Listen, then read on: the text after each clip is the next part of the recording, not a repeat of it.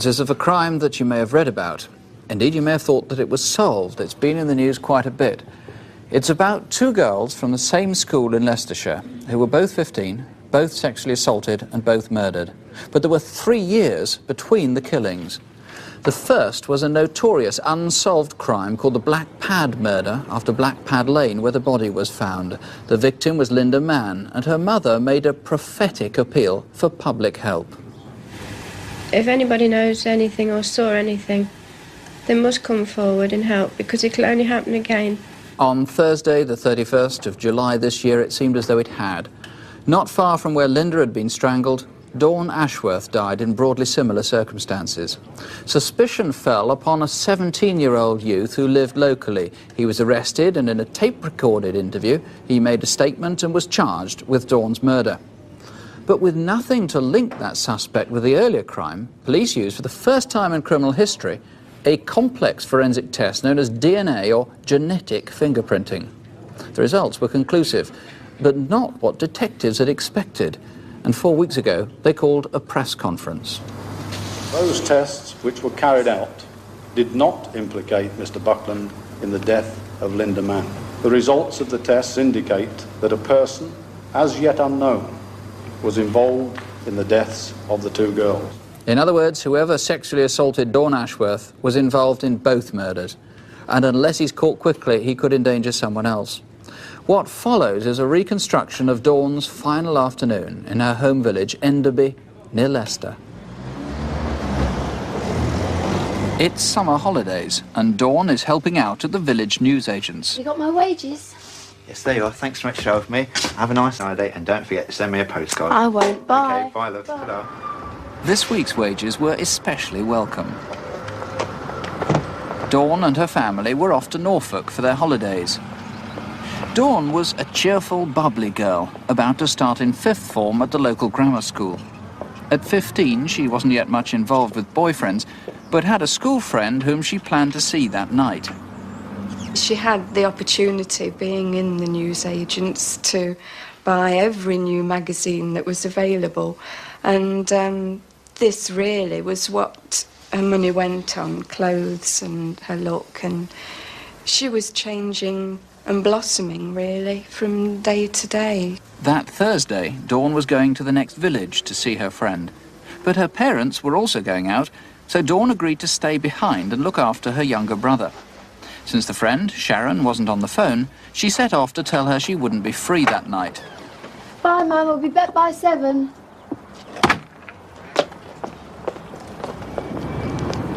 Dawn was seen on her way at about 4:15.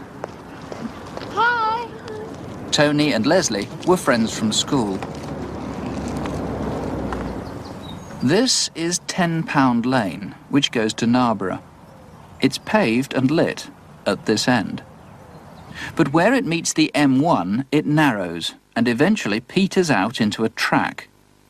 At this point, Dawn had to make a choice. She could go either left across the motorway on the footbridge and go past the radiator works down to a dual carriageway, or straight on and down the track. I always used to say to her, now, I would hate to think of you coming down here on your own in an evening.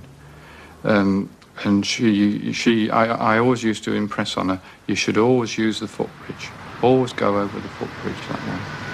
But, as I say, it is a shortcut, and it was a nice day. And it is a well-used route, there's no doubt about it. In late July, the lane would have been heavily overgrown with shoulder-high summer foliage. At the end of £10 Lane is King Edward Avenue and Leicester Road, a busy dual carriageway. It's now about 4:25 p.m.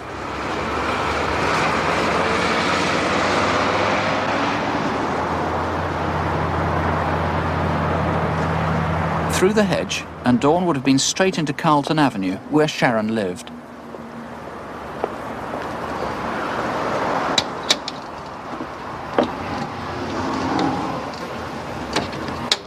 Hi, Sharon Sharon there? Oh, I know. She's just gone down to the phone box with Sue. Oh. Perhaps you'd like to try Sue's house. All right. Thanks. Bye. Bye.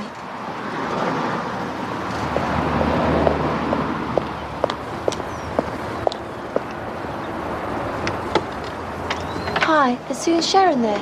I'm sorry, love, they're not here. They've probably gone for a walk to the village. Why don't you go and look for them? All right then. Thanks. Bye. Bye. Mrs. Alsop is the last person we know who spoke to Dawn, though from the kitchen in number 8, Mrs. Walker saw her pass by. It seems Dawn decided not to go searching in the village, but to head straight home. A motorist saw someone who looked like Dawn going back across the dual carriageway towards 10 Pound Lane. The time was now 4:40. From here, it's 15 minutes walk to home. It was a lovely July late afternoon, though there was a shower at about this time. Dawn got within 100 yards of where the track becomes an open pathway.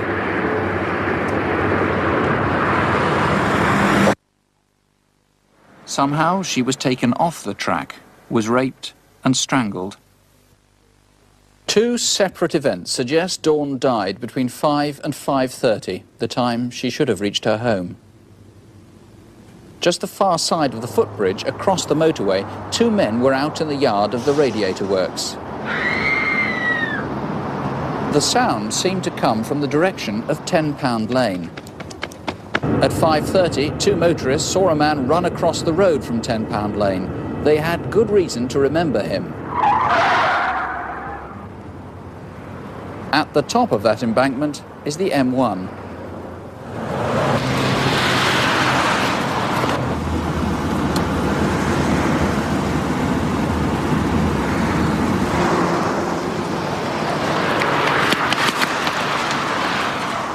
Tony Painter, it's not often you see someone racing across 6 lanes of a motorway, let alone a dual carriageway. Certainly not. That youth's actions were strange to say the least. 6 lanes, just short of junction 21 on the M1, which is the turn for Leicester. A pretty distinctive youth, about 20 years of age, late teens at least. He was 5'10", quite athletic to get up that embankment as he did. And has been described by the witnesses. If anybody saw him at all running across the M1 junction 21, you want them to call you? Certainly. Now, there was another guy apparently seen pushing a motorbike on the dual carriageway, not on the B4114. Yes, this is the dual carriageway that the youth had run across to get to the bridge, and he must have come down the other side of the M1, and we believe that the motorcyclist who was pushing his cycle along the pathway prior to that bridge could possibly have seen the youth when he came off the M1. Now, as the name implies, Crimewatch UK is a national programme, but to be blunt about it, it does seem quite likely, doesn't it, if not almost certain, that this killer is a local man. There are certain aspects of both the incidents that would tend to lead to that supposition, yes. That being the case, there must be husbands who are suspected by their wives. It's a tragic circumstance, but there must be people who have suspicions about sons, about husbands, about cousins. Yes, we understand that. And my appeal tonight is that the decision to let me know that they suspect a relative is an extremely hard one to make. But we've now had 2 murders in 3 years, and there's a distinct possibility that this man may strike again. And I ask any person who is shielding or suspects that a relative is involved to take that into account and to let me know. I'm sure that probably someone will have suspicions and they may be unfounded, but I wish to assure them that the information they give us will be in the strictest confidence. Superintendent Painter, thank you very much indeed. If there is anything you can do to help, please ring us right now. The number in London is 01811 8055. That's 01811 8055. Or you can ring the incident room at Enderby. That's on 0533 482 400. It leaves a tremendous gap. It's not only a daughter that we've lost, but personally I've lost a very good friend, and that's what I'd brought her up to be, so that she could come to me with anything at all. And it's that friendship, really, that I miss more than anything.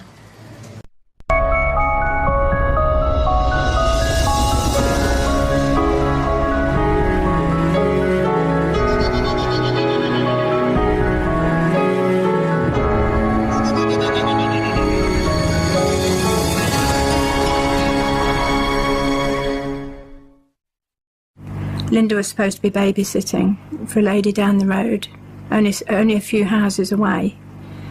We came home and she hadn't come home.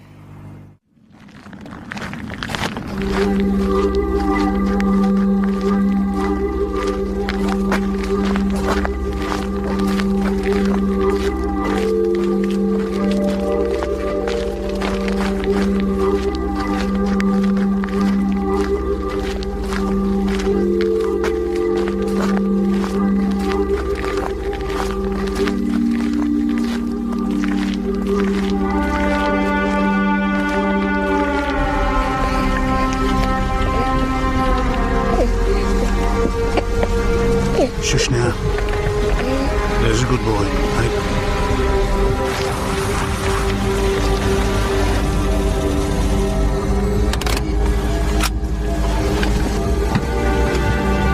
Excuse me, love. I'm looking at Jackson's Lane. I turned off the main road and came down here. And now I'm lost. You're way off. It's down the other side of the high street. What are you doing?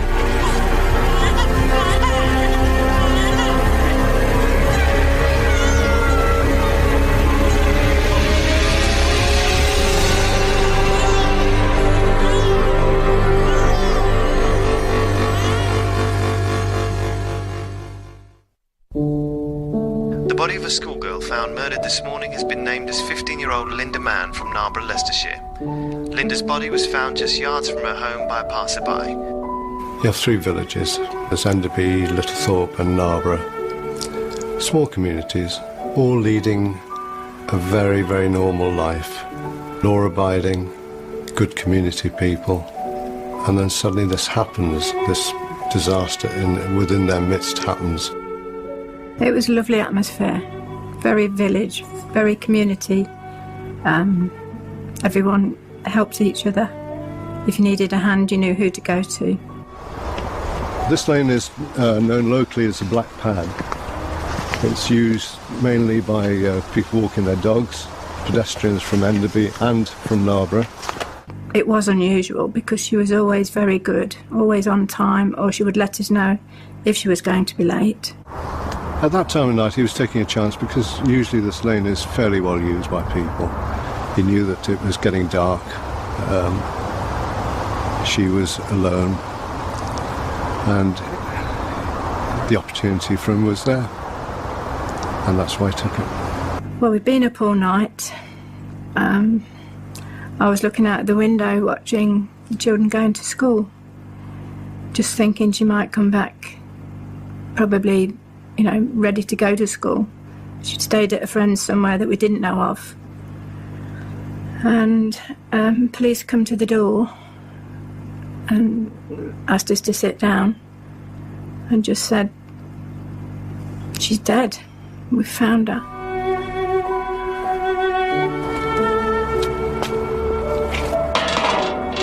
I think people believed that it was somebody local because of the location that Linda Mann was found in. It would have to be somebody who knew the area quite well.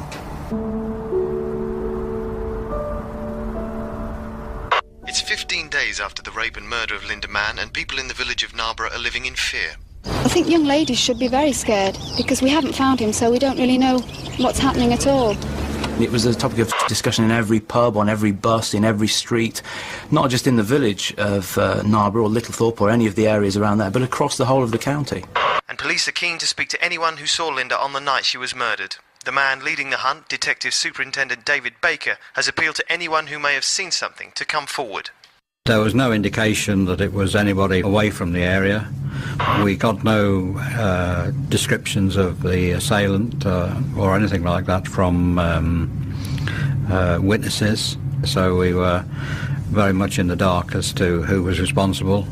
David telephoned and he said, "Paul, can you help? We're in a position that doesn't make very much sense to us at the moment." My view was that you were almost certainly looking at someone who was very local to the offence.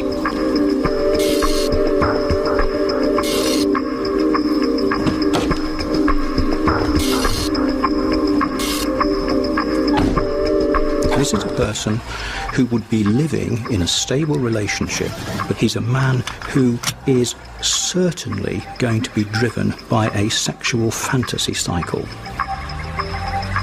Pitchfork had a conviction for indecent exposure as a child, but it was when he was living out of the catchment area, when he was living in the city, which was totally away from areas where we were looking at. But of course, unbeknown to us, he was contemplating buying a house in Littlethorpe at that time. Colin Pitchfork was well known in the local community. He worked at Hampshire's bakery, but he also had a sideline of making cakes for people, and quite a few people in the villages would have actually used his services for birthday cakes, wedding cakes and so on. It was only on the house-to-house inquiries into the death of Linda Mann when he came in the system. On the Linda Mann inquiry, once we'd moved on to the house-to-house inquiry teams, you break down into pairs and you work a set area. On January of 1984, myself and a colleague were sent to a new housing estate in Littlethorpe, into Haybarn Close, which turned out to be the home address of Colin Pitchfork. Negotiations with union leaders on this issue. Locally, the brutal murder of 15-year-old schoolgirl Linda Mann continues to shock the community. Leicestershire Police are today focusing their inquiries on the villages of Enderby, Narborough and Linden. Hello? Hello, I'm in the outlaws. In the airing cupboard behind the towels, where they always are.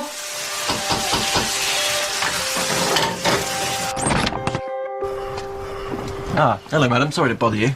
Doing some inquiries into the murder of Linda Mann. I don't know whether you're aware of it. She was a 15-year-old girl. Yes, I know about it. Right, well, is your husband in? We need to ask him a few questions, just routine. Yes, he's upstairs. Come in. Lovely, thank you. Colin, some people to see you. His wife answered the door and let us into the living room, and he was some time coming down. As it turned out, he was up in his loft laying stolen floorboards, and he was trying to compose himself before he come down and spoke to us. All right there. Sorry to keep you waiting. I've been doing the floorboards in the spare room. Now rest for the wiki day. No problem. What I need to do is go through this questionnaire with you, Mr. Pitchfork. Just ask you a few questions. Do you understand? Yeah. OK, could you tell me your whereabouts on the evening of the 21st November 1983 between 7 p.m. and midnight? Bloody hell. I can't remember what I was doing last night, let alone last month. What sort of day of the week was it? A Monday. Monday? Oh, that's a stupid gym class, isn't it, love? So I was babysitting. Well, I was in all night. Isn't that right, love? Come here. Waste of time if you ask me. What? Well, going down the gym. She could go every day for a year, it wouldn't make the difference. Right. So you can verify that your husband was at home looking after your baby? Yeah. On Monday the 21st of November? Yeah, that's right. There was no gut feeling there that you were dealing with somebody who was a bit wrong. There was no indication whatsoever that he was anything, worse than, any other chap.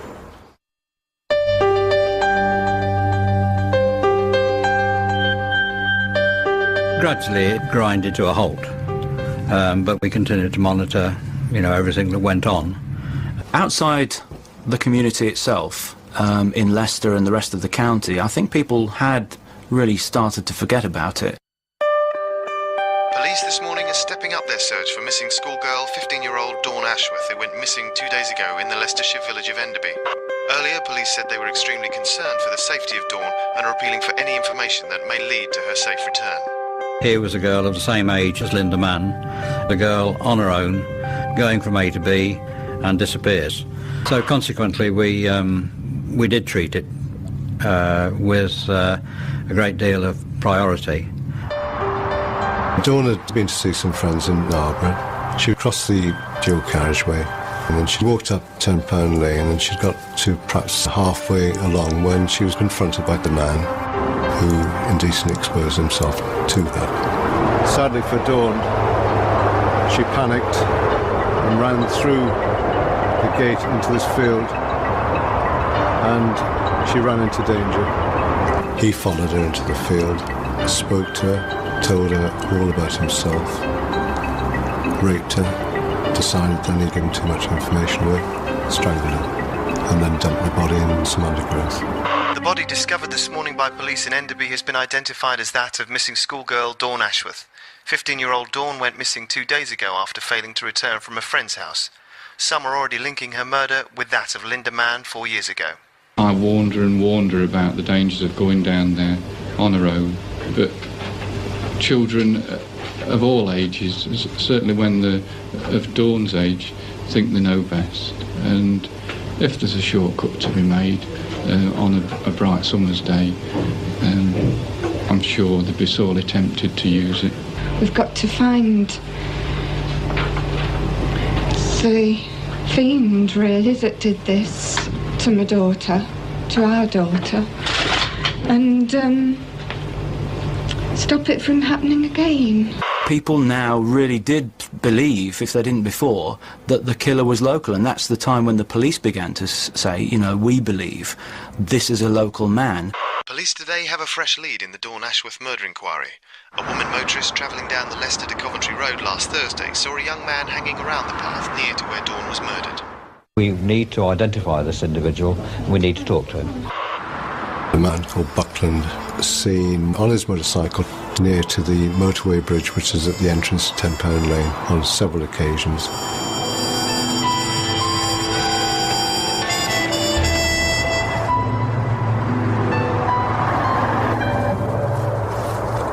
Buckland was seen wandering around the area. What are you doing? Looking for a girl? Buckland was going around telling people that the police were looking in the wrong area.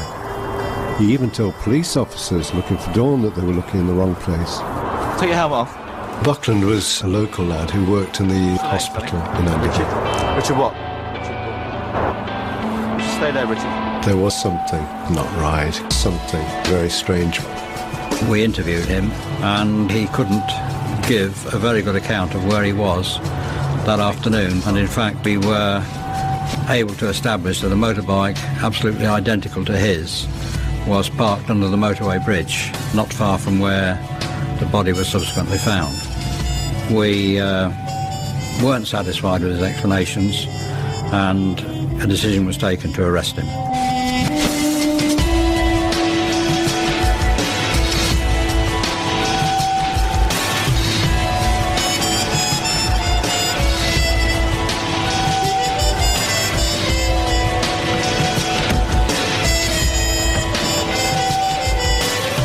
There was a sense of, thank God, you know, the man has been caught after all this time, and this will hopefully put an end to it.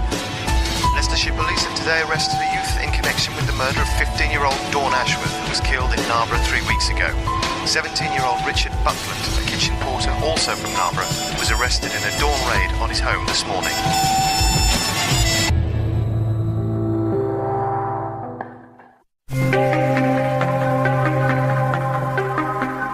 Richard Buckland, the 17-year-old youth arrested in connection with the murder of 15-year-old schoolgirl Dawn Ashworth, has today been charged with her murder.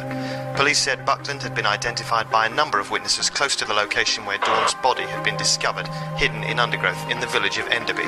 As a result of being interviewed, he made certain admissions, and there came a time during those interviews where we had got to act on what he said, and we charged him with the murder of Dawn Ashworth. We then interviewed him regarding Linda Mann, but he totally denied any implication in it, and there was nothing whatsoever which we could attribute any responsibility whatsoever. Both cases were virtually identical. The location of the bodies, the way they were killed, We knew it was the same man, but he refused point blank to admit to Linda Mann, which we knew was connected. And that is how the DNA first came in. I'd heard about Alec Jeffrey's work. I think I'd read about it in the local paper, and so we contacted Dr. Jeffrey and asked him if he would do a DNA test for us. They had a prime suspect who confessed to one but not the other of the murders, and they were then stuck. They really wanted some independent line of evidence that would establish that this person was indeed guilty not just of the one murder but of both murders. We understood that he would be able, with the testing, to bring it down to one individual as opposed to a percentage of the population. My initial reaction was, well, yes, we'll try, but don't hold out too much hope. Nobody's ever attempted this sort of analysis on relatively old, real forensic casework. We had no knowledge whatsoever of DNA prior to that. We didn't know what it can do and what it can prove and what it can't prove. DNA is a long strand, long molecule which contains within it a code, and that's a code for how to construct a human being. Because all human beings aren't identical, then obviously their DNA cannot be identical amongst all people. If it were, we'd all be clones of each other. DNA fingerprinting looks at these spectacularly variable bits of DNA which reveal maximum information in one easy test about how people vary from one person to another. So we went into the analysis very sceptical. We did the extracting the DNA from all these samples. We went through the DNA profiling procedure, and the result that came through was extraordinary. When the results came back, it was quite surprising, really, because, I mean, he eliminated Buckland from the murder of Dawn Ashworth, and we were forced to release him. But he also confirmed for us that one man was responsible for the two murders. This is DNA taken post-mortem from the first victim, 2 bands, that's her DNA profile.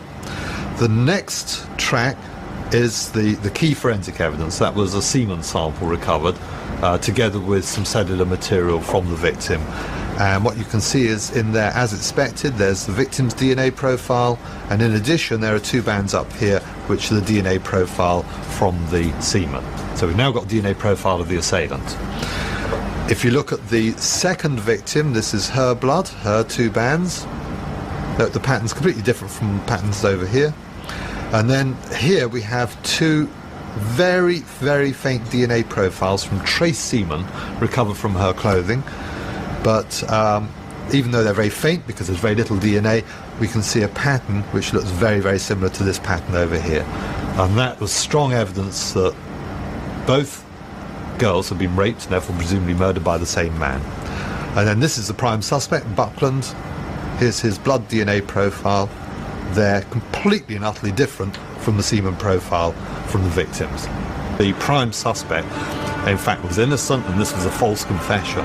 Tonight's top story, 17-year-old Richard Buckland, accused of the murders of Dawn Ashworth and Linda Mann, has been released after 4 months in custody. Police tonight said the hunt continues for a murderer they say is a local man. Yeah. Oi, feet. The police have interviewed over 10,000 people and taken many more. Earlier this year they had blood tests. They've let him go. Linda's mother says the Who? suspect of the case. That lad that they had for that murder. Just having no ending to it. But if he wasn't the one, then now what? How it's going. I don't know. It's always just hanging on. I don't think they'll catch anyone till it happens again. Even more than 30 months after the murder, not so many. They just haven't got a clue, have they? Believe the killer is a local man, and Linda's mother has this message for him. I really can't answer the question as to why Buckland admitted to the murder. But he certainly did. He certainly made admissions, and of course the tape recordings substantiated those admissions. Buckland has become the first man in criminal history to be cleared by genetic fingerprinting. But as he enjoys his first taste of freedom, the question remains, why did he confess to the murder? They say so much stuff to you like, you ain't going to get out of here, and you might as well just own up. I thought, no chance, no way. Then the pressure started getting really hard. I just didn't stand a chance. So in the end, I just didn't bother. The charge was dropped, the mum was released from custody, and we were back to square one. We knew quite categorically that we were looking for one person for 2 murders. There was every indication that a local person was going to be the perpetrator. In the light of what Alec Jeffries could supply us, I decided that we would incorporate a blood test for all the males who lived in the Narborough, Enderby, Littlethorpe areas. David Baker, who was in charge of the investigation, then made what I thought was an incredibly brave step. And that's to say, let's not disbelieve in this technology, but let's believe in it. We have the DNA profile of the assailant. We're pretty sure it's a local man. So let's launch the world's first DNA-based manhunt and see if we can get as many blood samples voluntarily from people in the local community and see if we can flush this chap out. It looked as though that if we pursued conventional means that we'd pursued to that time, there was no guarantee that we were going to get a result. So, you know, what we needed was this new technology to work for us and see if we could get one individual with the same blood type and DNA match, which is what we set out to do. Detectives hunting a double sex killer want to use a revolutionary blood test on over 6,000 men.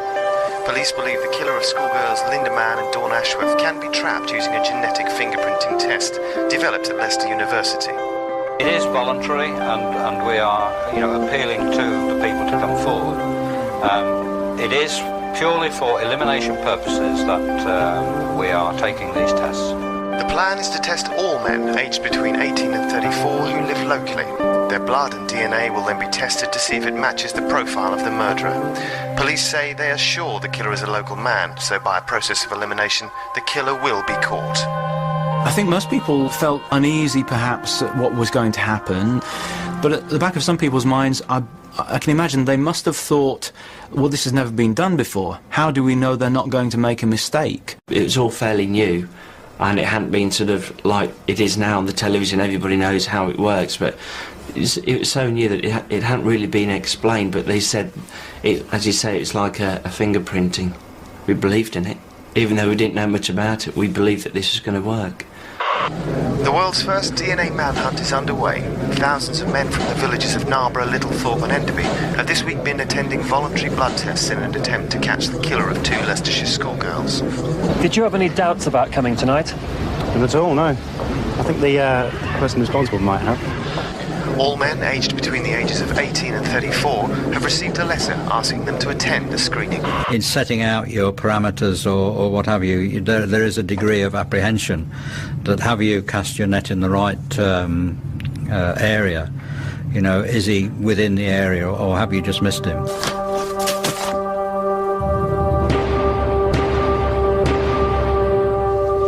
But why not? It's a flashing. Don't you know? Are you totally bloody stupid? The police are going to take one look at my record and give me all sorts of trouble. But that was years ago. It won't be a problem. And anyway... You don't know them. They're looking for somebody. Anybody. Well then, give them the blood. It's not you they're looking for, is it? No! But in the meantime, they'll give me all sorts of bloody hell. People talked about the process being, fairly simple. It wasn't a big thing. It wasn't a big issue. I think most people perhaps felt a relief once they'd been and had it done. And then people were returning home and awaiting the results. Who was the killer? It was, perhaps almost like an announcement was going to be made any time. Once everybody had been tested, there would be no doubt who the murderer was. But all the time we were doing the blood test, we were worried he would strike again. And we didn't want to have a third victim on our hands. What I knew is there's a cyclical element in it, that his urge has built and risen so that Linda Mann is killed. It then becomes quiescent, it becomes quiet for a while, and then gradually the appetite builds again and again. And you then know that it's going on to the third victim after a suitable period of rest. I'd been out with friends in Wigston for a drink. I got separated from my group of friends and made the decision to leave and walk on my own home. Can you give us a lift home? Sure. There you go, me duck. Are you going to Obi? I'm going up the A6, Daniel. Great. Hey, you're not a rapist, are you? Get in. That was my, not sense of humour, but my sort of me at the time. And he, I don't honestly remember what he replied, but he gave a reply such that I decided, yeah, I'll be all right, I'll get in. Got in and did the seatbelt up, and at that second I knew I was in danger. What's your name? Liz.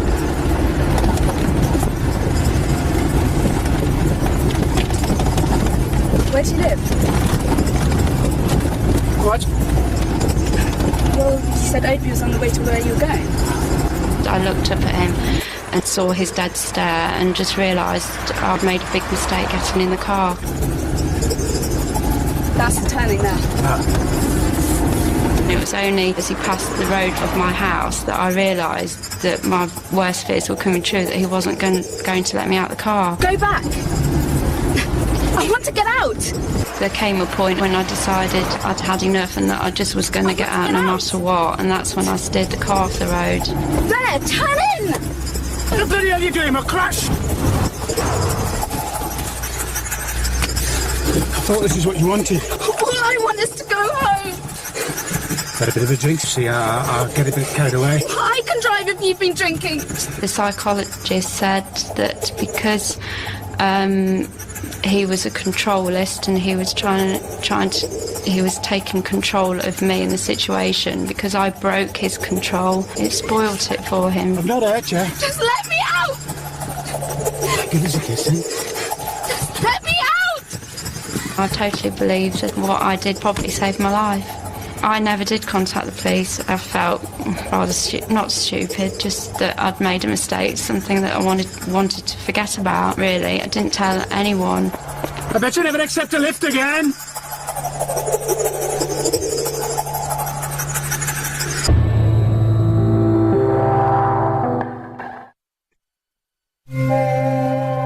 Thousands of men in the Leicestershire area. After 7 months of blood testing, police have so far failed to catch the killer of 2 Leicestershire schoolgirls. So far, over 5,000 men aged between the ages of 17 and 35 have been tested, but as yet, the killer remains undetected. It was a slow process. I mean, we'd started in the January, and of course we're now into July, August, and I mean, we're still taking samples, and we're still having samples processed. So, I mean, you know, we didn't know whether there was one in the system from the samples that we'd already taken. The operation was absolutely massive. Over a period of 4 or 5 years, people had moved all over the country. So the fingerprinting had to be carried out literally all over the UK.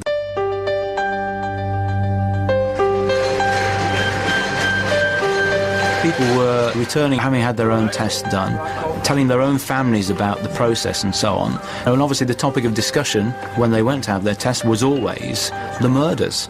I don't fancy it myself. That's fine, it's fine. It's got to be done, hasn't it? I don't know. No, rubbish. I got a letter about one of those tests. So when you're going in then? I'm not me. The coppers stitch you up as soon as look at you. You're not scared of a little prick, are you, Colin?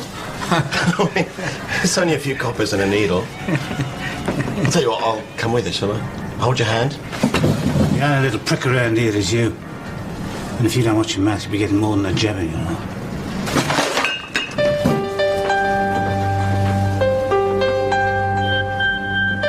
He knows that he really has only got a few choices.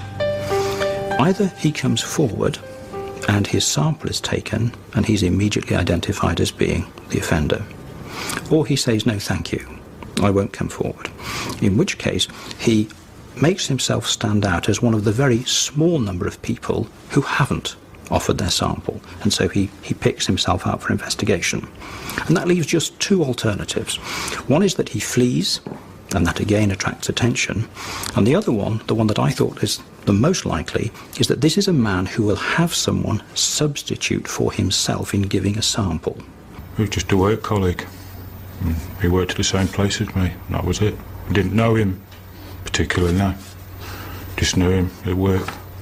We realised from the outset that there was a great chance that someone would try and beat the system.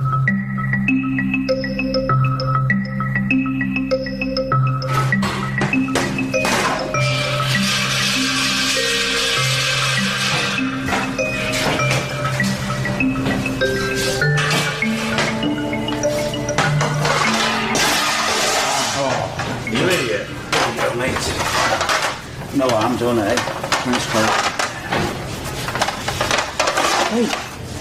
Hey, would you do us a favour? What? I can't take this test.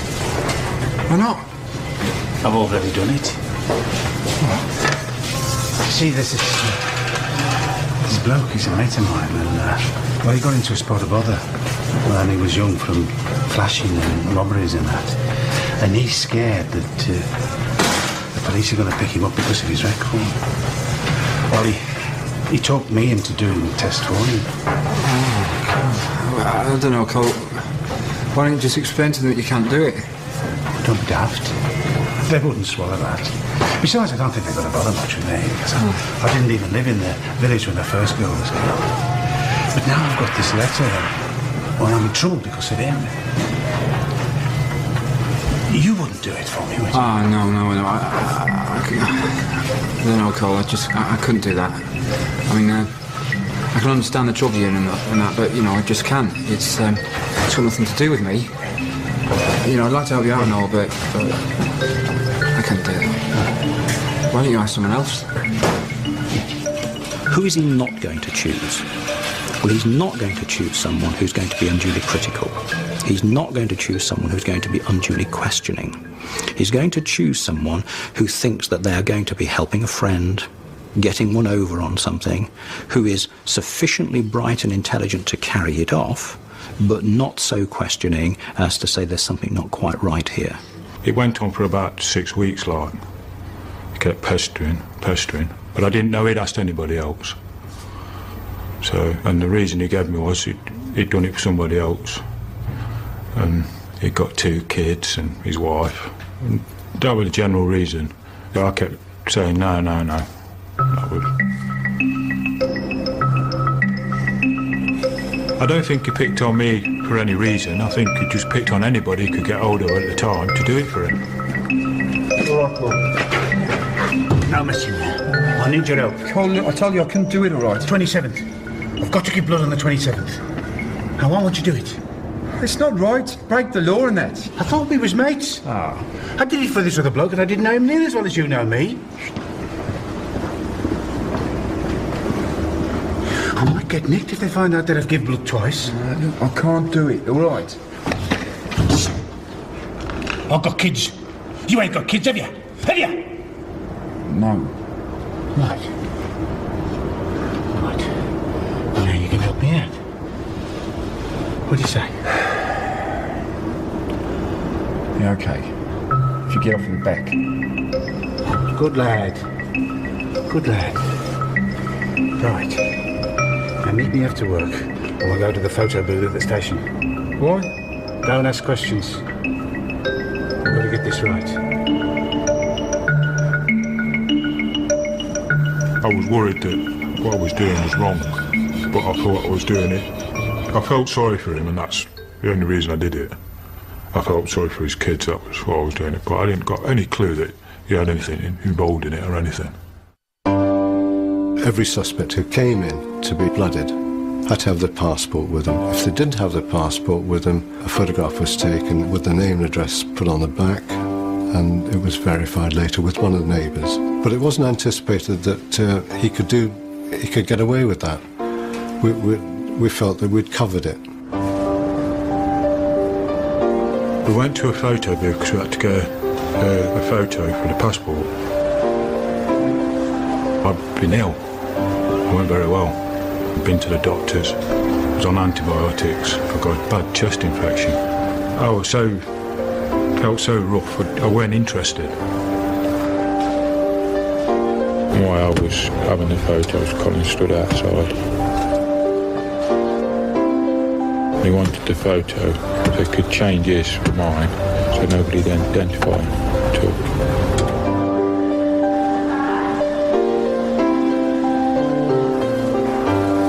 How long does it take? 2 or 3 minutes. Are they all right? Yeah. They're all right. Come on. Bearing in mind that he was a master baker, very adept at icing specialty cakes, so therefore he got this nimbleness within his fingers. And the way he did it was he steam ironed the plastic coating off, very carefully manipulated off his photograph, put the other photograph on and reversed the system and ironed it back on. And it's only if you look very, very carefully that you can see the alteration. He said, just remember what my name is and how old he was. And I said, fair enough. So we got in the car. He dropped me about, I'd say about 20 yards from the door in this school. I walked in, more or less straight away.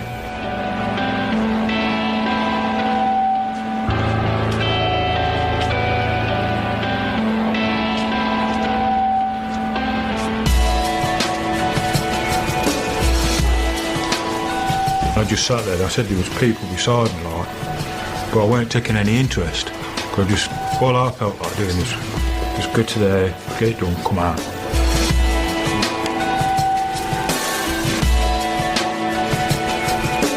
Mr. Pitchfork.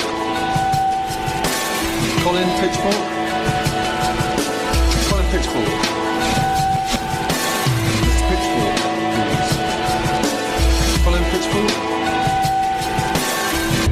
Yeah, that's me.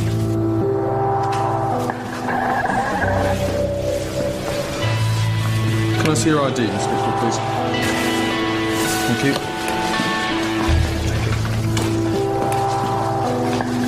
Alan, have you got any more of those address forms? I have, I'll bring them through. Yeah. Thank you. Can you follow me, please? This is Dr. Williams. I went over to the end cubicle in the far corner. I sat on a chair. There was a doctor and there was a police officer. 16 Hairbound Close. And whereabouts exactly? Little thought. Are you left or right-handed? Left-handed. Okay, just pop your right hand on the table.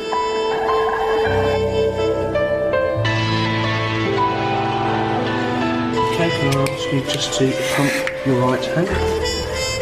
That's great.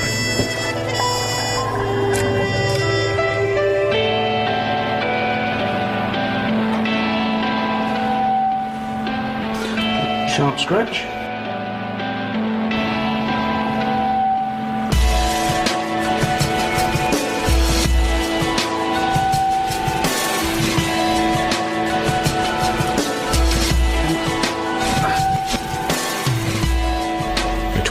Some blood, and said that was it, and I just walked out.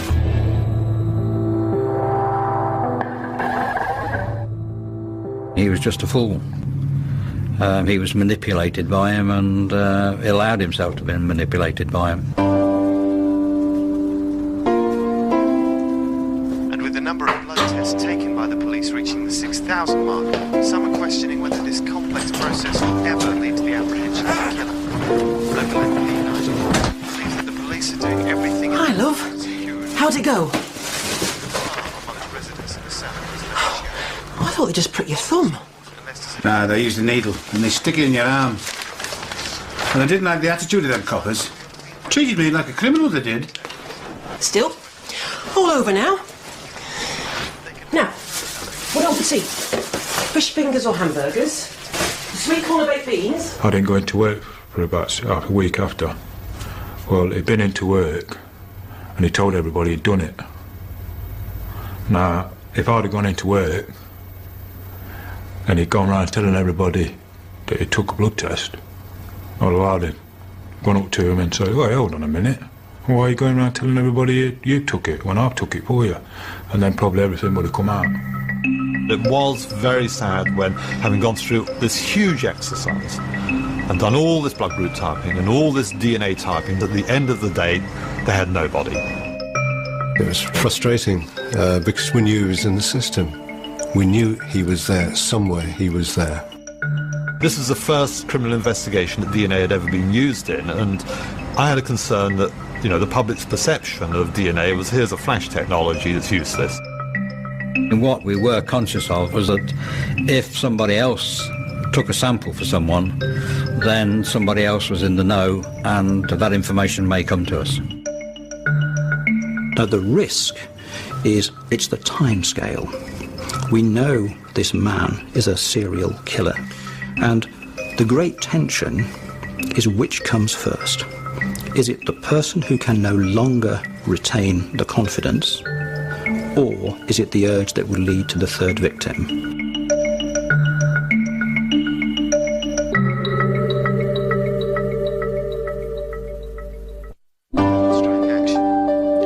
The hunt for the sex killer of 2 Leicestershire schoolgirls continues. In the past 7 months, more than 6,000 blood tests have been carried out on men in the Leicestershire area. Police are now casting their net nationwide in the search for men who have moved away from the area in the last 4 years. It wasn't a question of we'd missed him. I mean, we were still feverishly gathering samples, hoping that we were going to strike lucky. We'd gone so far, we hadn't got a positive result, but there was an underlying belief, and a strong belief, that he was in the system somewhere. It was a matter of having a bit of luck, if you like, and the luck did come.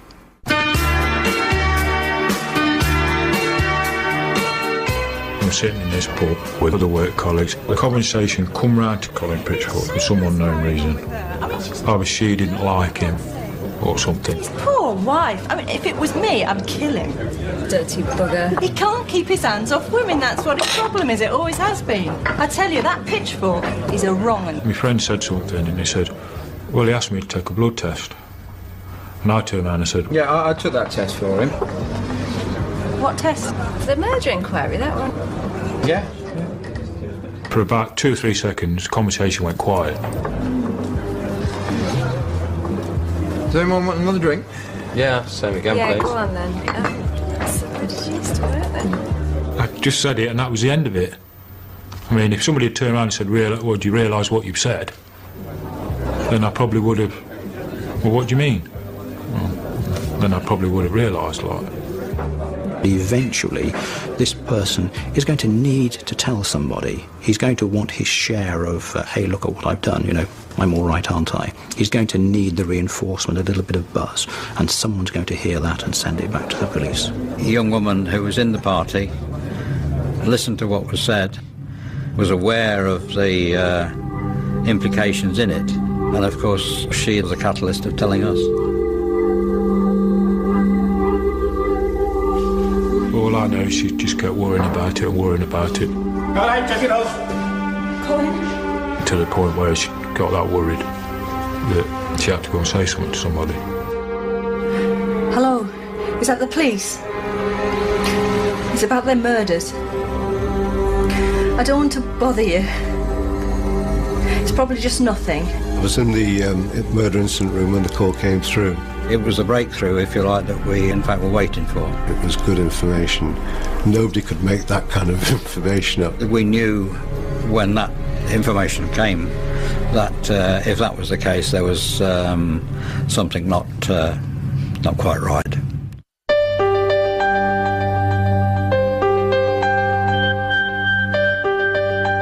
We knew then we were on a certainty. It was definitely Pitchfork. We waited for about 3 or 4 hours for him. That was the most agonising long wait of my life.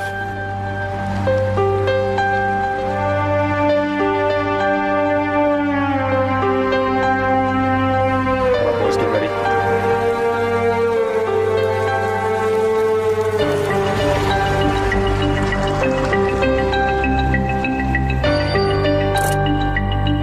Just to look at him and think, this man has killed 2 people. And here he is, arriving at his home with his wife, unaffected by what's been going on. Go, go, go.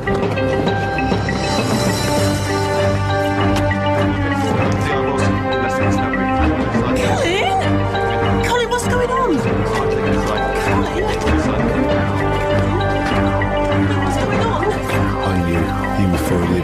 opened his mouth, he'd done it.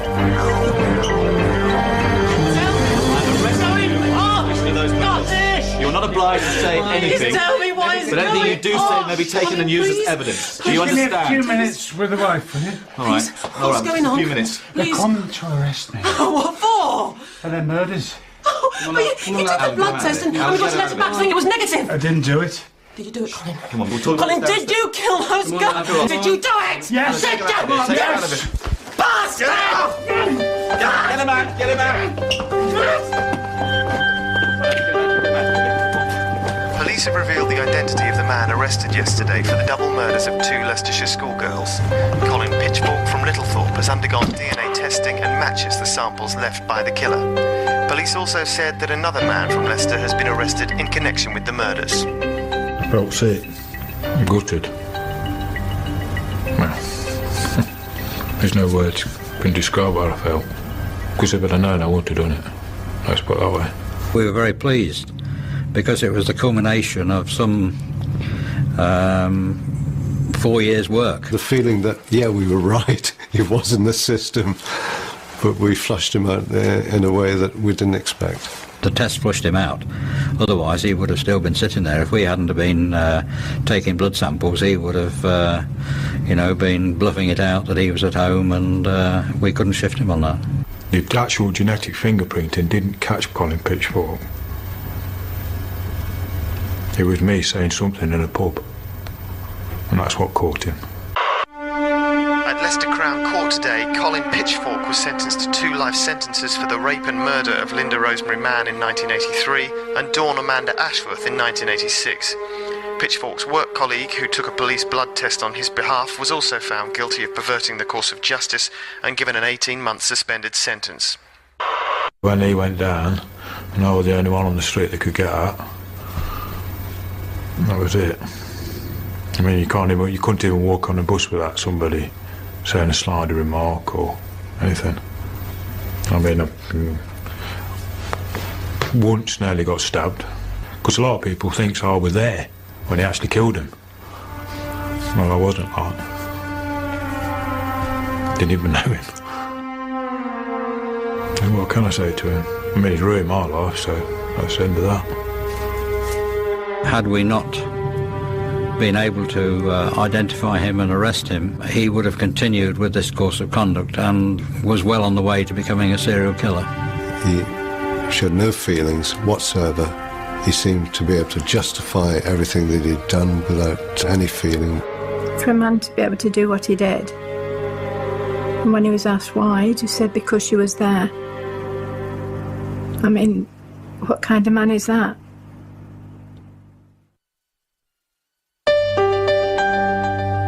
Genetic scientist Professor Alec Jeffreys was today knighted for his work in the development of DNA genetic fingerprinting. Following its use to catch murderer Colin Pitchfork in Leicester in 1987, it's become a major weapon for the police in their fight against crime. Even when we came out our first DNA fingerprint, never in my wildest dream did we think that this sort of general area of technology is going to have the impact that it subsequently proved to have. I mean, I've been told many times by police that they regard the development of DNA typing as providing them with the most powerful scientific tools in the fight against crime that they've ever had. It's nice to know that you were part and parcel of the beginning of the DNA testing, because it's proved invaluable in all sorts of inquiries.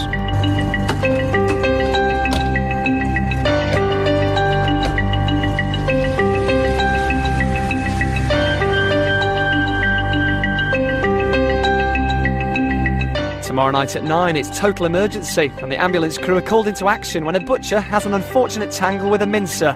Not for the faint-hearted. Up next, though, Kiefer Sutherland is haunted by a plane crash he could have prevented. Ground control.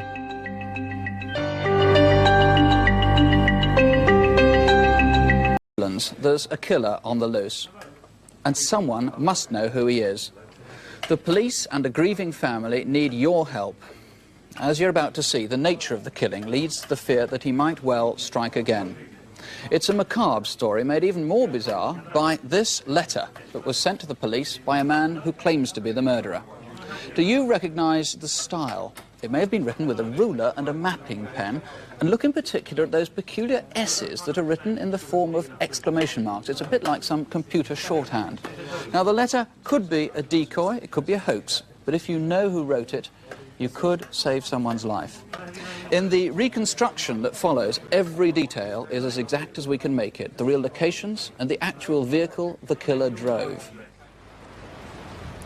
The outskirts of the village of Keyworth, near Nottingham, on Halloween last year, Monday, October the 31st.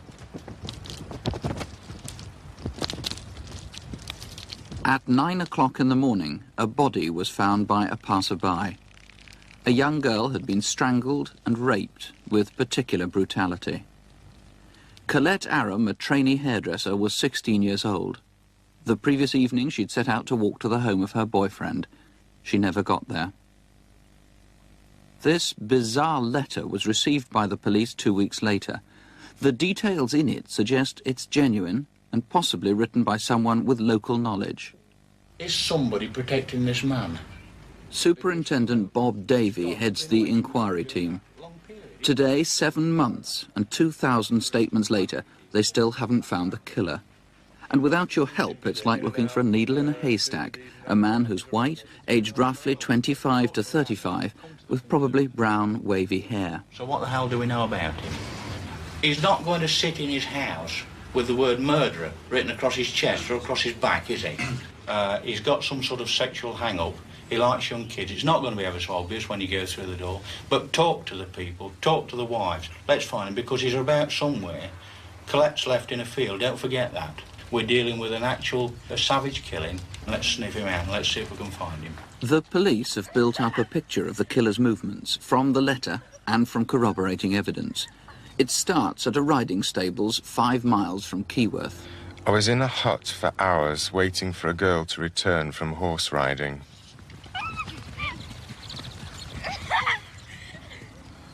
No one saw me. Yet the police are almost certain that the killer hid here while girls were riding near the hut. There are forensic clues, in particular a rag stained with human semen. And at about 4:30, something happened here that was to set off a fateful chain of events. When the car came with keys, I could not help take it.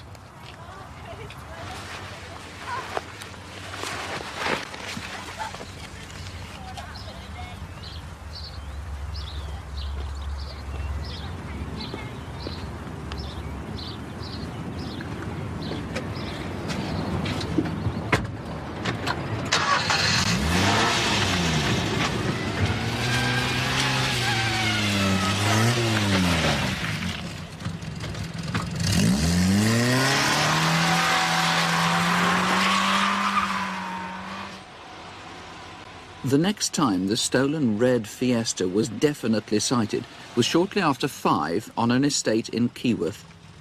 The witness, a local resident, noted that the car was probably parked there for about an hour, and they were able to give a description of the driver. Did he visit a friend? Or if he actually lives locally, did he simply go home for tea?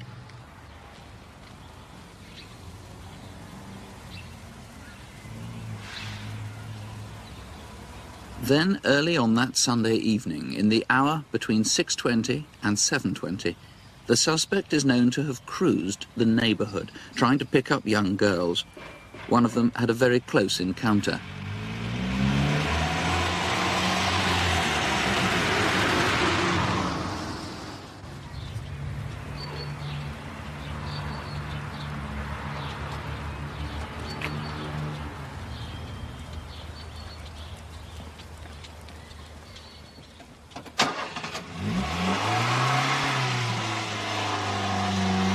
She's exercising the dog at the time. He stops and he makes some pretense of asking her the way to Walls Drive. Now that was clearly a bit of a ruse on his part, because Walls Drive in actual fact was only 50 yards away and he'd probably just passed it.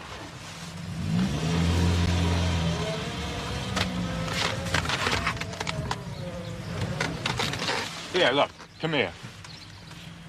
Can you tell me where Wolds Drive is, please? You just come out of it. Oh yeah, well, where are you going anyway? you want a lift? No. Oh, come on, it's warm in here. It's dry. I'll take you wherever you want to go. No, thanks. Well, what are you scared of? I'm not going to bite you. Come on. Come on, where do you want to go? I'll take you. This cruising is the kind of habit that he may well be repeating in other parts of the country. Has anyone tried to pick you up in this way? No one knows what I look like. That is why you have not got me. In fact, they do have various descriptions. He was seen yet again at about 8 o'clock by another important and a particularly observant witness.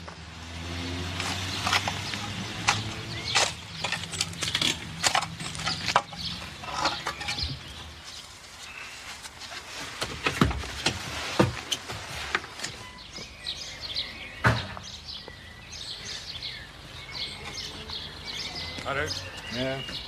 I'm just going to see some mates around there. Won't be long. When he left the car there, he walked around the corner and then he came back and he made some comment about somebody not being in, as if it was a reference to having visited some house. Well, he couldn't have done that, because in actual fact there was no houses in that vicinity. The witness's suspicions were already aroused when he noticed what was being carried. Oh, yeah. No one knows what the knife was used for, but the witness prudently took a note of the car's registration number.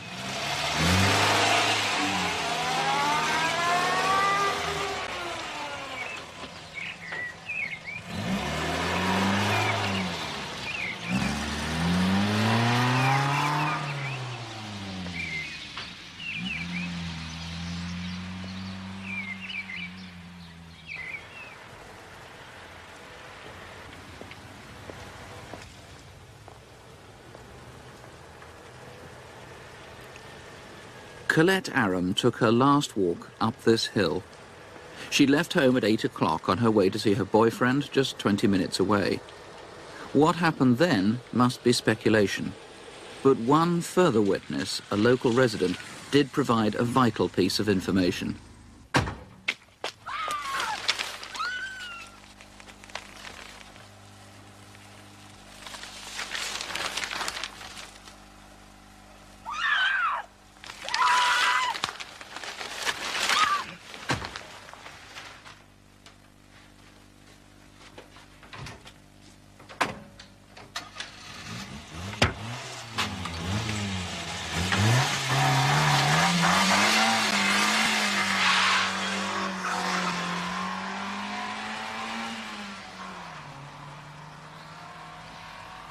I know I strangled her.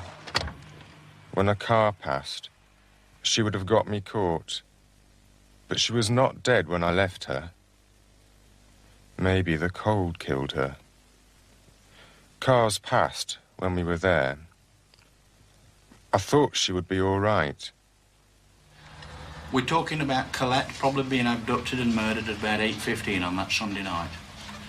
At 9 o'clock that night, there's a man of the description of the man we're looking for goes into the Generous Britain pub at Costock.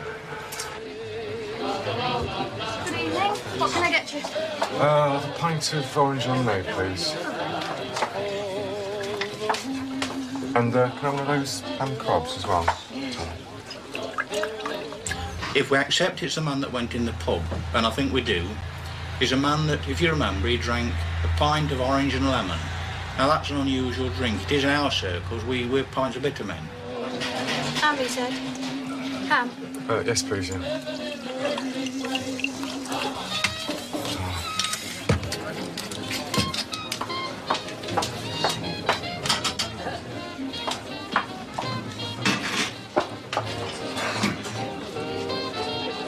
On holiday, are you? No, actually, I took the wrong turning off the motorway. No, actually, I've come up to visit a friend who lives in Barton. Oh, 91p, please. His stories proved to be false, but they do suggest a degree of local knowledge. He works in the power station, but he's had a bit of an accident, so I was going to visit him in hospital. Thanks.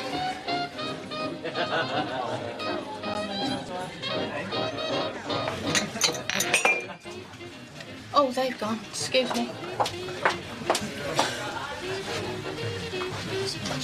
Where's the toilet?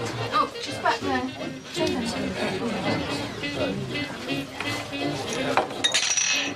We searched and we checked in the toilets and we took possession of some of the tissues.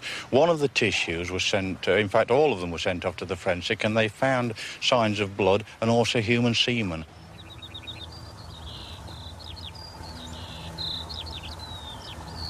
I go soon, and then you will never get me.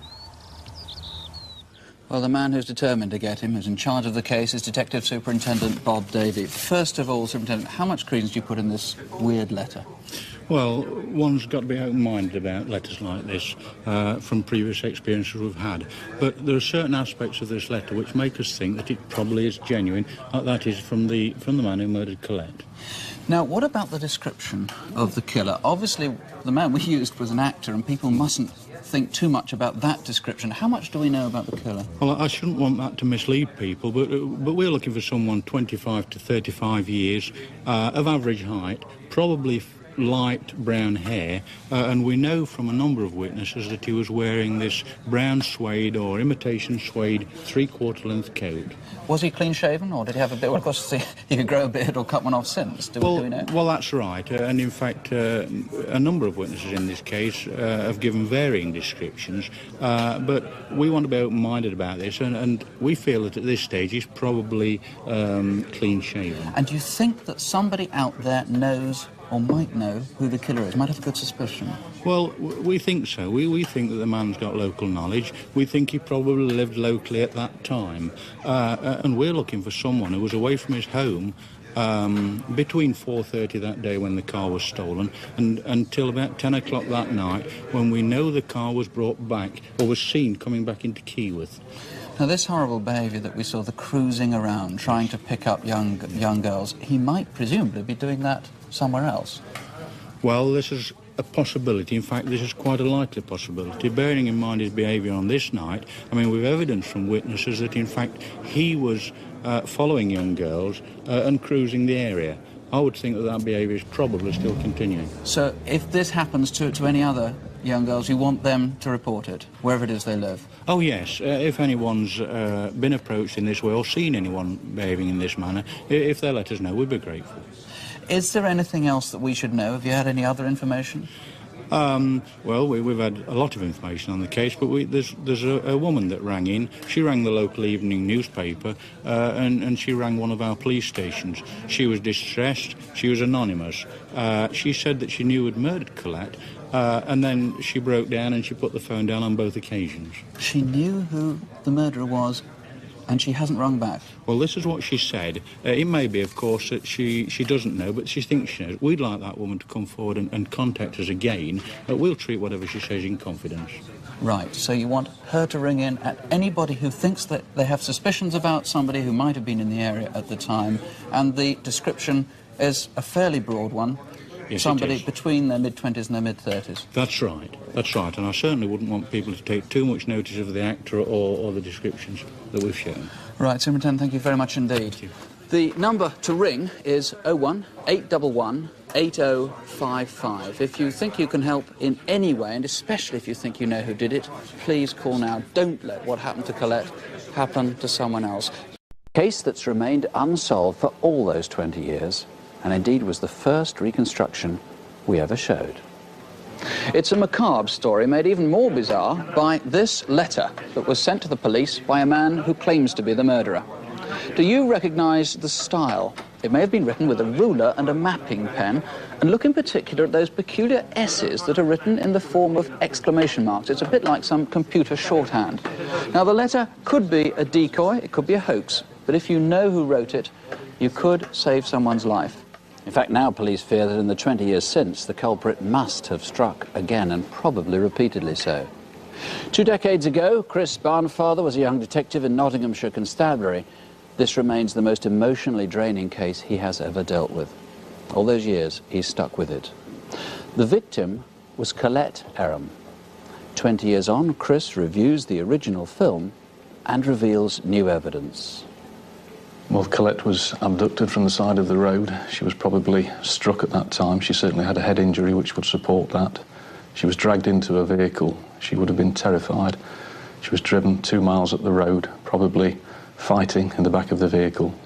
She was dragged from the vehicle where she had her clothing removed, and she was subjected to the most appalling and violent sexual attack.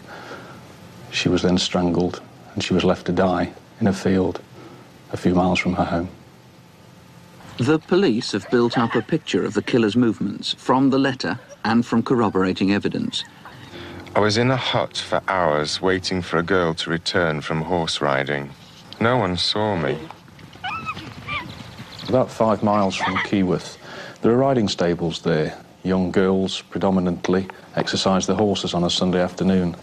Sometime before 4 o'clock on that particular Sunday, a man was seen loitering around an old hut which is next to the stables. I say a man, I believe that's our man. Certainly there's evidence that that man was inside the hut. We found a piece of rag which was semen stained, which indicates he was there for some sort of sexual excitement, no doubt evoked by the young girls on horseback. He saw his opportunity when the Ford Fiesta turned up, stole it and drove away in the direction of Keyworth. This whole tragic sequence of events that led to Colette's brutalised death started with the theft of that motor vehicle. This individual spent over 3 hours in the Keyworth area driving around looking for a young girl. He certainly followed other young girls that afternoon. He made approaches to other young girls. They were fortunate. Colette wasn't. She left home shortly after 8. She was certainly seen at about 8:05 by friends who acknowledged her. She was seen again at 8:10 by people who knew her. At 8:15, only 5 minutes later, a resident heard screams outside of his home. Repeated screams and shouts of no. He went to the door. He could see nobody, but he saw a vehicle driving away at speed. Nobody saw Colette Aram alive again. Good evening. What can I get you? A pint of orange lemonade, please. The Generous Britain's a small village pub about 5 miles from Keyworth. It doesn't entertain many passing customers, mostly local. He engaged in conversation with the landlady. That conversation tended to indicate he had some knowledge of the area. The landlady actually noticed while serving him that on the back of his right hand he had blood, quite visible blood stains in the creases of his hand. He appeared to have noticed that she noticed and was bothered by that. Where's the toilet? Oh, just back there. When Colette was found to be missing, there was an extensive search conducted throughout the village by members of her immediate family and her boyfriend's family. That continued throughout the night, obviously with police assistance. At about 9:20 the following morning, police officers were called to a field on the outskirts of Keyworth, off Thirlby Lane, where a body of a young female had been found. Unfortunately, the grandfather and the brother of Colette saw officers attending and actually followed them onto the field area. And there they were to see the horrifying sight of Colette lying naked and brutalised in that field.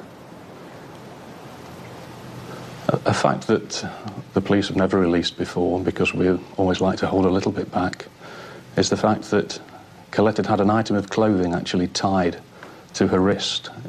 It wasn't an item that had been used in any way to restrain her or to incapacitate her. It was tied there almost as a sign to whoever found her.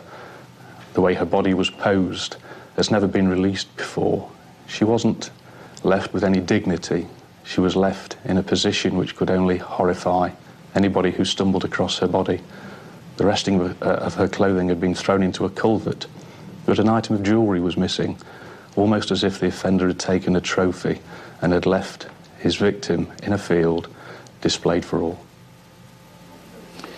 That was all 20, 21 years ago. This is Colette's mother, Jackie Kirkby. 21 years, but presumably hasn't got any easier. No, it hasn't. I don't think it ever does, and I think any mother would tell you the same thing. It's 21 years in October, and I remember it as if it was yesterday. You know, I go out and I see girls that Colette was at school with. They've got young children. I would probably be the same now, be a grandmother to children that Colette would possibly have had. It's very, very difficult. It's something that you never ever come to terms with. And the one person I think that really has suffered in all of this is my son. He actually saw Colette in that field, and I always remember him saying to me, "Mum, you didn't see the way she was lying there. I did." And he'll never forget that. He'll take that to his grave with him. And things like this, you never get over it. Well, it's just terrible, and I would never wish this on anyone. And Chris, the frightening thing is, this isn't just an old case. This could be happening to other people. Perhaps not murder, but you think this man is a serial offender? It's almost inevitable, I think, Nick, that this individual will have sexually assaulted before he killed Colette, and probably sexually assaulted since. Now, we've got partial DNA, so if people have got any suspicions about somebody, you can easily eliminate. You've also got an EFIT, but you're very concerned that people shouldn't take this too literally, because there have been a lot of conflicting descriptions of the man. Absolutely. Witnesses gave different descriptions at the time, and although it's maybe a backcloth for viewers to actually focus on, I'd actually ask them to try and connect maybe that image with, was this individual in the Keyworth area at the time, living there, maybe visiting there, maybe working there? He obviously knew it, and the one thing that we do know is pretty accurate is the hair. He had sort of thick, curly black hair, was it, or dark hair anyway? All the witnesses were very united on that issue. He'd now be mid-40s or early 40s, perhaps around 40 years of age. We're not entirely sure. What about body height and height and that sort of thing? Probably 5'10" muscular build. So maybe putting on a bit of weight now. And as you say, he must have had local connections. He must have got there somewhere, somehow, if he didn't have his own car.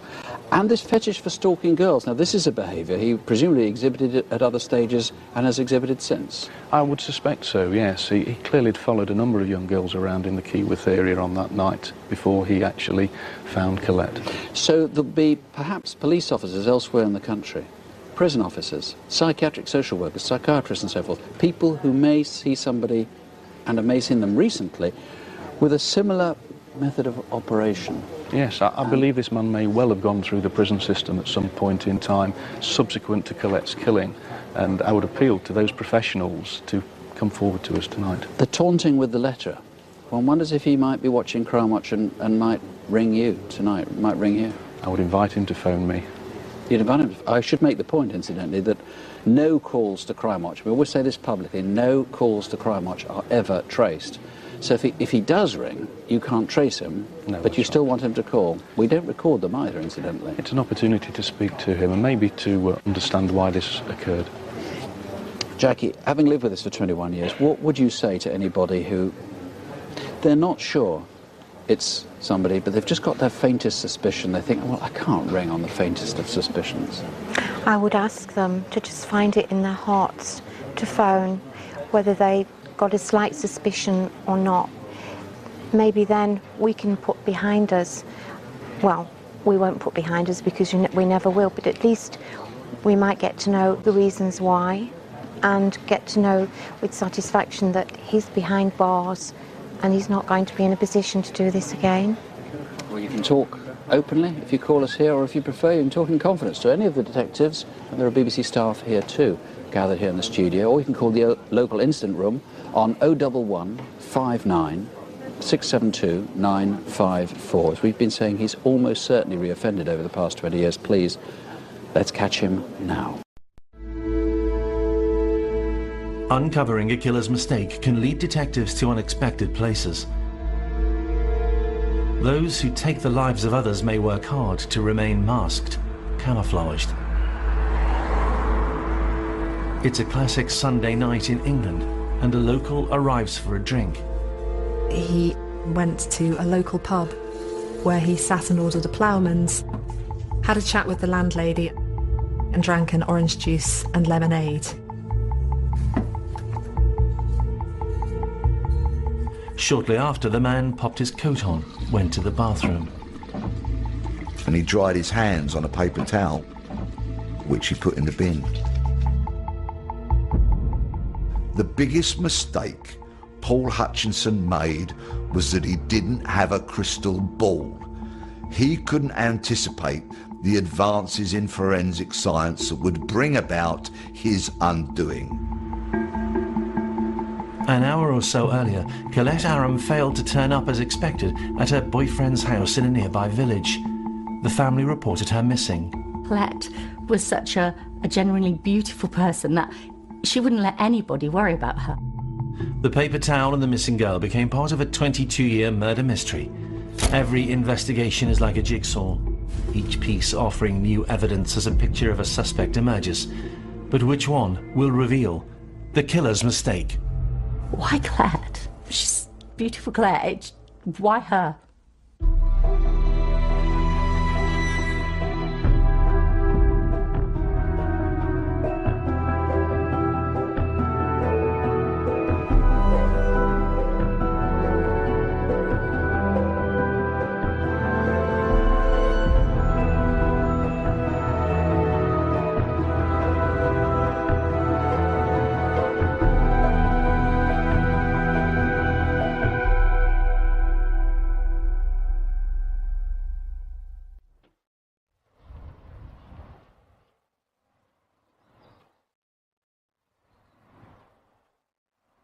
Keyworth, Nottinghamshire, in the English Midlands, a village which has grown slowly to become a small town, safe, dependable. If you like village life, then Keyworth was an ideal place to live. Picturesque, low crime rate, just a lovely, rural, idyllic place to be. Keyworth's a lovely village. It was where I grew up. It's a beautiful village, and in the 80s when we were growing up, it was one of the safest places. You just went everywhere and did your own thing, and a lot of people know each other, friendly, and just a lovely place to grow up. Karen Willis, like so many 16-year-olds in 1983, spent Sunday glued to the radio. What would be top of the pops that week? It was a normal Sunday evening, and we had listened to the top 30.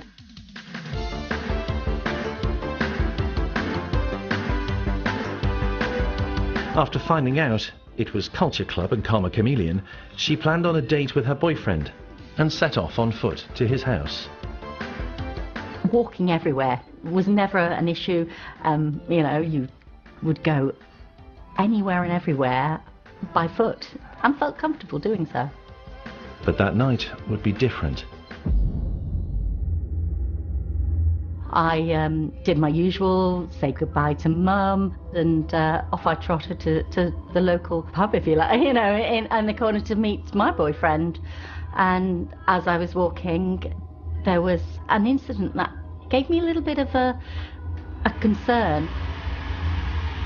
There was a car that had passed by me, and I didn't recognise, and it was really, really, slightly made me feel anxious, this car, because it sort of like beat me, but I didn't know who it was.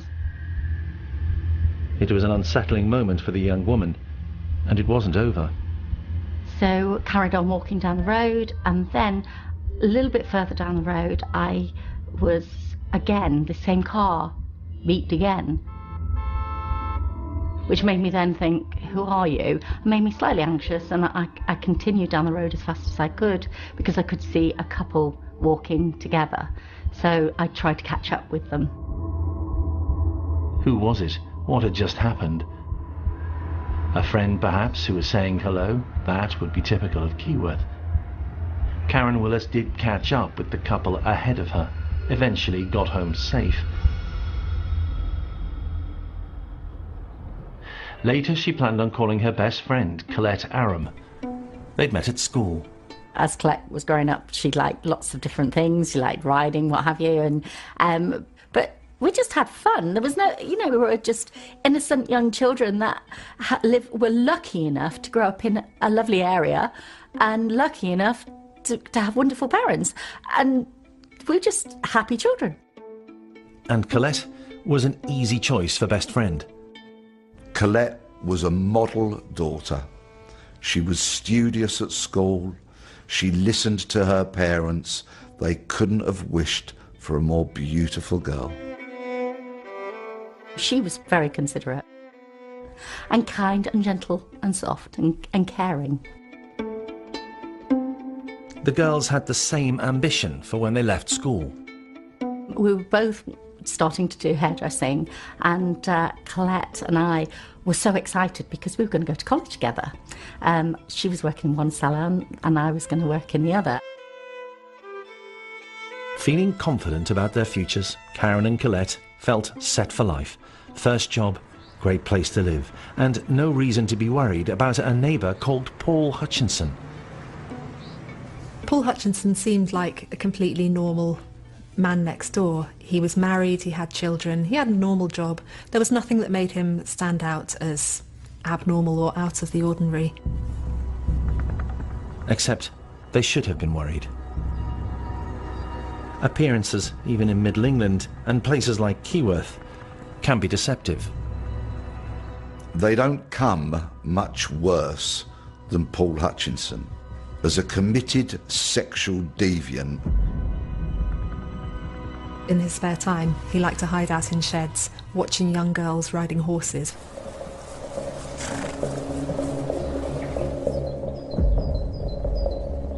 This man certainly had sexual problems. He had sexual paraphilia. Also known as sexual fetishism.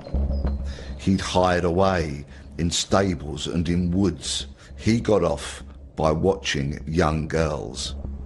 The farms and fields outside the village gave Hutchinson plenty of opportunity to pursue his perverse pastime, all the while remaining unsuspected. He had no previous criminal convictions. A more vile kind of man I struggle to think of. To locals, Paul Hutchinson was a 24-year-old who said he graduated in psychology before training as an electrician and settling early into family life. Sometimes people like Hutchinson make a very good job of hiding their sexual fantasies. There will always be some people who will recognise perhaps the strange behaviours, and sometimes within families it depends how much questioning there is. He might have been able to live quite a private life in his own home. Those living near him, as the young married man whose wife had recently had a baby, saw him as a textbook family man. They were completely oblivious to the danger in their midst, a chameleon blending in behind the facade of Keyworth life, respected, unsuspected of anything untoward. Certain criminals are what they are. They steal, they rob, they burgle. So very much what you see is what you get. Not Paul Hutchinson. He wasn't just an ordinary man living an ordinary life. He was somebody who was split, knew that he needed to protect one life to maintain the other life. But deep down, in the dark recesses, he lives a very, very different life. Unbeknown to everybody, and that's a very dangerous thing.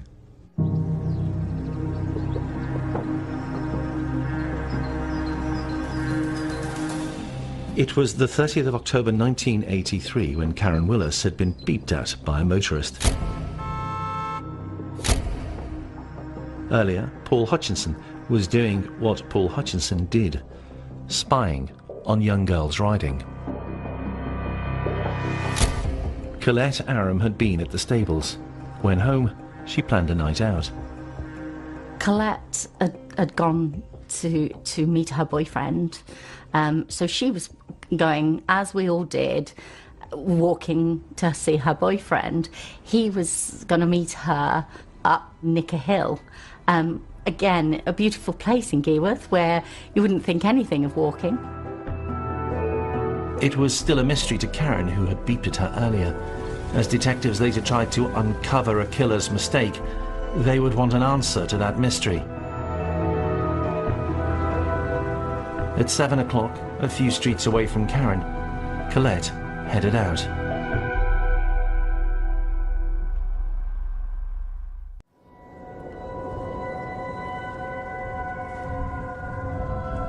Around 8 o'clock on October 30th, people living on this estate heard the screams of a woman. Locals heard a woman screaming. They also heard a car screeching off. The sound came and went. A brief moment of concern, but explained away perhaps as young people fooling around.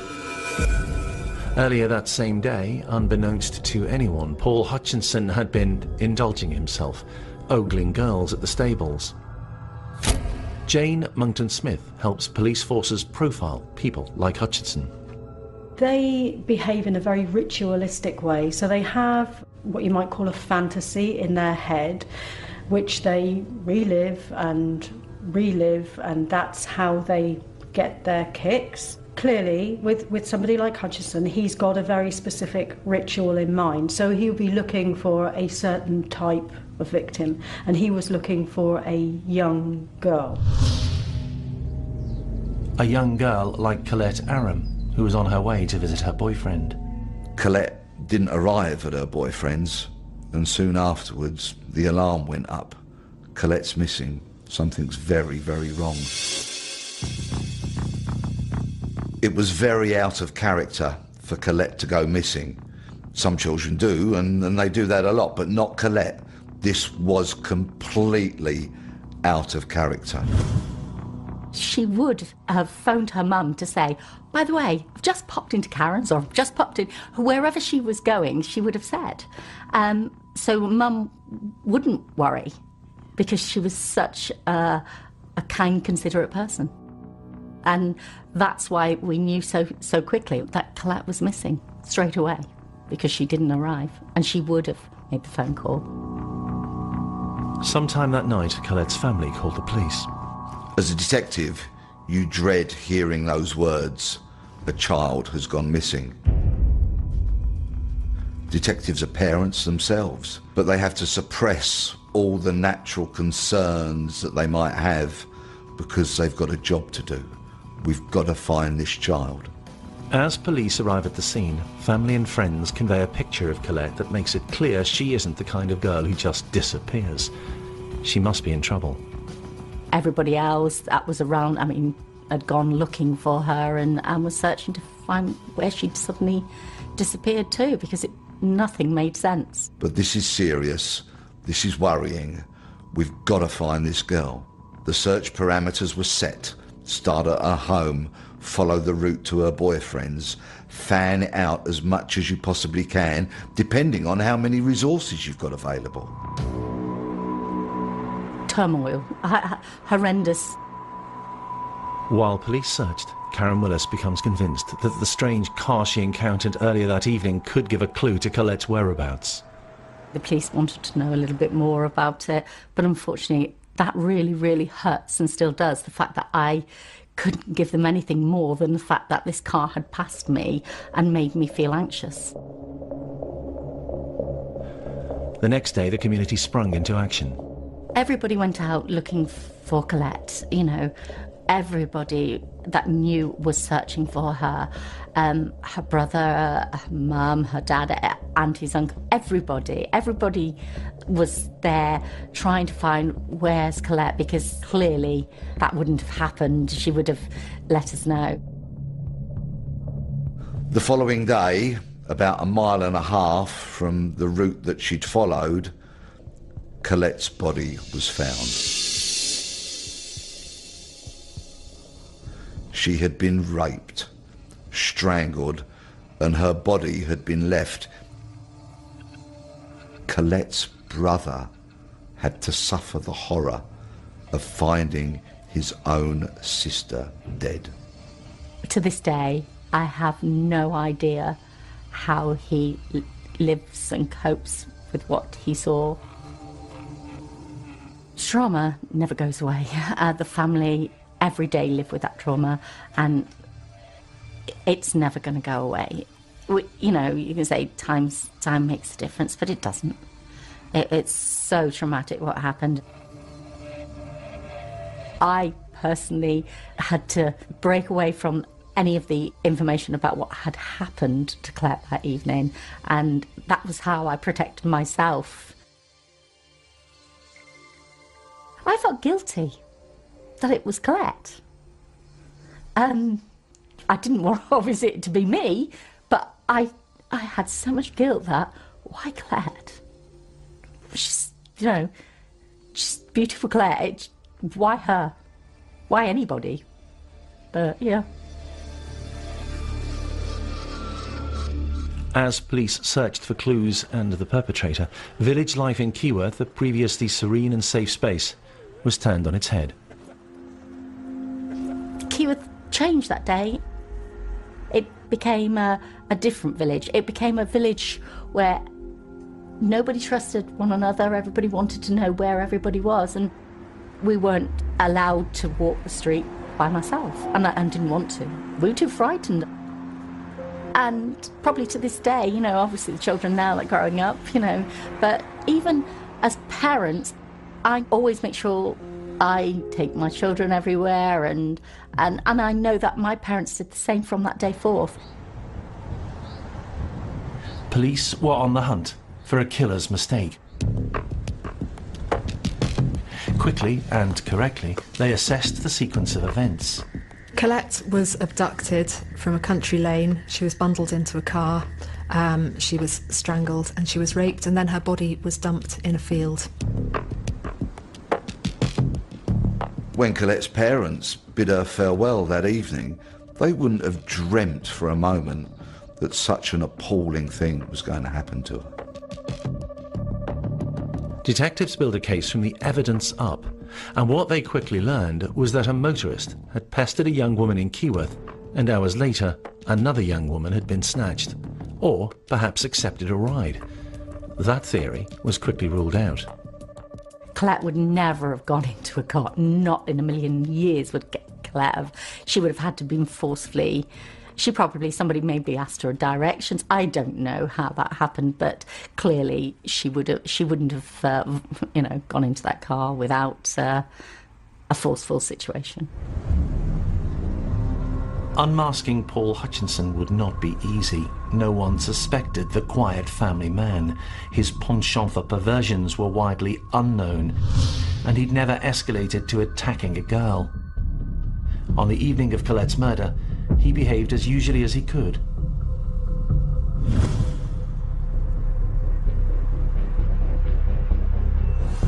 Only about 20 minutes or so after the murder, Paul Hutchinson went to a pub. Where he sat and ordered a ploughman's, had a chat with the landlady and drank an orange juice and lemonade. The barmaid that served him was alarmed by his demeanour. He seemed a bit strange. She really thought something was wrong. Hutchinson used the toilet, and he dried his hands on a paper towel which he put in the bin.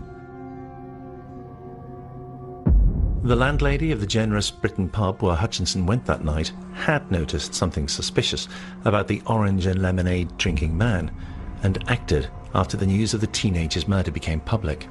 The landlady called police saying, there was this guy in here and I did notice some blood on his hands. They went to the pub.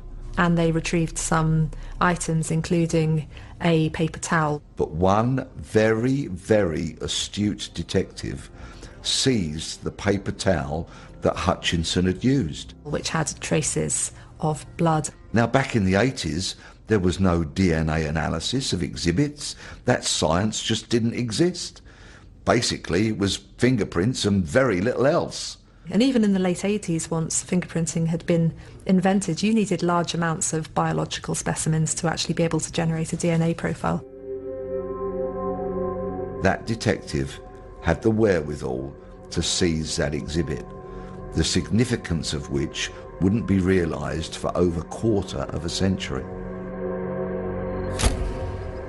How had Paul Hutchinson, the pervert who preyed on horse-riding girls, escalated to murder and then had the audacity to calmly go into a pub?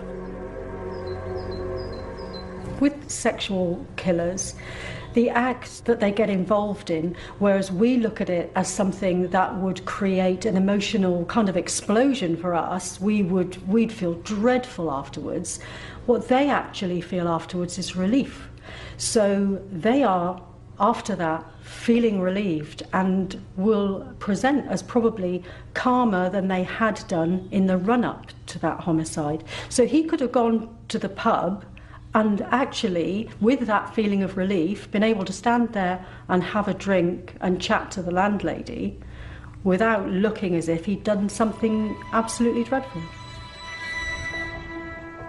The day after the discovery of Colette's body in a field near Keyworth, Paul Hutchinson told his wife that he had a job which would take him away from Keyworth for a little while.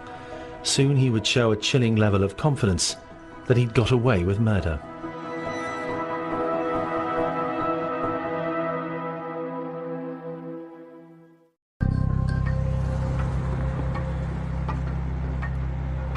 Colette Aram had been murdered and police did not have a suspect.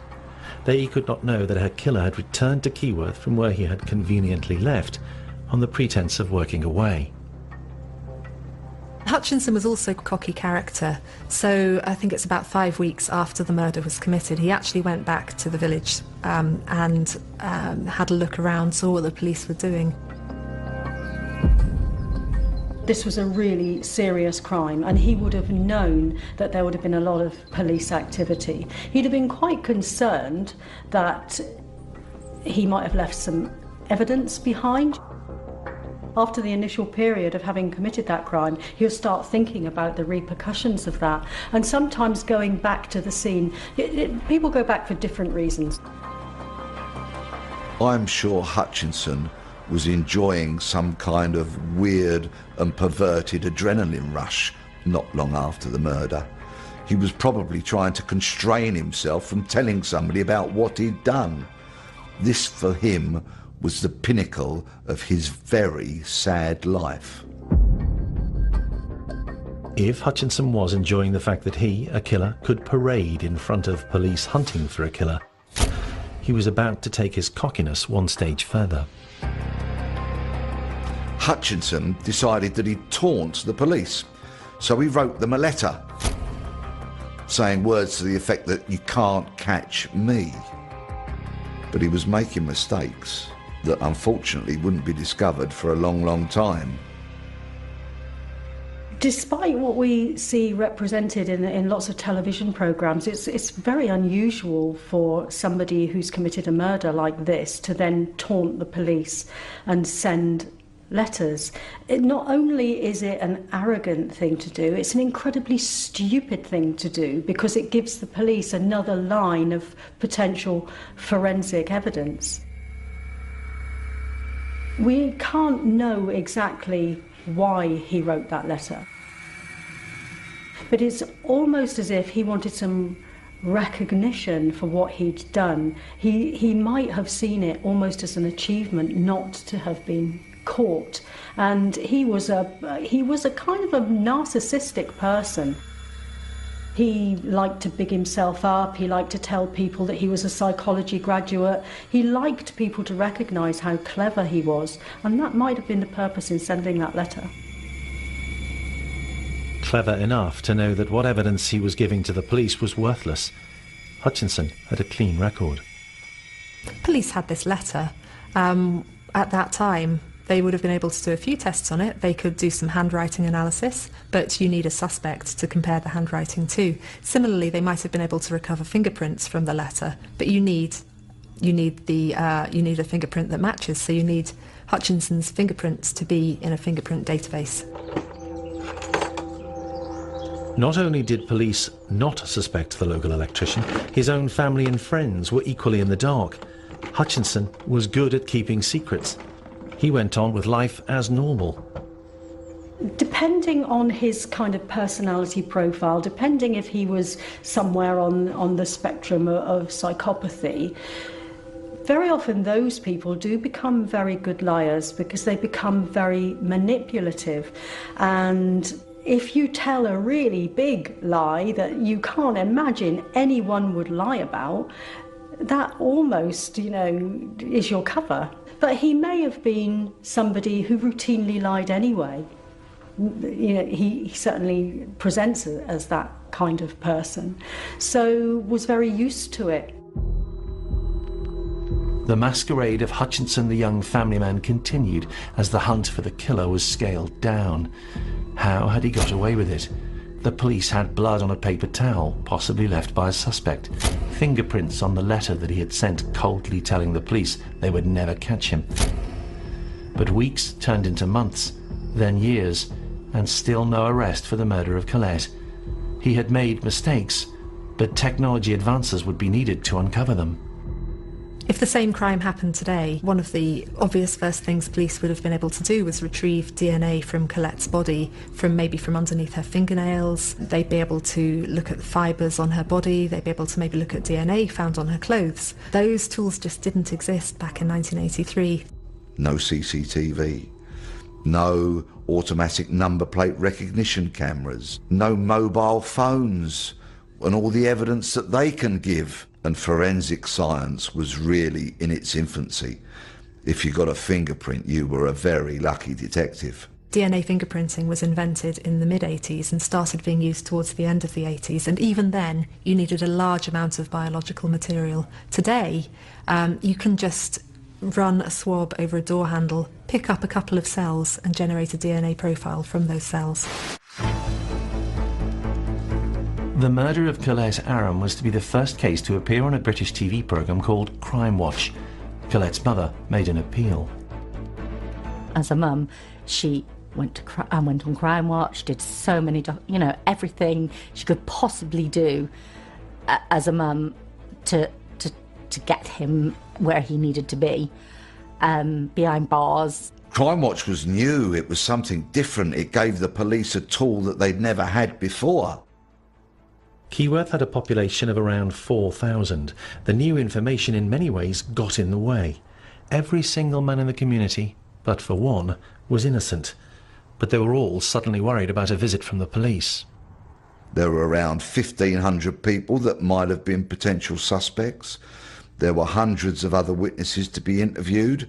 And the cops really didn't have the tools then that they do today. So it was old school.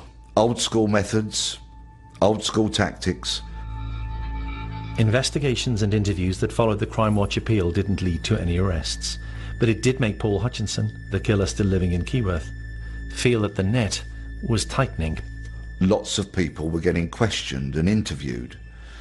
Hutchinson was alarmed by this, so he concocted a story which he told to his family that he'd got cancer and that he had to go away for treatment. This story was so elaborate that he actually pulled tufts of his own hair out to convince people that those were the effects of the cancer treatment. Hutchinson's cynical portrayal of himself as a cancer victim meant that he could leave his family and the area. By slipping away like that, he managed to evade police questioning.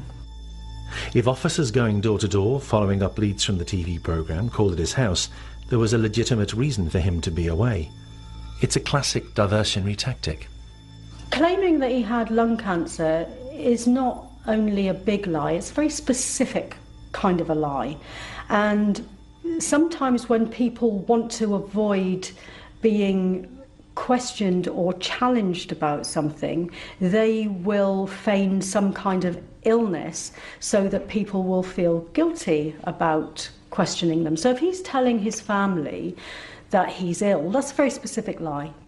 They're all going to be sympathising with him. He's going to get away with behaviours that he perhaps wouldn't have got away with before. So it's an incredibly good lie to tell. Keyworth again returned to some sort of normality. Karen's friends and family struggled to rebuild their lives. Karen decided to devote herself to her chosen career. It was a mark of honour for her friend. Everything I did, I was determined to do it well. I mean, it was like college. We'd made so many plans to go together. I worked so hard in college to make sure I did really well, but, not just for me, for Colette, and yeah, it was really difficult because I had to do the job she was doing in that salon. There's no question that that's what I had to do. As the years passed, the investigation continued to draw blanks, and eventually Paul Hutchinson returned to the area and picked up his life. He was a killer, hiding in plain sight. As the initial heat from the inquiry died down, Hutchinson sort of reintegrated himself into society. He kind of went off radar for a bit, and he started a new life. His first marriage broke down, so he married again. He had more children, including a son called Jean-Paul. He worked as an electrician, a salesman. He even served as a school governor.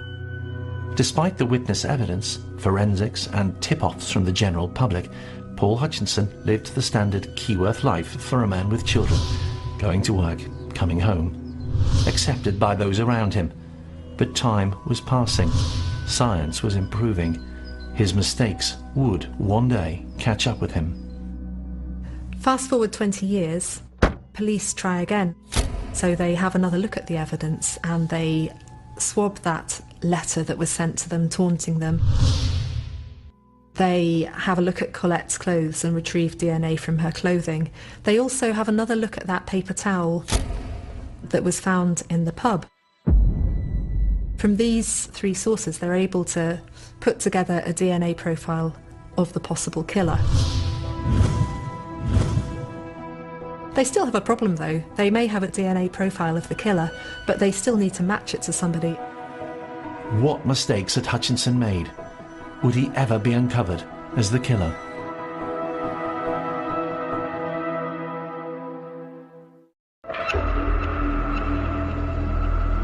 In Britain, a statute of limitations means that some crimes are left unsolved. Burglary, theft, vandalism, the list goes on. As the years pass, the cases are dropped. There's no statute of limitation on murder. The crime remains on the books forever or until solved. Paul Hutchinson may or may not have known that as he went about his normal life in Keyworth. By the time 2008 came round, forensic science had leapt forward enormously. Some of the exhibits from Colette's case had been examined and DNA profiles had been obtained. Every person that was arrested was now being swabbed as a matter of routine. One such person got arrested for a driving offence, taken to the police station and was swabbed. That young man was called John Paul Hutchinson. A killer's mistake was about to be revealed. His days were numbered. The turning point in this case comes when Hutchinson's son, Jean-Paul, is pulled over for a speeding offence and arrested. A DNA profile is taken, and then they generate this partial hit. There were such advances in forensic sample testing and especially DNA evidence, which just wasn't around when, he committed that offence.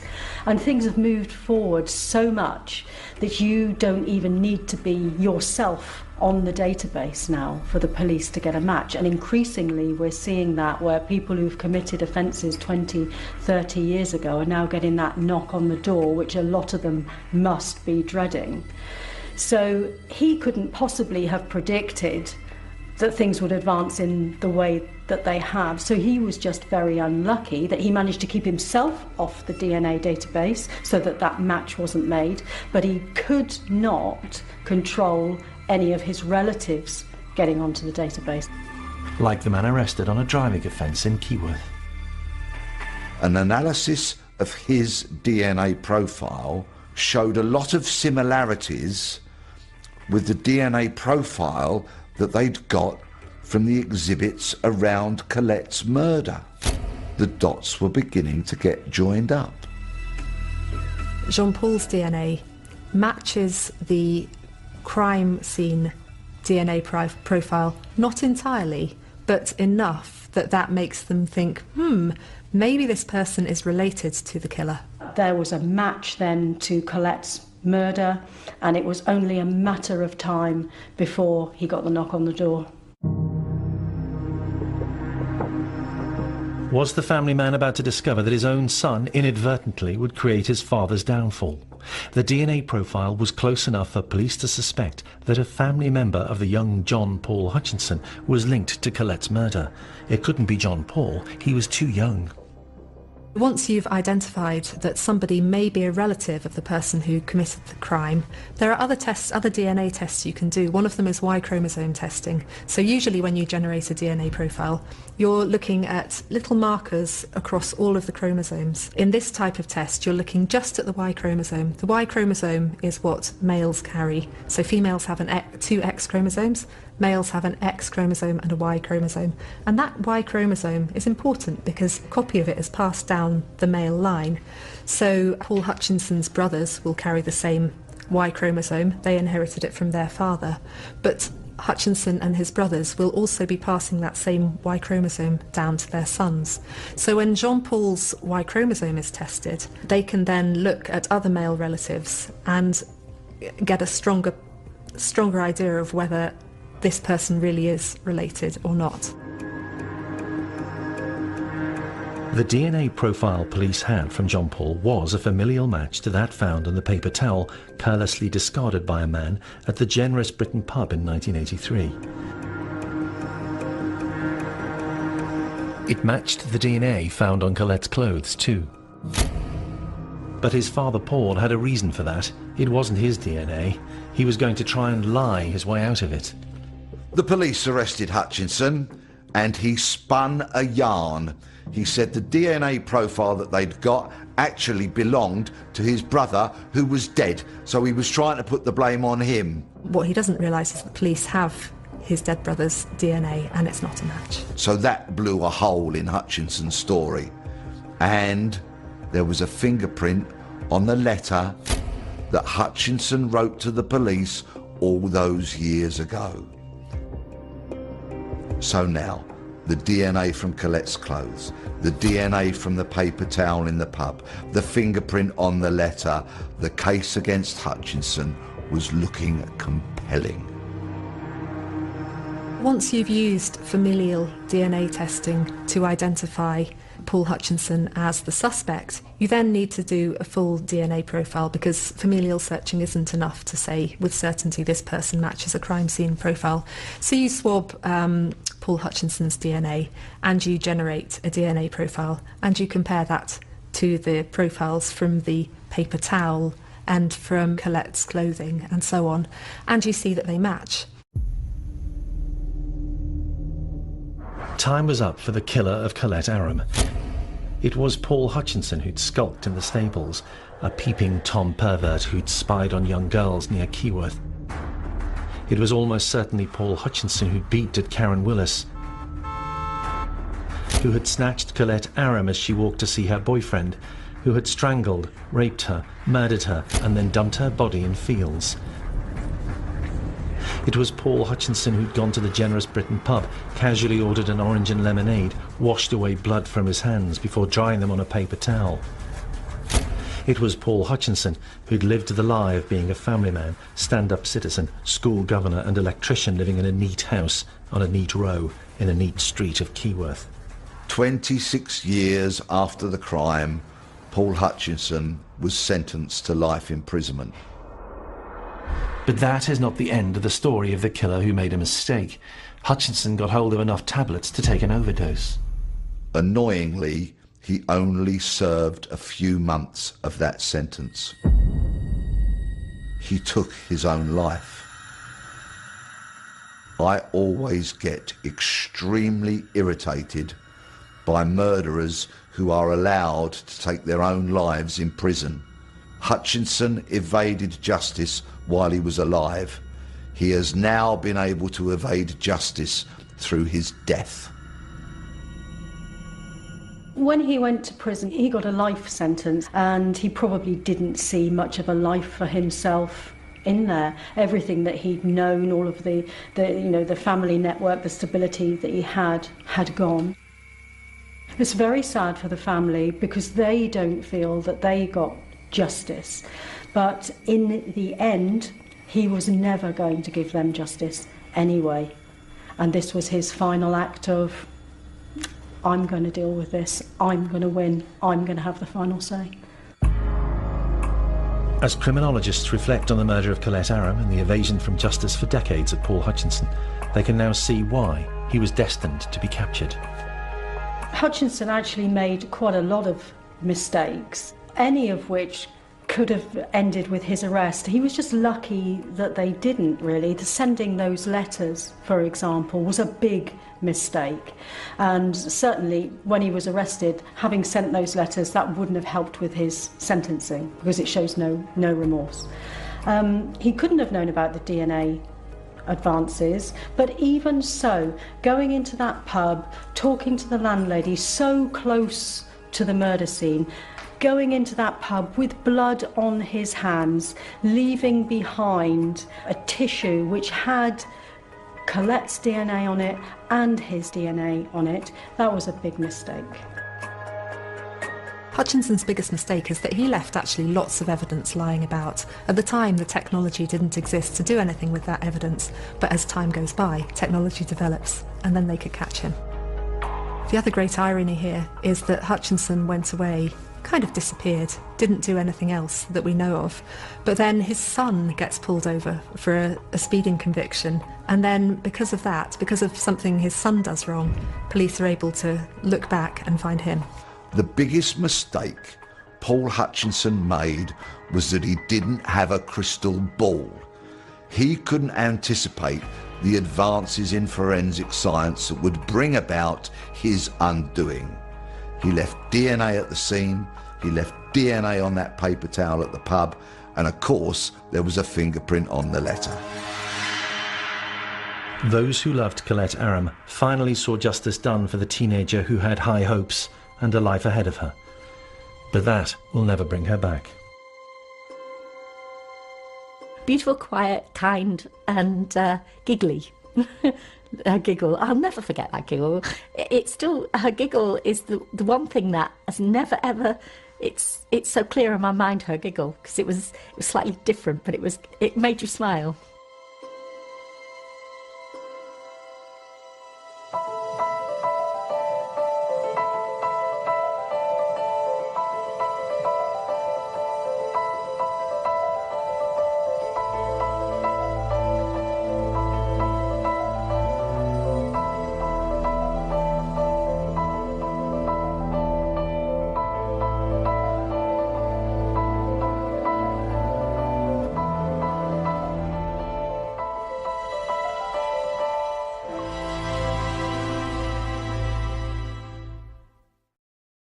Tonight is the murder of a little girl more than 16 years ago.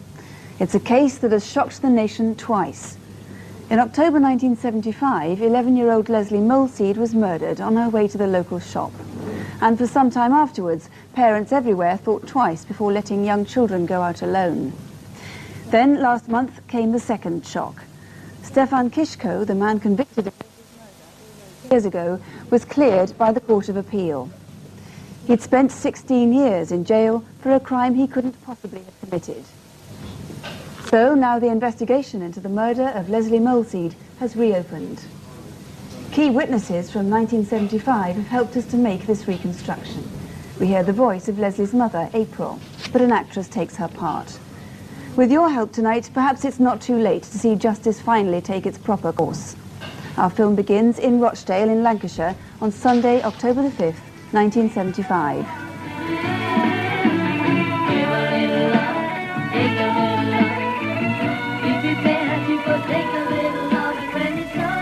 She loved her music.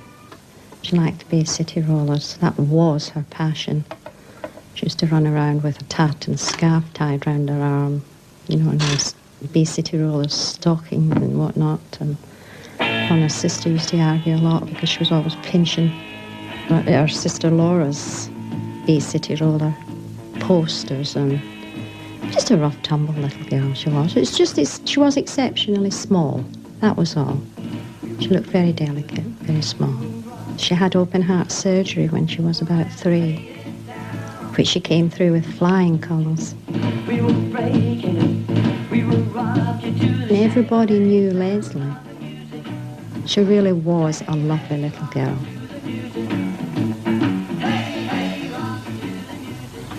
Leslie lived with her mother, stepfather and elder brother and sister on the Turf Hill estate in Rochdale. It's Sunday the 5th of October 1975. And a very nice record that they've suggested is this one. Leslie? Yeah? Just pop in here a sec, please. Yeah? You just go to the shop for me. Only want a loaf of bread. I want an air freshener while you're there. OK, I won't be in a minute. Bye. The local spa shop was in Anstall Road, a 10-minute walk away.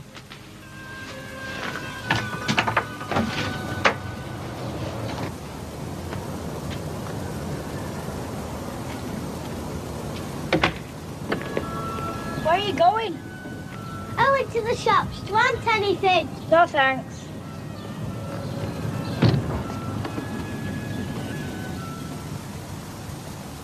Bernadette Hegarty was 10 years old at the time and lived on the same estate.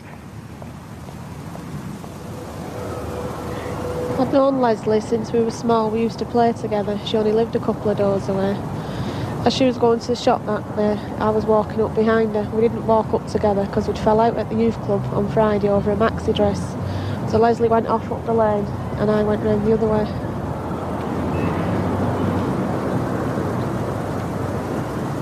Leslie was never seen again by anyone who knew her.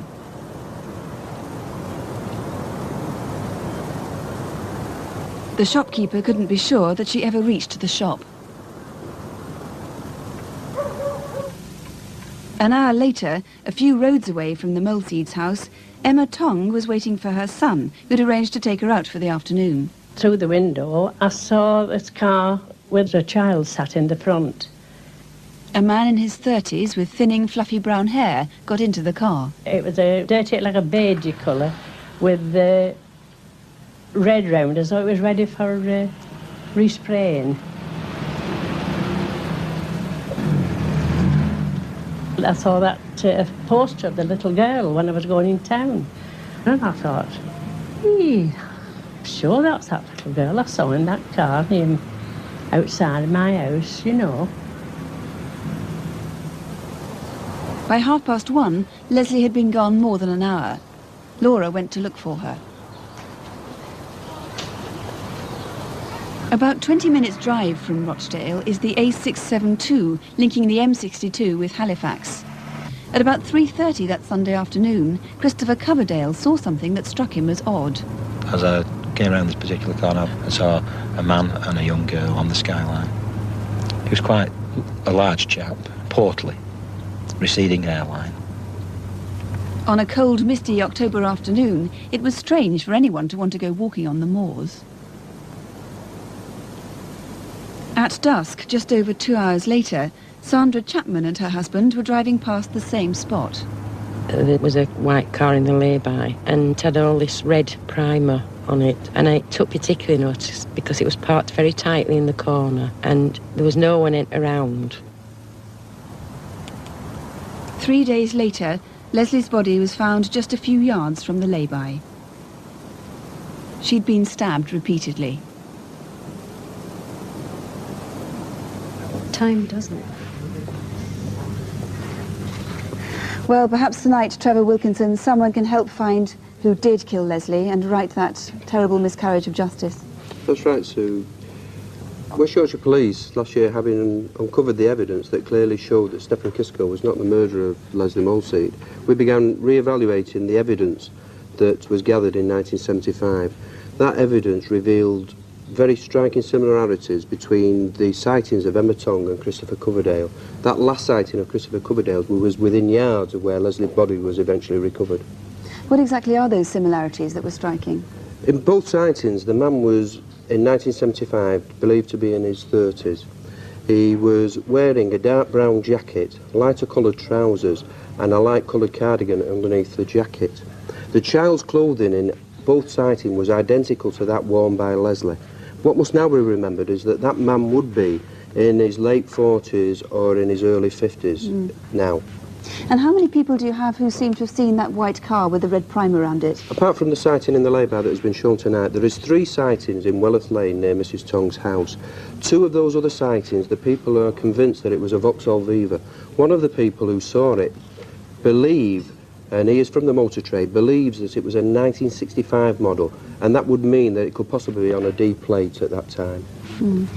Now, on that afternoon, there was another sighting in that lay-by, it's October the 5th, which could be very significant.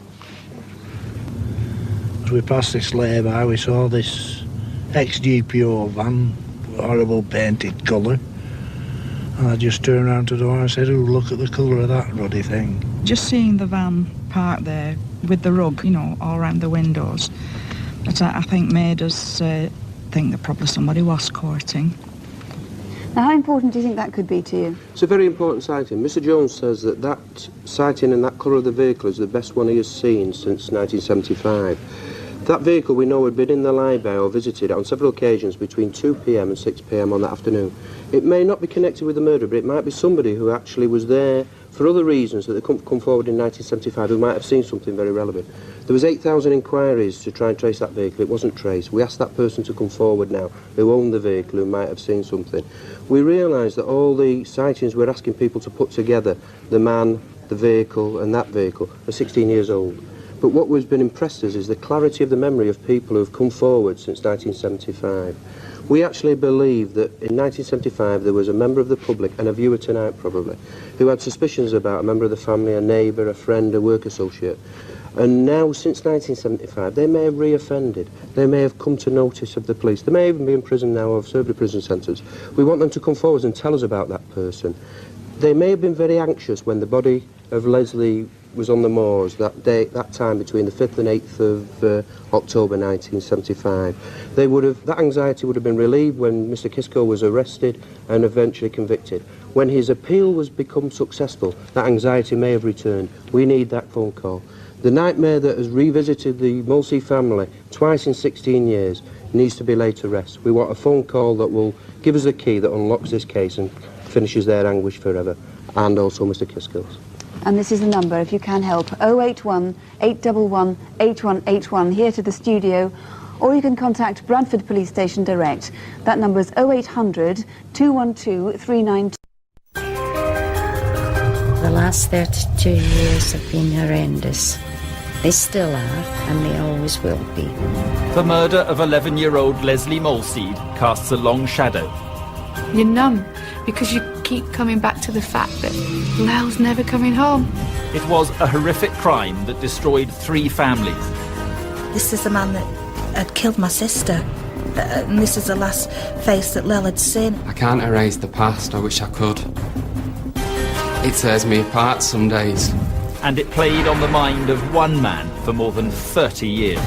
When he thought the front door was going in his dreams, or he thought there was someone in the garden, he thought they were coming for him. He lived a very unhappy, deviant and dark life.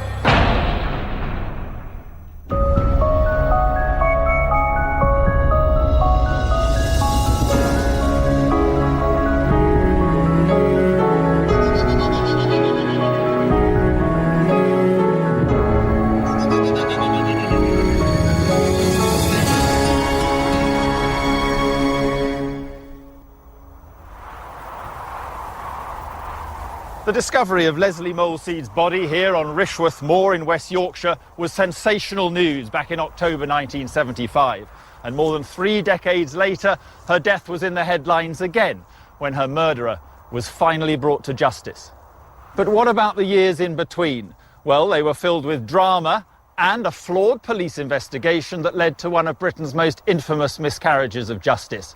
So how did detectives arrest the wrong man, condemning him to prison for a crime he did not commit? And how, so many years later, did police finally identify the real killer? In 1975, the Molseed family were living on the Turf Hill estate in Rochdale. Leslie was the youngest of 4 children. She had a brother, Freddie, and 2 sisters, Julie and Laura. She was bubbly, so chatty, so full of life, and really was mischievous. One of the most gorgeous little creatures you will ever know. She was a lovely kid. beautiful child, really beautiful. October the 5th began like any other Sunday at number 11 Delamere Road. The children's stepfather, Danny, was at work, and their mum, April, was making a start on lunch.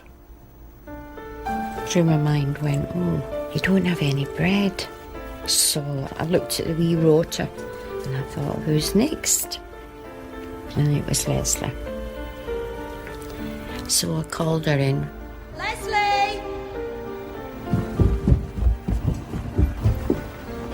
I says, Leslie, Dan, will you go and get me a loaf? And she says, yes, no problem. Don't be long. Okay, Mum. I was upstairs folding the clothes and I shouted through the window, I said, where you going? I said, to the shop and that. I said, okay, I'll see you. The last I saw her was at the bottom of the road, turning the corner, and that was the last time I saw my daughter. Leslie left home at about 12:30. As she headed to the shops, she was spotted by a number of neighbours. The last sighting of Leslie is probably going into Stayups Lane. Stayups Lane is a high-sided lane that makes its way up to the only shops that would have been open to Leslie for her to go on that day. And I think anybody visiting that scene would say that's a very good point for a possible abduction.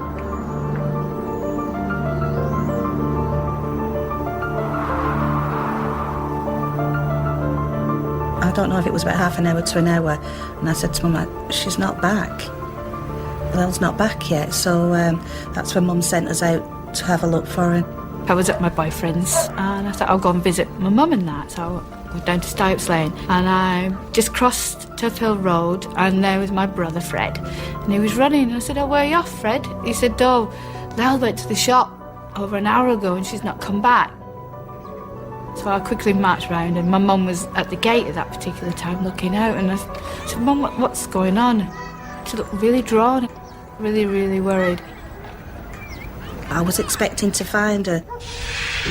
The fact that I couldn't, you know, the panic set in and I thought, I just never thought I wouldn't find her. Next thing you know, I bumped into Danny, his stepdad, and we were going down Stuyps Lane and he was going absolutely frantic. We were going in and out of gardens, opening up sheds and shouting for her. And then the neighbours got to hear that she'd gone missing and they were coming out. And you can only imagine the sense of terror that there must have been actually on the estate as the hours unfolded. She would stop and talk to people and all that, so you could trace Lel's steps by the people that she talked to. But she wasn't talking to anybody.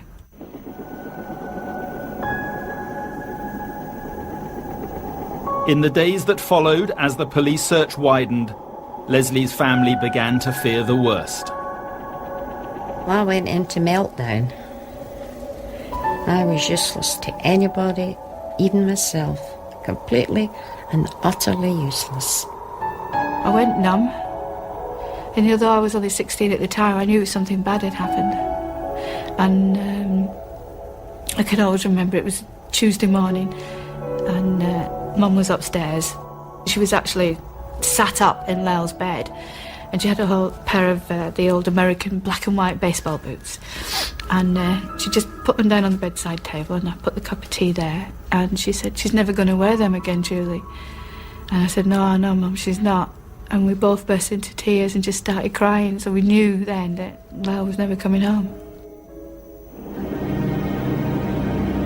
Those fears were confirmed 3 days later when Leslie's body was found on Rishworth Moor in West Yorkshire, 10 miles from where she had lived. She'd been stabbed 12 times, and most of those stab wounds were around the shoulder and upper back area. Some of them were very fierce. The knife had been driven up to the hilt, and one indeed did go through Leslie's heart. She was fully clothed. Her body had possibly been posed. Her knickers were on show, and it was quite apparent there was semen staining on Leslie's vest, on her skirt, and on her knickers. The details of Leslie's brutal murder spread fear and suspicion through the community. The rumour would have gone round immediately that a stranger had snatched Leslie off the streets, and then so something approaching some form of hysteria really can build up. I think inevitably there is a great downward pressure on the officers, on the senior officers, and then down to the officers on the street. They want to get a result. They want to get this person off the street. As the days and weeks and months went on that Leslie's killer hadn't been caught, then everybody locally became a suspect. This is not a thing that can be solved quickly unless there is some sudden breakthrough as a result of information from the public. But with no specific breakthrough, the police turned their attention to anyone in the community who aroused suspicion generally. Their inquiries led them to a 23-year-old Inland Revenue clerk called Stefan Kishko.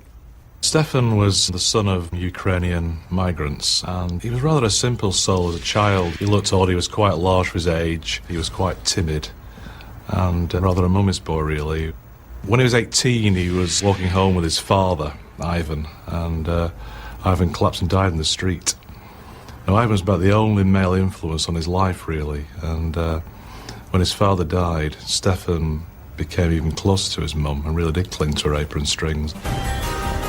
As a social misfit, Kishko was an easy target for local suspicions, and he'd been accused, wrongly, of indecent exposure by 3 young girls. On December the 21st, 1975, police took him in for questioning about the Moleseed murder. Over the next 3 days, he was to become their prime suspect. When 23-year-old Stefan Kishko was taken in for questioning, police believed they'd found the killer of Leslie Moleseed. He was extremely naive and ingenuous and very trusting, and he would have been very vulnerable at the time of his arrest. Before the Police and Criminal Evidence Act of 1984, a solicitor did not have to be present when police interviewed a suspect, and Kishko was questioned without one over the next 3 days. It was just before Christmas when he was arrested. I think the officers must have thought that Christmas had come a couple of days early. Stefan arrived gift wrapped for them. None of us were in that room. We don't know what went on. And he did emerge as a good, circumstantial local suspect. There was no doubt about that. While questioning Kishko, the police made several discoveries which convinced them they had the right man. The detectives established that he had an apparent interest in pornography, also that he had a medical condition for which he'd been receiving testosterone treatment. He suffered from something called hypogonadism, which is that the male testes haven't descended, so he's sexually immature, sexually inactive. So the GP just prescribed him testosterone jabs. So he took the jabs in the arm, and it made him sexually active at 23, for the first time ever. Kishko told police the injections had triggered new sexual feelings, leading him to buy pornography. But they claimed they'd triggered something much more powerful, uncontrollable sexual urges that had turned him into a child killer. Tell us where you were. Then came the moment that sealed Kishko's fate. Under the pressure of intense questioning, he suddenly confessed to murdering Leslie Moleseed. He seemed to be under the impression that if he admitted it, gave them what they wanted, he would be allowed home and then it would all get sorted out, knowing that he, of course, was innocent. Whatever was going through his mind, it was a dreadful, dreadful mistake. Finally allowed access to a solicitor, Kishko retracted his confession, but by then the police had made up their minds, and on Christmas Eve, they charged him with murder. With Kishko remanded in custody, police were convinced they had the right man behind bars. So they made no connection when another crime happened a few months later, less than a mile from where Leslie had been abducted, even though it bore chilling similarities. On July the 3rd, 1976, part-time taxi driver Ronald Castry was charged with a sexual assault on a young girl, then released on bail. That night, the 22-year-old went home to his wife and told her what he'd done. It was the early hours of the morning, it was past his shift and everything, and he came in and he said, "Right, you can divorce me now." And I said, "Why would I want to do that?" And he said, "I'm in trouble, Bev. I've interfered with the child. The police have had me in. It happened in a street in Rochdale's Turf Hill estate, the same area where Leslie Moleseed had been abducted before her murder. 2 9-year-old girls were playing together in the street. Despite confusing statements by the pair, police were later able to establish that a man had approached them both in his car. That man was Ronald Castry. One of the girls fled in fear, but Castry managed to get her friend into his car and drove away. It would appear that the girl was taken to a derelict house, had some of her clothing removed, and that Castry ejaculated and probably had the little girl touch him. So it was a very serious sexual offence. The girl managed to escape and ran home to tell her mother, who immediately called the police. Castry was arrested and pleaded guilty a week later. But despite the seriousness of the offence, the punishment was shockingly lenient. It's incredible to think that in July 1976, for an offence of indecent assault and gross indecency on a 9-year-old girl, the penalty at Rochdale Magistrates Court was £25 fine. Such a light sentence made it easy for Castry's crime to be brushed under the carpet. His protective parents insisted to his confused wife it was an aberration, the result of a breakdown, and completely out of character. I was shocked, stunned, not quite sure what kind of a person he was, but then again I was only young myself. And to take all that in and have his parents fuss around going, he'll be all right, Ronnie will be all right, you know, he's seeking treatment and everything, he's just working too hard. And then of course life carried on. Beverly had met Castry in 1971 when she was just 16 and he was 18. They started dating and within 3 months they were engaged. But even then, it was a far from perfect relationship. I knew he was seeing other girls even when we were engaged, even before we got married, but they'll deny it, won't they? Till the dying day, till the last breath, they'll deny it. Oh, you don't know what you're talking about, Bev, come back when you do, you know. And then at that age, 16, 17, 18, you think, oh, well, he won't do it again, you know. So, stupid here, went and married him at 18, thinking, I knew it all. How wrong was I? The violence didn't come out until after we were married. But he did have a fiery temper. Well, I'd never met anyone with such a fiery temper before. One time he picked me up by the breasts and threw me down the corridor. As a result of that, I was all bruised. And that was just one of many incidents recorded on the doctor's records. Castry's behaviour drove Beverly to have a brief affair of her own, and she fell pregnant by her lover. In September 1975, she gave birth to a son, but a minor complication saw her and the baby readmitted to hospital on October the 3rd, just 2 days before Leslie Moleseed's disappearance. It's probable that Ronald Castry was angry at the birth of his first son that he knew not to be his. He was only 21. His wife was back in hospital and kept in there, so he was home alone. He therefore had the opportunity and maybe a motive. But at the time, the police weren't examining the opportunities and motives of others. They were focused solely on Stefan Kiszko, whose trial for Leslie Moleseed's murder began on July the 7th, 1976. The first time I actually saw Stefan Kiszko was at the murder trial in 76.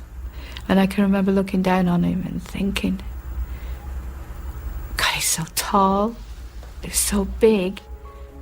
How could he have done that to my sister? Kiszko now vehemently denied any involvement in the murder, but his lawyers knew it was going to be hard to undo the damage done by his initial confession. As a result, they decided to run 2 alternative defence arguments. The first was that their client hadn't committed the murder. The second was that if he had done, it was due to mental illness brought on by the testosterone injections he'd been receiving. As I understand it, the specialist who had actually prescribed those drugs was available to the defence, and he'd made it clear to them that that was arrant nonsense. But this was ignored in the defence claim of diminished responsibility, which to the jury may have appeared as effectively an admission of guilt. It seems to me that once the defence were pushing that to the forefront of the mind of the jury, then the jury, like the public, would think that they'd got the right man. 2 weeks later, the jury at Leeds Crown Court rejected both defence arguments and returned a verdict of guilty. Stefan Kiszko was sentenced to life in prison. Stefan was already being escorted back down the stairs. The court was in an uproar. In my eyes, this was the person that had killed my sister Lil, and that's where he should be, in prison, and I never wanted him to get out. It's something you just can't put into words. You're numb because you keep coming back to the fact that Lel's never coming home. And he, Stefan, was the last face that she'd seen, and all these things were going through your mind. Kiszko was taken to Armley Prison in Leeds to begin his life sentence as a convicted child murderer. He went through horrendous experiences in prison in terms of bullying other inmates. And of course, the one thing they always said to him was, the only way that you'll ever get parole is if you confess to this murder. And that you did in 1975, and Kiszko would never ever admit to it. He was physically and verbally abused in all sorts of unpleasant ways. And the effect of those experiences were to make him ill, and gradually he became more and more mentally ill. In May 1978, Kiszko's appeal was rejected. Isolated in prison for his own protection, he now faced the prospect of a life behind bars. But his mother Charlotte refused to give up hope and waged a one-woman campaign to prove her son was innocent. This was one determined little lady. She was going to have a day when her son would walk out of jail. No matter how long it took, she would, fight and fight and fight. British justice, we always say, is the best, and it lets you so down. She was passionately determined to find somebody who would prove her son's innocence. Charlotte Kiszko contacted anyone she believed could possibly help her cause, including Mrs. Thatcher and the Queen. She finally found a sympathetic ear in solicitor Campbell Malone.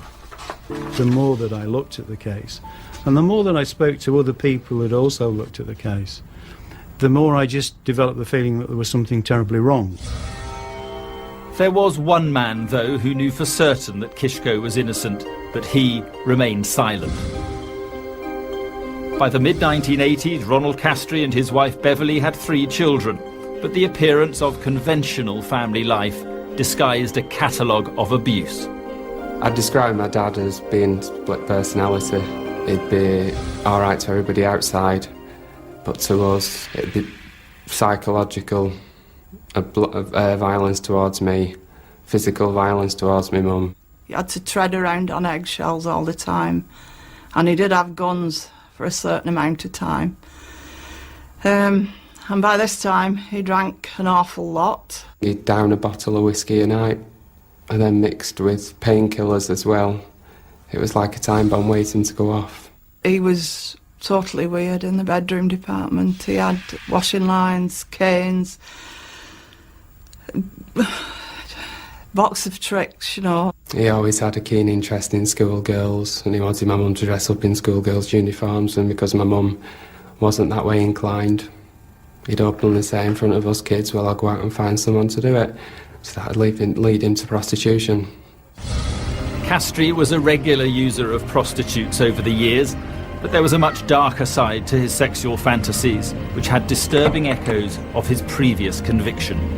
The family holidays were taken at the same place. We went there for a number of years.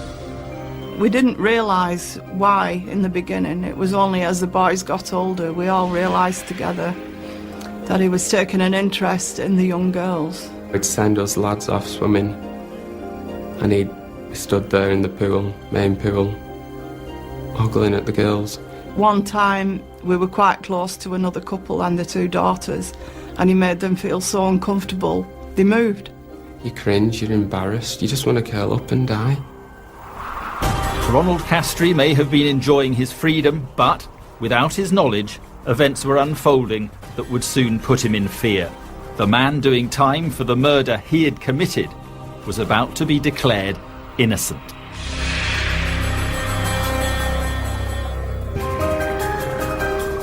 When Stefan Kiszko was convicted of Leslie Molseed's murder in 1976, there seemed no doubt that a dangerous killer had been put behind bars. But Kiszko's mother, Charlotte, fought tirelessly to prove his innocence, enlisting the support of solicitor Campbell Malone. His efforts led to West Yorkshire Police re-examining the case in 1991. They uncovered crucial evidence that had been locked away in the archives of the Forensic Science Service for 16 years. And it would cast dramatic new light on the case. The police came to see us and they gave us a background as to what the new evidence was, that the world was led to believe was new evidence. What the police had discovered were notes taken by a forensic scientist at the time of the original inquiry. What we know now, and what should have been known then, and possibly may have been known then, was that the semen taken from Stefan did not match the semen which was found on the body. Stefan Kiszko had a condition by which he could never produce sperm heads in his semen. Never. It was always known from the early days of 1975, from the first examinations, that the semen staining on Leslie did contain sperm heads. It would appear that that matter didn't get an airing that it should have done at Leeds Crown Court. Stefan Kiszko had been cheated out of 16 years of his life. This vital piece of evidence would have proved his innocence beyond doubt, but was not disclosed by police and was never asked for by the defence. The forensic scientist and the surviving senior police officer were later charged with perverting the course of justice, but the case against them was dropped on the grounds that the passage of time made a fair trial impossible. I think that as an investigation it was at the least incompetent. I fear it may have been something worse. I have no reason to believe that the officers targeted and then pursued somebody they knew to be innocent.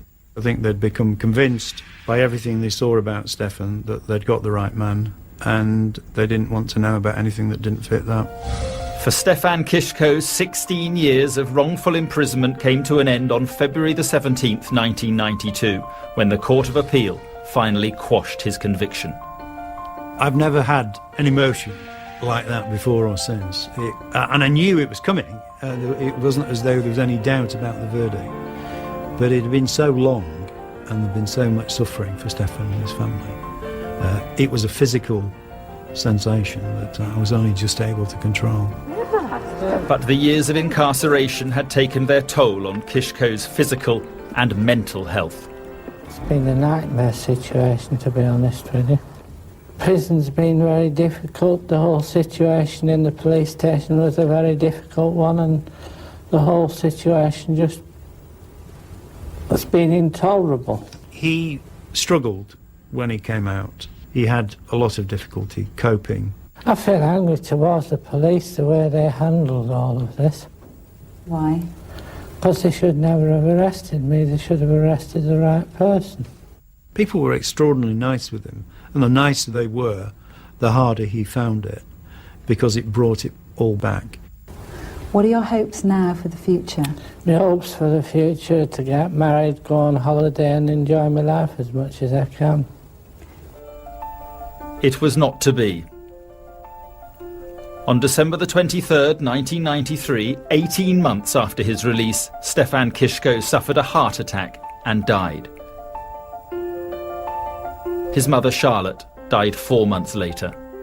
I felt they were cheated. I would have liked them to have had longer together. Before she died, Charlotte said to me that I was to promise not to let people forget Stefan's name or what was done to him. I will always try to keep by that promise.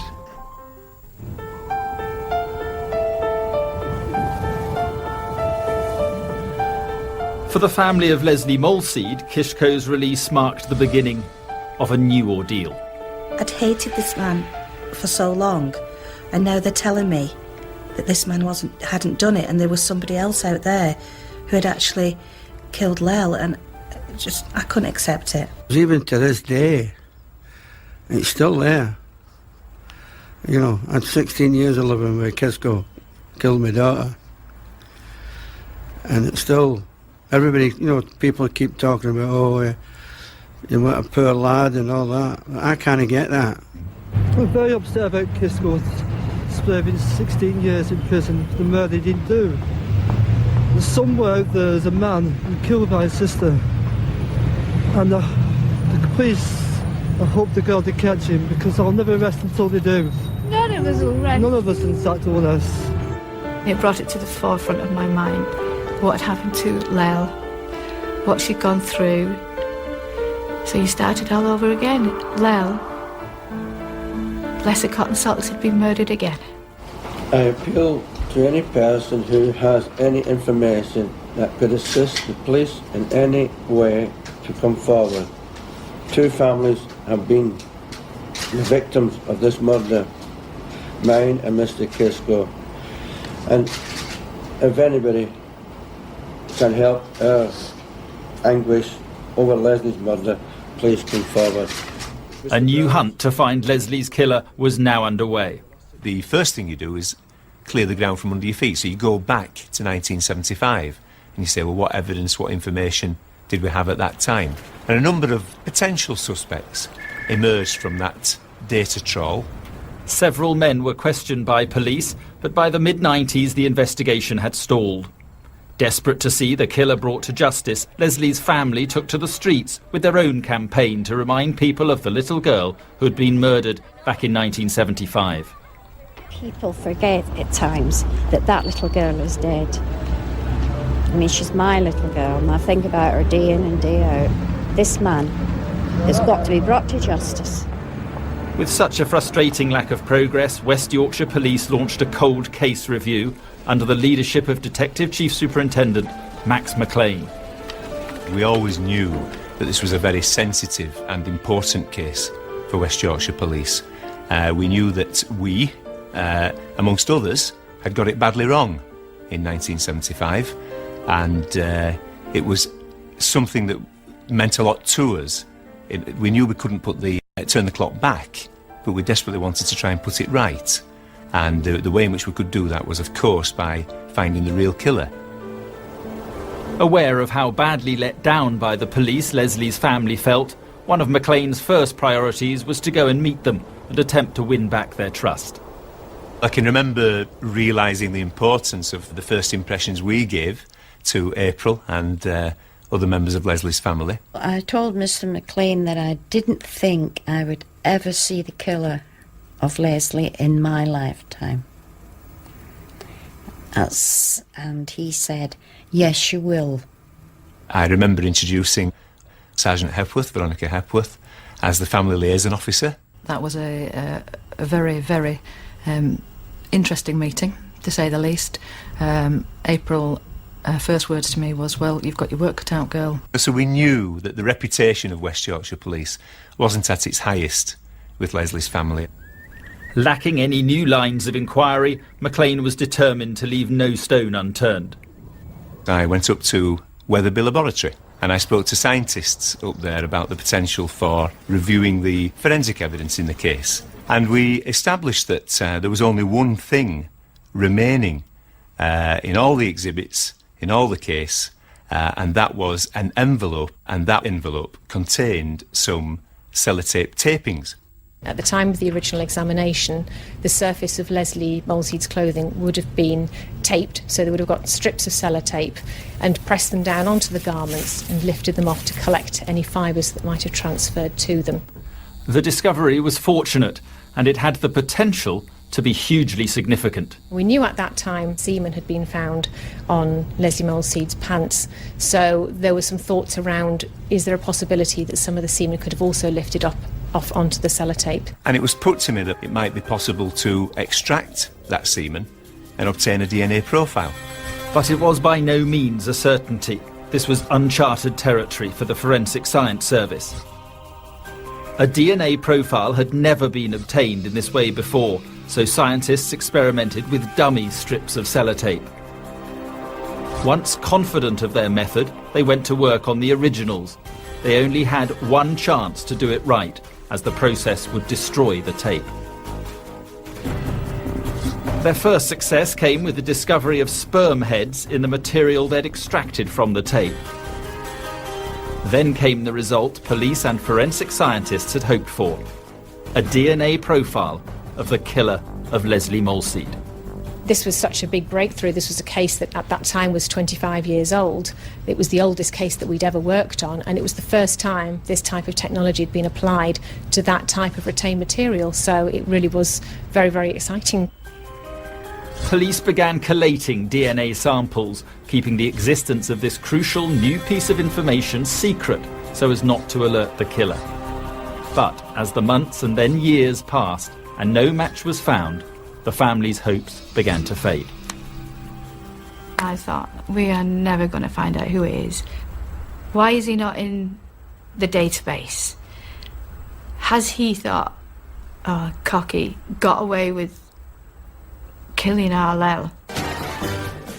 If you're over the age of about 30, the name Leslie Molseed may be familiar to you. Her face became a poignant symbol of child murder.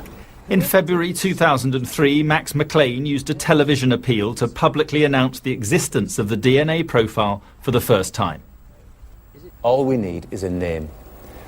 After 28 years, we will never have a better chance of catching the killer of Leslie Molseed. That was hugely successful in terms of public response, but of course it didn't give us the name of Ronald Charles Edward Castry.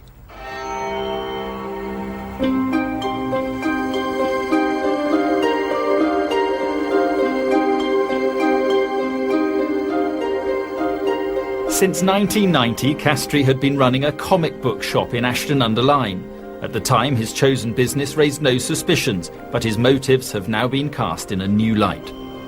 We wonder whether that particular type of occupation does give him access to children and to the world of fantasy. It was his cover. He was a well-known businessman, respected, but then he had a dark secret. After Leslie's murder, you see that he lived a very unhappy, deviant and dark life. And I think that tells a lot about the man. Throughout the years he was very jumpy, and we could never fathom out why. In the middle of the night he would leap out of bed and, "Bev, there's someone in the garden." He was always paranoid, he was always on edge.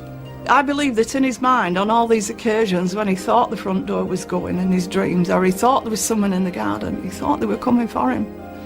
And then when we had horrendous arguments over things, I'd say, "What is the matter with you?" And he'd go, "If only you knew, Bev." I never suspected. And I'd say, "If only I knew what?" And he'd go, "Leave it, Bev, leave it. You're like a dog with a bone. Just leave it." Castry's 26-year marriage to Beverly finally ended in 1997. By then, he had evaded justice for 22 years, and he must have believed the police would never catch up with him. But as he began his new life, his dark sexual secrets and his use of prostitutes were to prove his undoing.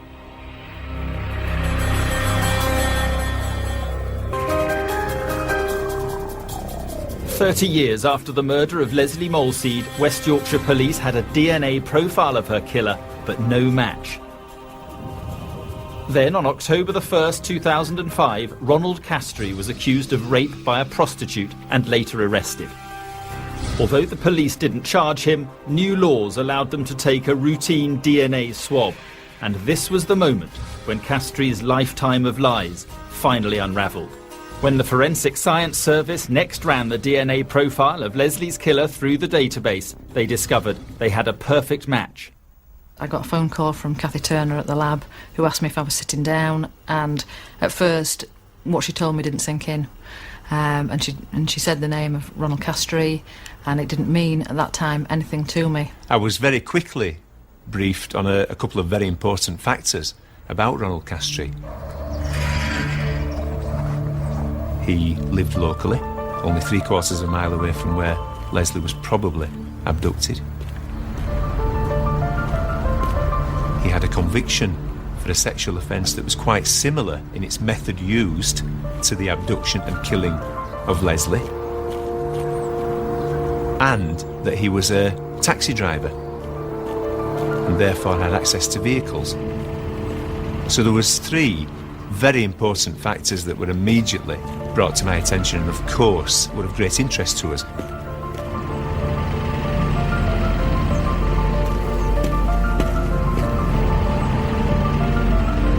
The DNA match really was just the start of the research work that we had to then undertake and prove that Leslie Molseed had been killed by Ronald Castry. By November the 5th, 2006, the police were convinced that at long last they had the right man.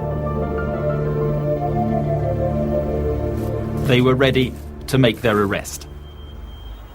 Are you Ronald Charles Edward Castry? I am. Right, listen very carefully to what I've got to say to you now. You were under arrest for the murder of Leslie Susan Molseed. You're joking. Between 12 noon on Sunday, the 5th of October 1975 and 06:45 a.m. on Wednesday the 8th of October 1975. Do you understand the caution? Yes, I understand the caution. Your arrest is necessary for the prompt and effective investigation of the offence. It's ridiculous. That same morning, Leslie's family were told the news they'd waited more than 30 years to hear.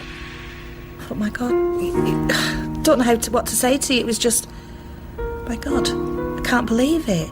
Are you sure? Are you 100% sure this is the man? I was over the moon. I really was. Gobsmacked, I think, is a term I would use. I don't think April ever thought that she would see a positive match to the DNA profile in her lifetime. But there was another family for whom news of the arrest was a devastating blow. When they said that, we've got your dad on suspicion of murder, my world just fell apart. I said, are you sure? And they went, as sure as we'll ever be. And then I felt incredibly angry with him, you know. I thought, oh, all them years, you know, and I've lived with you and covered it up. We've been a cover-up, all of us. Did you kill Leslie Susan Molseed? I did not. Do you know anything about the murder? No. Only what I've read at the time. Castry was very nervous and agitated in the interviews. I have no knowledge. I've certainly never met this dead girl or any member of her family. I have no knowledge as to how you come to say a sample of my DNA is found at that place, especially after 30 years. He never offered a rational, reasonable, plausible explanation. Ronald Castry was charged with Leslie's murder the following day. His trial began at Bradford Crown Court almost a year later, on October the 22nd, 2007. I so wanted this. I wanted to look at him. I wanted to, you know, this is the man that had killed my sister. And this is the last face that Lel had seen and what he'd done to her. And I was so ready for it. He sat there with his glasses on the end of his nose, like he used to do when we were growing up, arms folded, and he showed no remorse whatsoever. The trial brought 2 families, both destroyed by Ronald Castry, face to face for the first time. We all thought that the thing with the scum of the earth. You know, at the end of the day, I'm still walking, I'm still alive. You know, I'm his son and I'm still alive. How dare I be? But when we met Leslie's family, there were no animosity there. Our biggest fear as a family was that Beverly knew what Castry had done, and we were really apprehensive about that. It meant a lot to us, because you do hear that the wife knows, and the police reassured us that she didn't, so our guard went down and our hearts just go out to them. They all put their arms round us, you know, and they said, you go out there, Bev, you've done no wrong. You go out there and hold your head up. At the end of the 3rd week, the jury were sent out to reach their verdict. I felt physically sick. I knew this was it. Make or break, this was it. I thought I was going to pass away. It was so tense. I remember sitting and simply putting my face to the floor, listening. I don't think I looked at the foreman of the jury at the time he gave the verdict. And when he said guilty, it was just a fabulous feeling of relief, I think, really. I could feel the tension going out of my body. My first memories of April, Laura and Julie letting out a gasp of yes, and the very obvious look of elation on their faces. And that was a very proud moment. All I heard was guilty. And it was just like a weight being lifted off my shoulders. You know, oh, thank God. Because right up until that last second, there was just that little inkling. We thought, he's going to get off. He's going to get away with it. He's crafty. We are relieved that after so long, our quest for justice for Leslie is now over. It has been a long and harrowing ordeal, and our gratitude to the friends, family, and strangers throughout the world who have given us their support is immense. Ronald Castry was sentenced to life in prison and told he must serve a minimum of 30 years. I would like to think that the conviction of Ronald Castry demonstrates that West Yorkshire Police do get the man. We knew how badly things had gone wrong in the past, so to finally take such a strong case to Bradford Crown Court and to say, here we are now, 2007 as the conviction was, we're still at this, we're still looking for the man, and we've convicted him. That meant a lot to us. I've nothing but contempt for Ronald Castry. He has ruined the lives of Leslie's family. He's ruined the lives of his own family, and that's Stephen Kishko's. You wonder how anybody could live knowing that he'd killed a child and knowing that he'd seen somebody else go to prison for 16 years for that. It must have had an effect on him. I can't change who my dad is. I wish I could, but I can't. I can't erase the past. I wish I could. It tears me apart some days. The only thing we can do is take one day at a time. You know, if people can try and understand that we weren't any part of Ron's sick life, we were just innocent victims, same as everybody else, and give us a chance to rebuild our lives. For Leslie's family, after such a long fight for justice, it's hard to face the future. When Leslie died, I died. A living kind of a death. I just completely and utterly killed every emotion that I had. And I'm still the same today. I'm not the person I was born to be. I had to learn to live, deal with very horrific things, and it does do something to you. There's no closure. There never will be closure. Just the satisfaction that he's behind bars, he's not going to do this to anybody else, and he has been caught. We have to process the last 32 years, and Arlella's never going to come home. No matter how you play this, she'll never come home.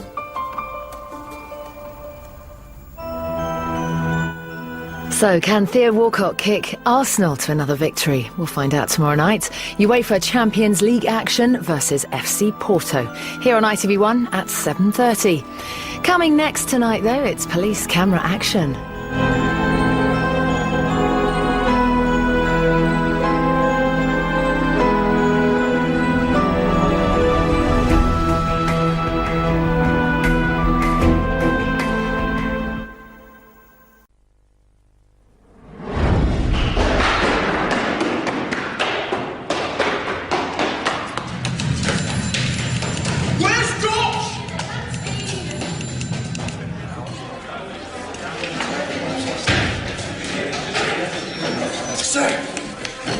We've done it.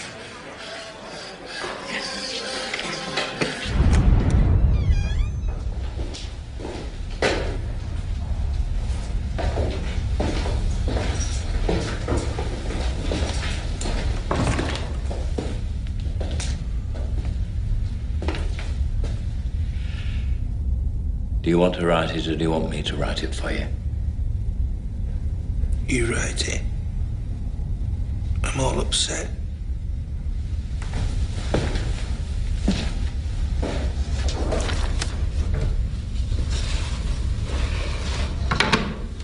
Let's start with where you met the little girl.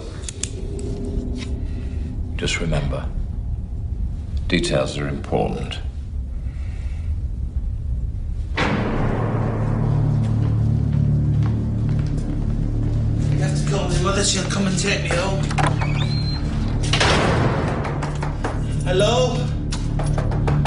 My mother has to come and get me.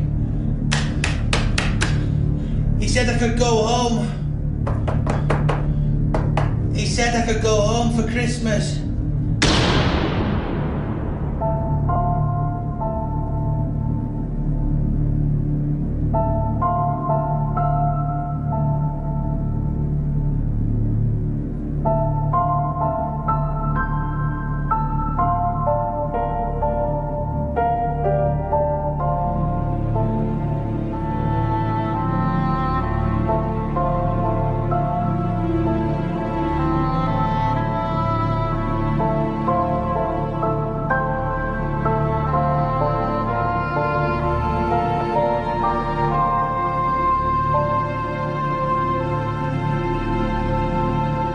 Sheila saw me go up and she said, "Oh, Sheila, go away after that, Papa,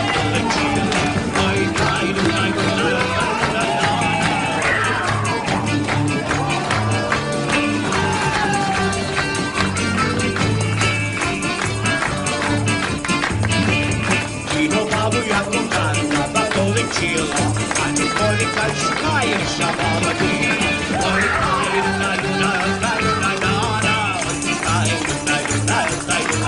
Even as a baby, you could see he had a gift.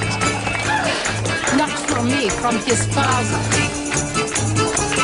God bless him. He had a wonderful ear, just like Stefan. He would be so proud to see his son play, and so happy too.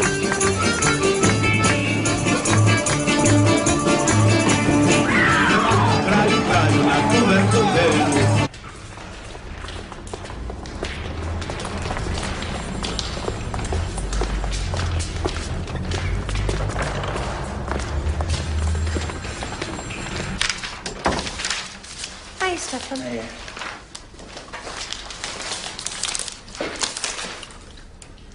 This new rebate, if they're not eligible to complete an R6, what do I send them? A T2S, an 11p, or the bottom half of a 104, depending on whether they're married, single, or dead. You should put your brain inside that computer they're threatening us with. He hides his talents. If they knew you spoke 3 languages, then perhaps ladder he'd go. Yes, Stefan. And your music, reading and playing. Auntie, I'm with the Inland Revenue.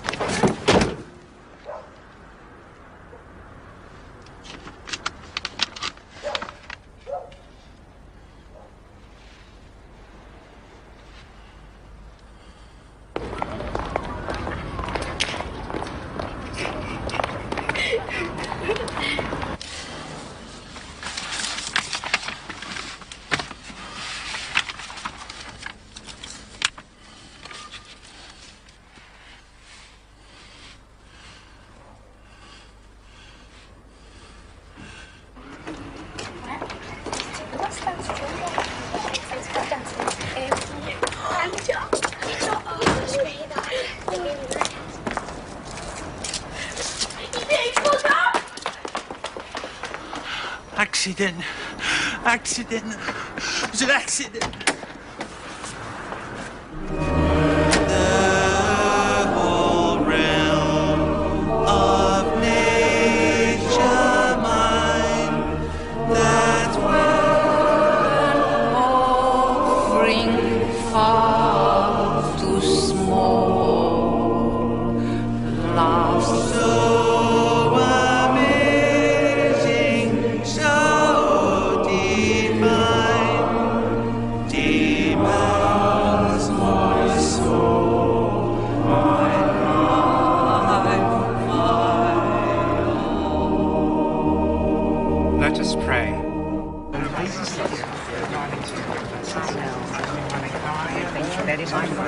Thank you so much. Please come to tea. Thank you very much.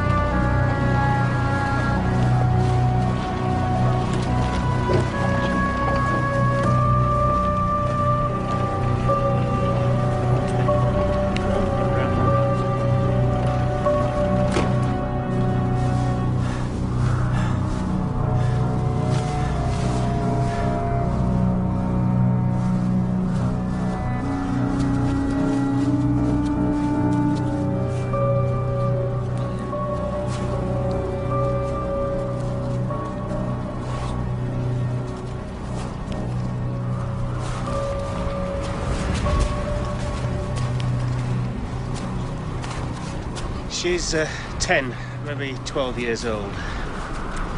First look says she's been here about 3 days. And she's been stabbed. A lot.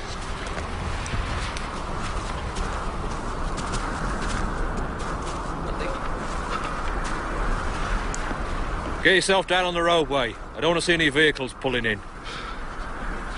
Move! Come on, now!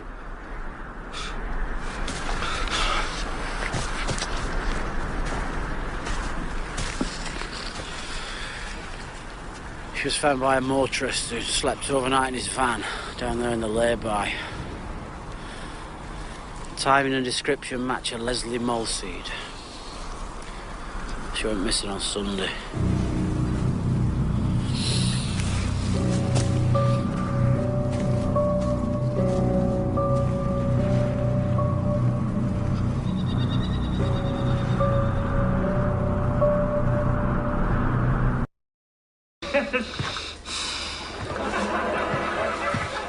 Ah, you spoil me. Thank you. Wait for him to take it back, sir. Whatever it is. This thing was vanished in front of your very eyes. And you want to slice it through where it's gone.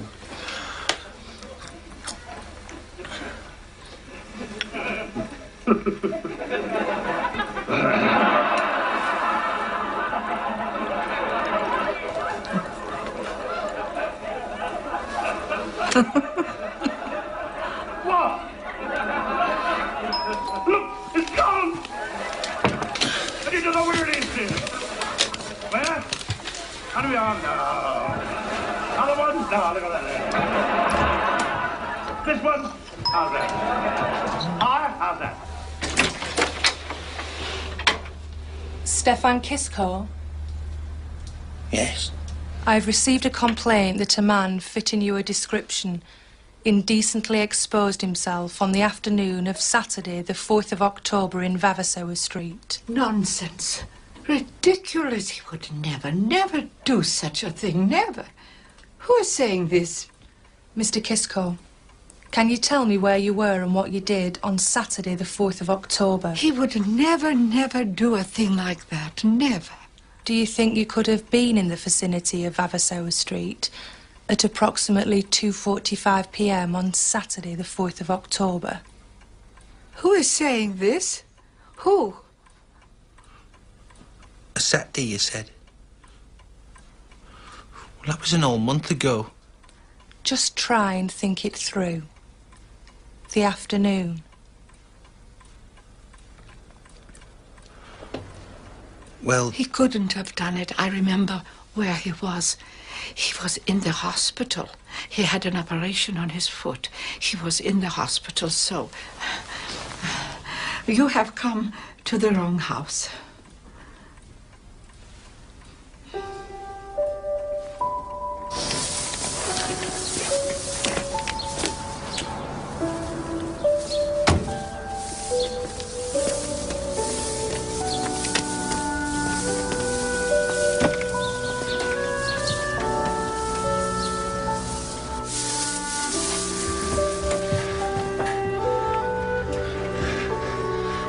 Remember the balloons? Still in car.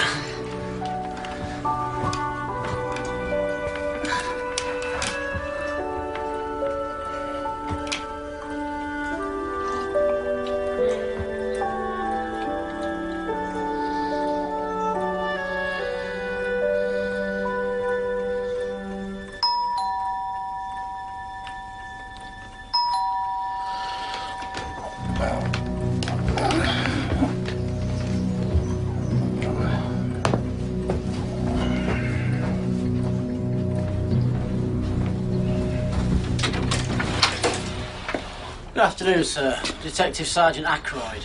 Mum! Mum! Mum! My mother's not here. You'll have to come back later. It was you we wanted to have a word with, sir. Have we come at an inconvenient moment? It's just that your lot have already been here, accusing me of things I haven't done and upsetting my mother. Well, I'm sorry to hear that, sir. Would you like to tell us all about it? I've got a job. I'm a civil servant. The two officers who were here before wanted to know where you were on the 4th of October. My mother's already told them. I was at the hospital. I had an operation on my foot. I'm actually investigating the murder of a little girl which occurred the following day, 5th of October. Were you still in hospital then? Yeah, I suppose so. I've got a discharge letter from the hospital. I'll go and find it.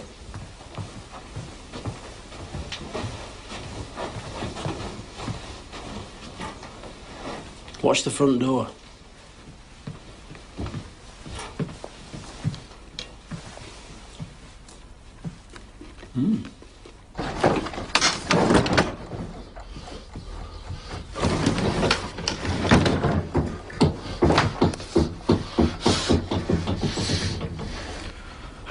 Can't find it. I'll make a phone call. A friend might know.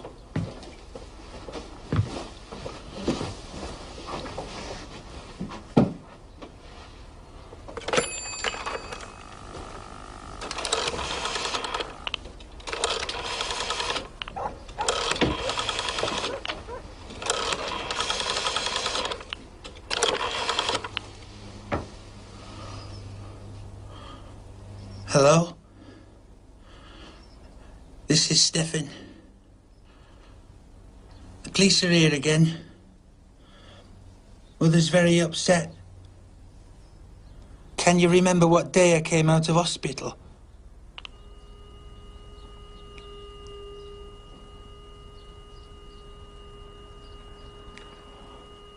Oh. I see. Thank you. Bye.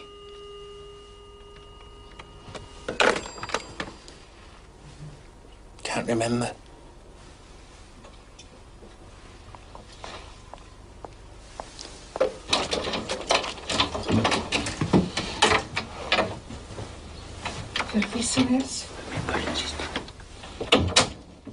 It's just that now I'm supposed to have killed a little girl.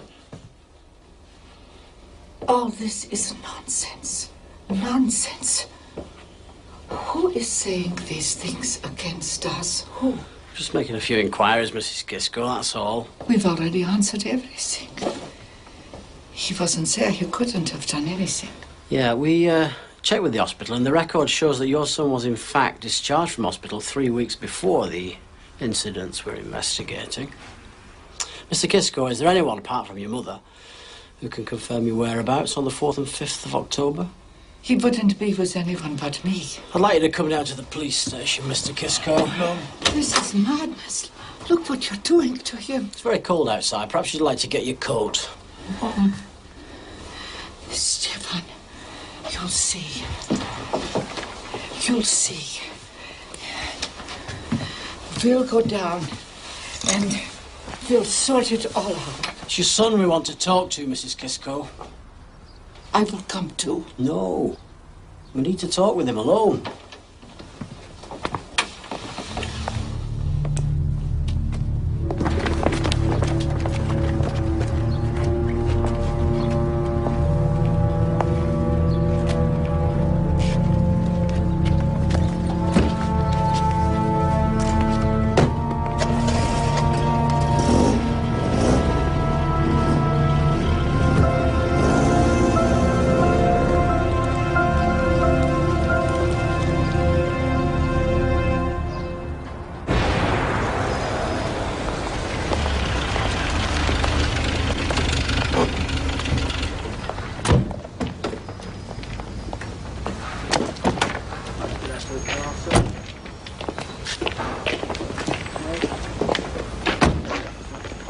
I must have been at home the whole time. I'd just come out of the hospital. And anyway, I couldn't have done anything like what you're saying. That's why I've been having these injections. What injections? Well, I don't fancy girls. What do you mean you don't fancy girls?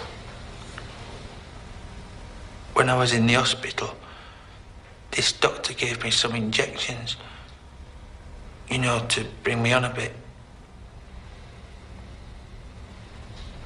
You're telling me you're impotent? Yes. That's why I couldn't have done any of these things.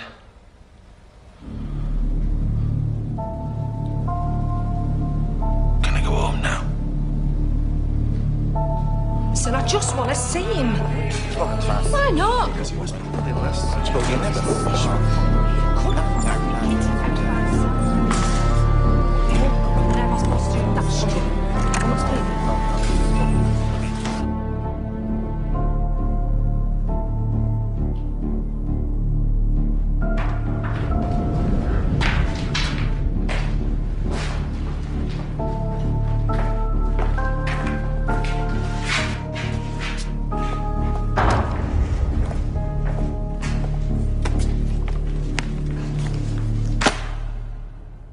These were found in your car.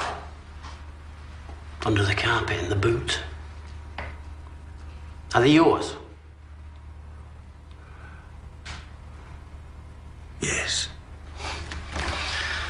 You told us you had no interest in girls whatsoever. So why have you got these in your car? Just those injections.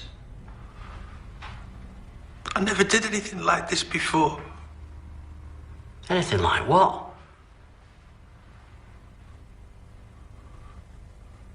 Empty your pockets on the table, please. I already did it. Do it again.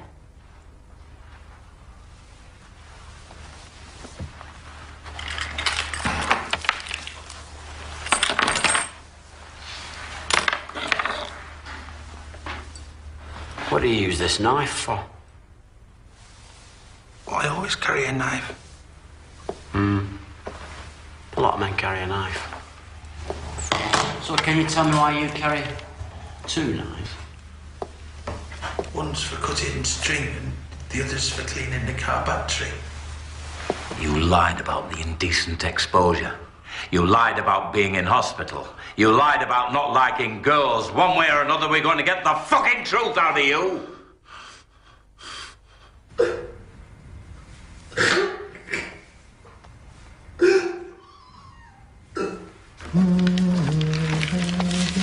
How much longer, please?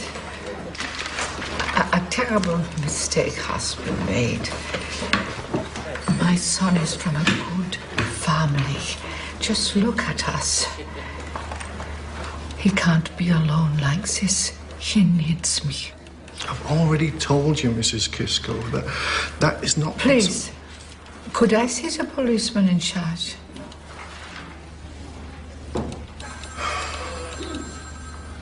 Look, if you go home now, I'll ask him to come and see you. Is he a good man? Yes.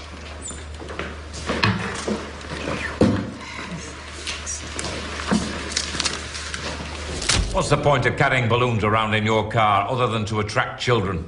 Christmas. For decorations. And the sweets? I eat a lot of sweets. We know you wanked all over it. We know.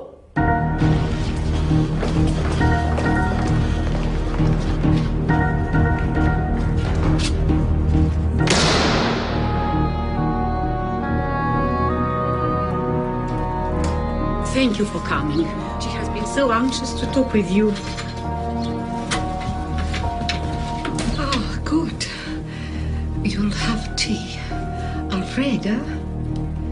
Yes. And something to eat, Inspector? Mrs. Kisco. I pray you come to sort out this terrible mistake. Some of your policemen have made a terrible mistake. Mrs. Kisco, why did you lie when you said your son was in hospital? I was confused. Sir?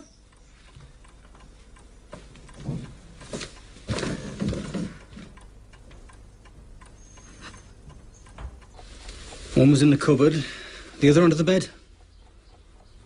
I've got a feeling this one's getting itself wrapped up for Christmas. All the knives belong to me father. All of them. I kept them to remind me of him. Sort of keepsakes. These vehicle numbers written down on scraps of paper found in your car. I've already been through that. Well, let's go over it again. I was run off the road once by a van. I reported it to the police. They told me to write down the number of any suspicious-looking vehicles. Well, you never gave them the numbers. Tell me about this number here, the one written in red. ADK 539L. Well, is it your writing? Must be. And is that your paper? Yes. Try and tell me why you wrote that number down. Because the owner of that car lives miles away from you, and as far as he knows, he's never come into contact with you. And it just so happens that at 2:30 p.m. on Sunday the 5th of October, he drove that car past the scene of the murder. If you wrote that number down, you must have been there. Or written it down on your journey there when you had the little girl with you.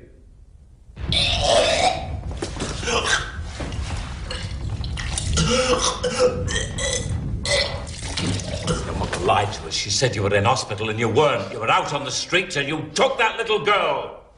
Now, come on, your mother can't help you now. We found fibres. Fibres on that child's clothing. Fibres from the carpets in your car. She must have picked them up when you drove off with her. The suspect was seen to be visibly shaking. Come on, Fishko.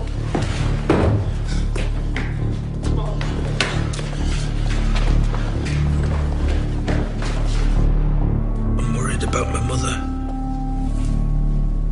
Very worried. She's only got me. She can't be on her own for Christmas. My Auntie Frida will go around, but it won't be the same for her. Of course it won't. She'll want you there. That's what Christmases are all about. Families. Getting together. So it needs sorting out. I have to go home. We could all go home if you told us the truth.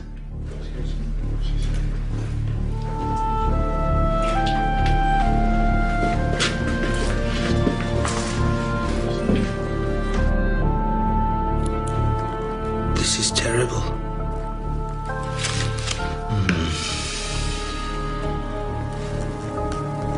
With all those damn injections. All this would never have happened. What would never have happened? That little girl I picked up. Leslie. I don't know what happened. It's all hazy. When did you pick Leslie up?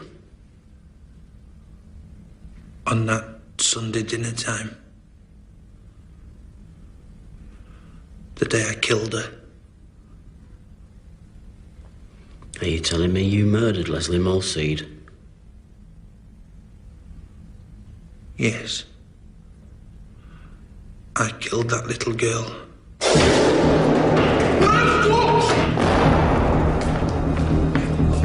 Come and take me off.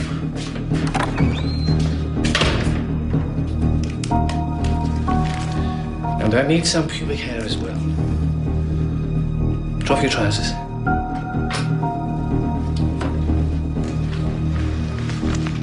But when can I go home? For Christmas?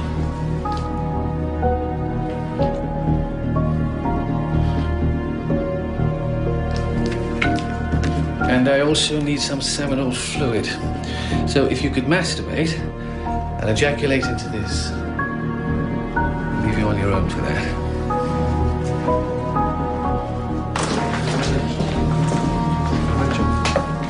Stefan Kishko. The main interview room, Mr. Wright. My son is not a criminal. He is not a criminal. No, please. Just sit down, Mrs. Kishko. You'll need to make another statement, retracting your confession. I just said those things to get them off my back. I thought if I told them what they wanted, they'd let me out. And as well as the murder, you also confessed to exposing yourself. On 2 separate occasions. I may have done once, but only once. And it was an accident. I just wasn't zipped up properly. Could have happened to anyone.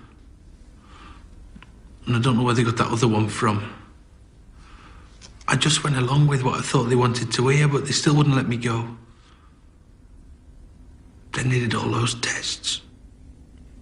Whoever killed the girl masturbated over her body. They want to check your sperm against the sperm they found on her clothes. Do you understand? Yes.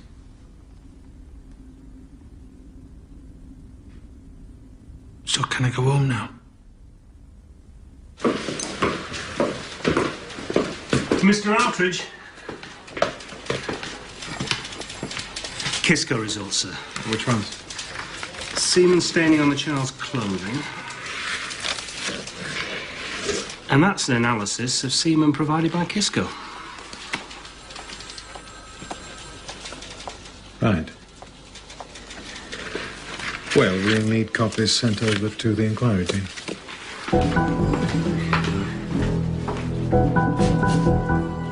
Stefan Ivan Kishko.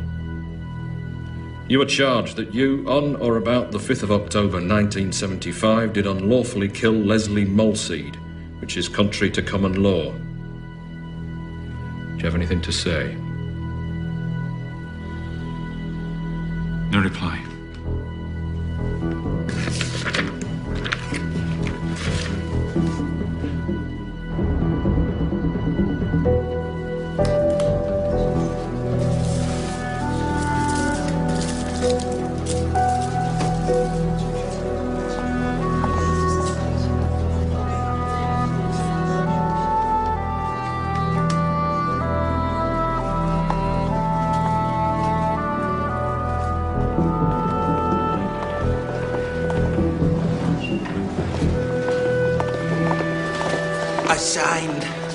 I signed. I don't know what I signed, but I didn't kill that little girl. Hab ich nicht. Verwissen es. Ich wollte doch nur nach Hause gehen. Sie werden bald sehen, als einen schrecklichen gemacht haben. Speak in English. English. Do you understand? Yes.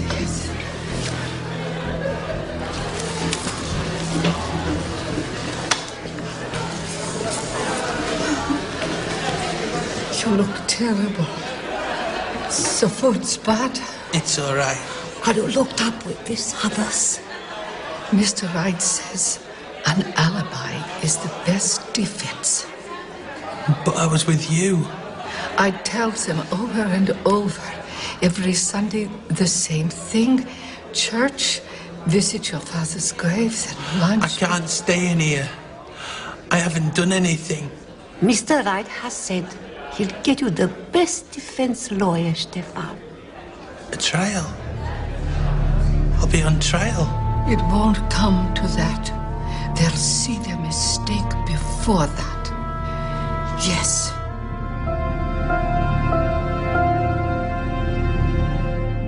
Mrs. Kisko, we did say last time you came that you had to have an appointment. Mr. Wright does have other clients. But I have only one son on trial for a crime he did not do. Please, we told the police about these carpets, but they were not interested. These are the carpets that Stefan had in his car at the time of the murder. Look, see, they are all worn and dirty. They're making tests on the wrong pieces. The carpet they took from his car in December were new ones. They were not in his car at the time of the murder. These were in his car at the time of the murder. Mr. Wright must tell them, please, yes.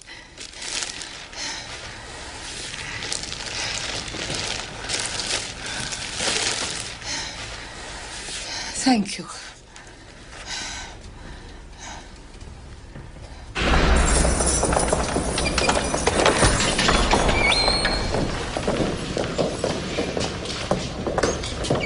How are you feeling, Stefan? Nervous. Very nervous. Now you remember Mr. Waddington. He's going to represent you. And how have they been treating you, Stefan? Food okay? It's not too bad. I've gone over all the facts again.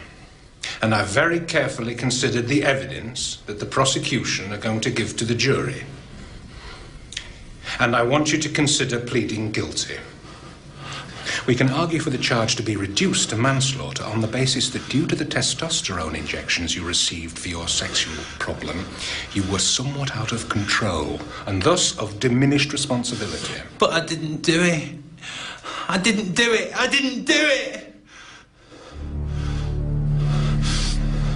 Yes, all right then.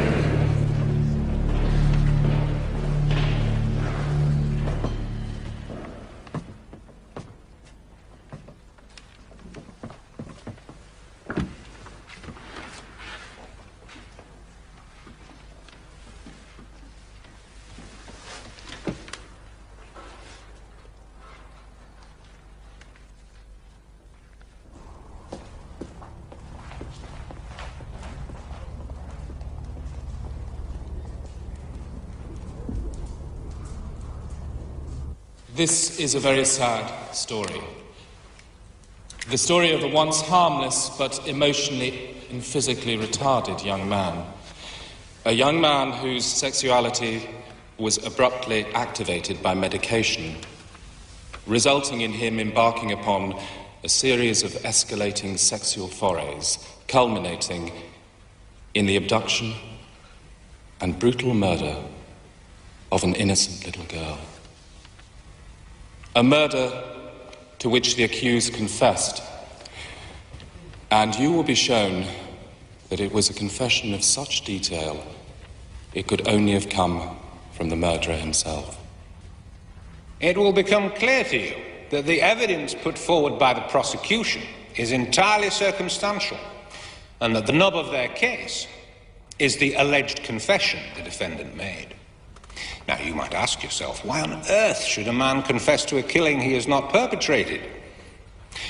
But you will hear evidence to show how unusual Stefan Kisko was, how he was utterly dependent on his mother, and that he made a confession to murder in order to be reunited with her. But murder was only part of the defendant's confession. He also admitted to 2 counts of indecent exposure. We'd just got to the youth club, and he jumped out, opened his coat, and his trousers fell down. His thing was sticking out. And then he said, "When I get you 2 bastards, I'll shove this up you." He unzipped his trousers and took it out. Then I heard him shout, "Come here, let me round this up you." There seems to be no relevance at all in any of these prosecution witnesses, my lord, as not one of these young girls has been able to give a consistent description of the man who exposed himself. But if it please the court, my lord, on the next day, the 4th, there was another incident which occurred in broad daylight. And he was in front of us, just staring at us. Then he lifted up his parka and exposed himself. And is that man in the courtroom now, Maxine? Yes.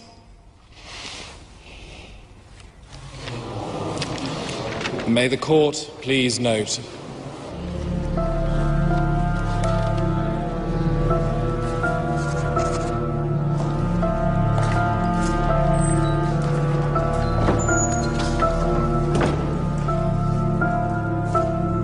after the accused stated he had no interest in girls whatsoever, where did you find these men's magazines? Hidden under the carpet, in the boot of the accused's car, sir.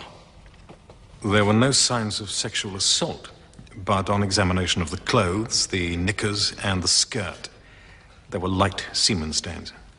How would those stains have got there? Well, the opinion I reached was that whoever murdered the child masturbated over her. So the murder had a sexual basis? In my opinion, yes. Dear Mum and Auntie Frida, I have never been so humiliated and embarrassed as I have been in the last 2 days. The prosecution really went downtown with the good name I once had, trying to imply that I was some sort of sex maniac, and the newspapers have had a field day with my name. Sex jab man turned killer, court told. And I asked him, what was the point of carrying balloons and sweets in your car other than to attract children? We know that the car in question passed the scene of the murder at approximately 2:30 p.m. And I suggested to him that he must have been there to write down that particular car number. I put sellotape over the girl's garments so that any loose foreign fibers would be picked up. Did you discover any? Yes. On the jumper, the vest, skirt, and from one sock. They were similar to fibers to be found in the carpet, which was taken from the accused's car. What were your conclusions? Well, that the murdered girl had been a passenger in the car. Thank you. Would it be true to say that very considerable quantities of this carpeting must have been manufactured? I'm not sure what the quantities would be, but I examined 30 other cars in the course of this investigation, and there was nothing to link them with the girl's clothing. From what I have seen of Mr. Justice Parks, he hasn't really missed anything that has been going on. And in all fairness, I can say that the prison officers that I have been in contact with have shown no disrespect towards me, nor have they mistreated me in any physical way or caused disgrace to the uniform that they are wearing. And as I have said, I must put my faith and trust in British justice and the British Bobby who never lies and always tells the truth. It's so stacked against him. I mean, he just looks the part. Well, he's on defence. We're trying to get him to plead guilty. There you go. Excuse me. Orange juice, please. Here you go. And she admits to hearing every word, yes? Yes, Your Lordship. I cautioned her not to say anything to other members of the jury. Well, I think we can assume that the juror thought that you were talking about Mr. Waddington discussing the possibilities of Kisco pleading guilty to manslaughter, not murder, yes? I mean, we're nearly through the damn thing now, yes? I don't see any grounds for a mistrial. Mr. Taylor? No. Mr. Waddington?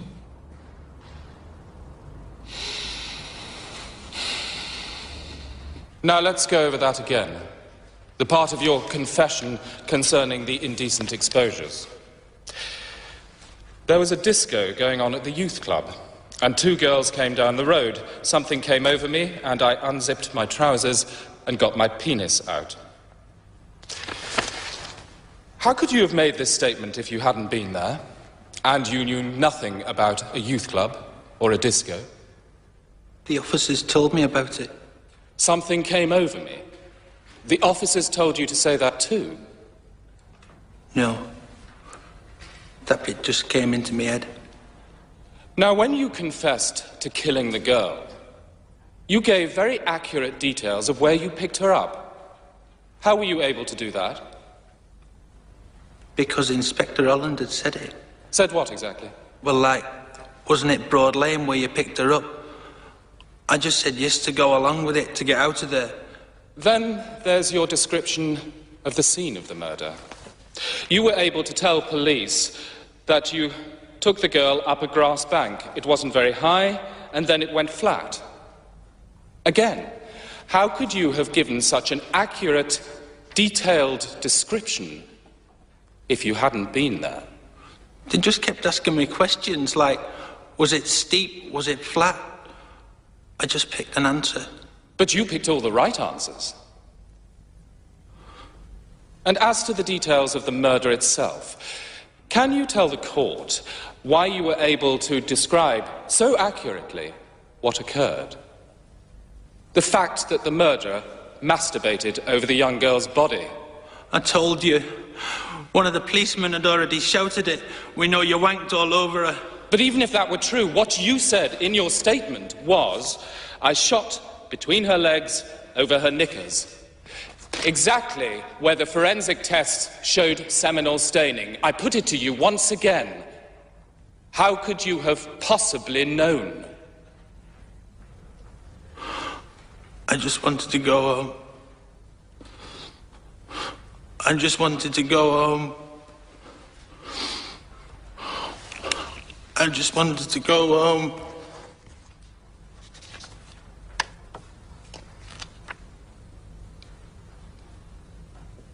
But you originally told police officers that your son was in hospital, and then, when you were confronted with the truth, you went on to change your story. He did not do this. So I put it to you that your accounts to the police as to where your son was on the day of the murder changed, until finally you both managed to agree on an alibi that would seem credible in court. That is not what happened. And he was always with me. Thank you.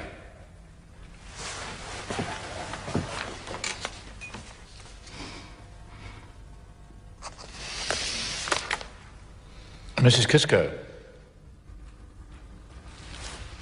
Mrs. Kisco, you may stand down now.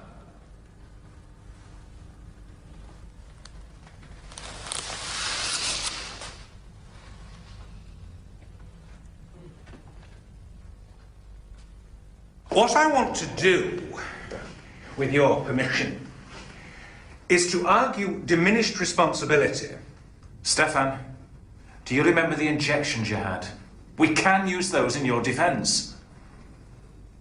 Anything that helps. Good man. Now, do you also remember we had a Dr. Tarsh come and talk to you? Michael Austin Tarsh.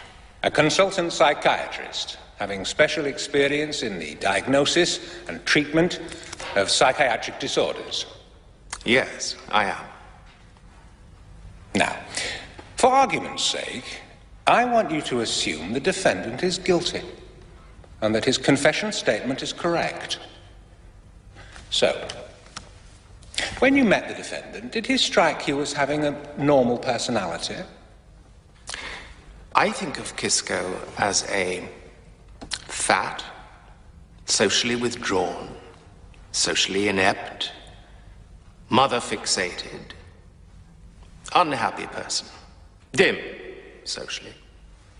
Dim, not knowing where to put himself. Not able to form relationships.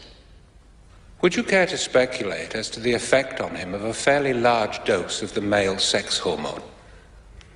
Would he have been emotionally prepared for this sudden appearance of sex drive? Not at all. It would have been completely foreign to him. Assuming he killed, do you consider he would have been fully responsible for what he did? No. I would have considered him to have been in a state of sexual exaltation, which first allowed him to approach the little girl. I would then speculate some sort of rejection or fighting took place. Careless words on behalf of the little girl could have been the trigger to promote the frenzied attack upon her. Like you're a dirty old man? Something of the sort, or you ought to be locked up. Something like that.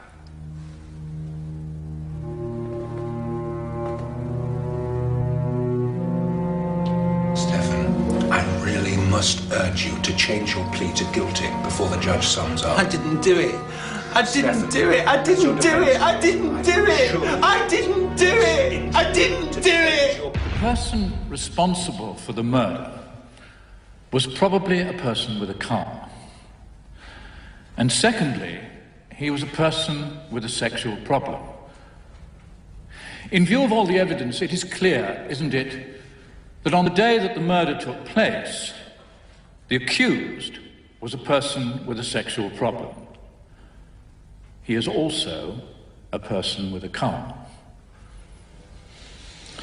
You also have to consider whether the accused was able to give such accurate details of the murder from what he had learned from the police, or whether he was able to give those details because he was actually there. In his closing address, the counsel for the prosecution argued that the defense was attempting to ride two horses. They have their client saying, "I didn't do it, but if I did, it was because of diminished responsibility." Now make of this what you will.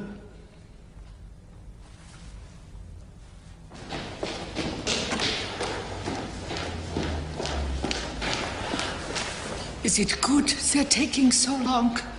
Oh, yes. I think we were well served by Mr. Waddington. He'll have given them a lot to think about. In the end, it'll probably be decided on Stefan's confession. What about the carpet? I really do have to go. Mum, just for a moment, to get away from all this. I have missed you very much, and I hope that you are keeping as well as can be expected in such trying times.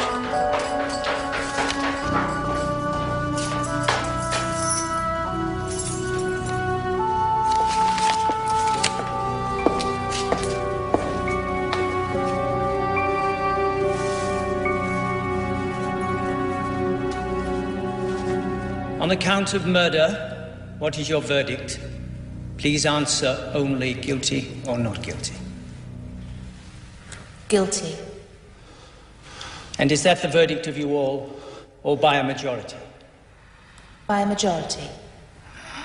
How many of you agreed to that verdict? How many dissented? 10 agreed and 2 dissented. Stefan Ivan Kishko, you have been found guilty of a most brutal murder. You will go to prison for life. Take him down.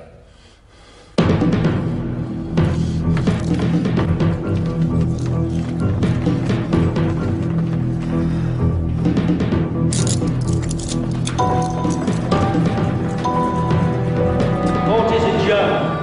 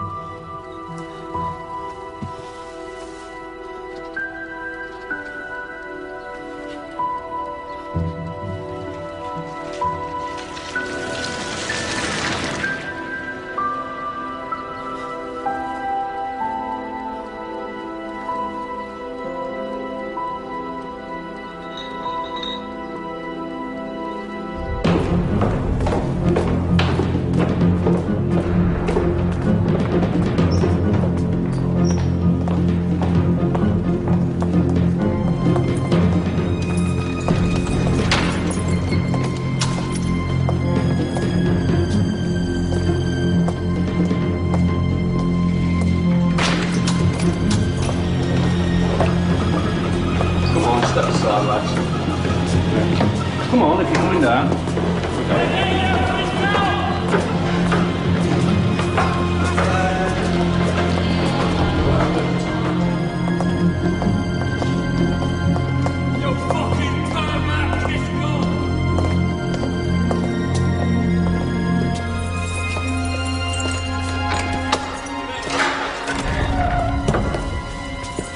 Right, in you go.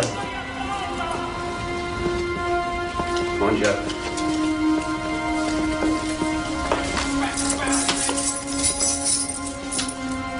Right, I'll leave the door open.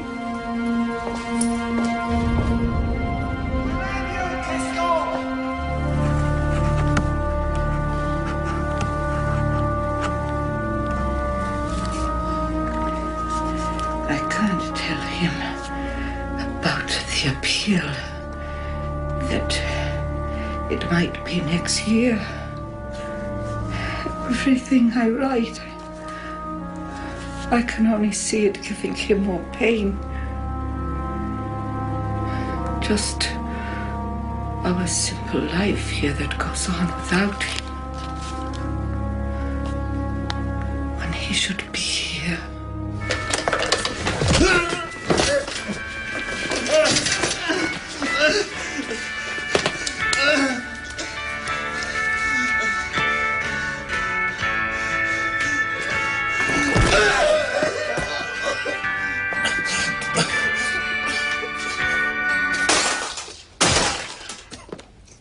And because you've been seen to be at risk, under Section 43, we will, for your own safety, segregate you from the main body of prisoners. Any questions?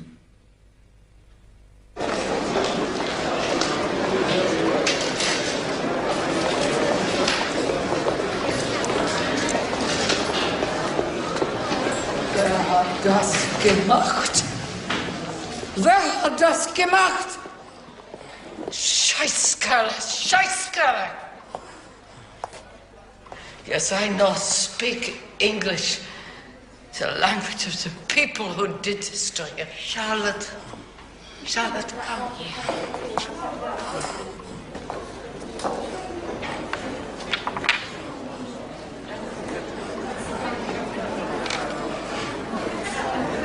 Beasts. That's what they call us. Sexual offenders. They hate us. They can't get at me again. I'm in solitary 23 hours a day. Then an hour's exercise with all the other beasts. When the appeal comes, they will see it was all wrong. I can't be in here. I just can't.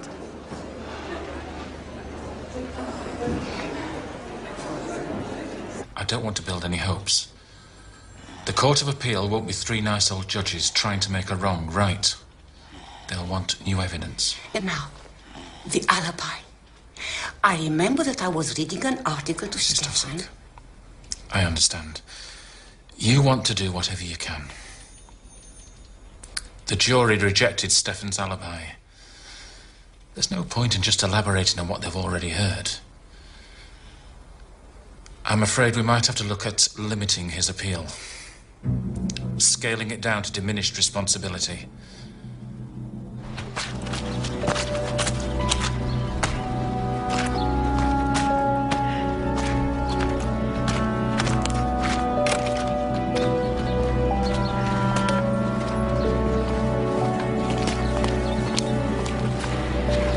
Birthday. They wouldn't let me send presents. He's always loved trees. It'll be here for him when he gets out.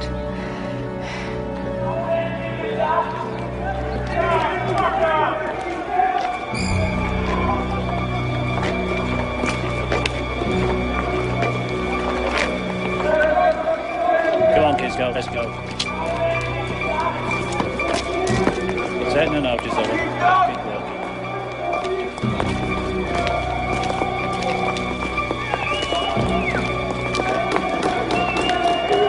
Let's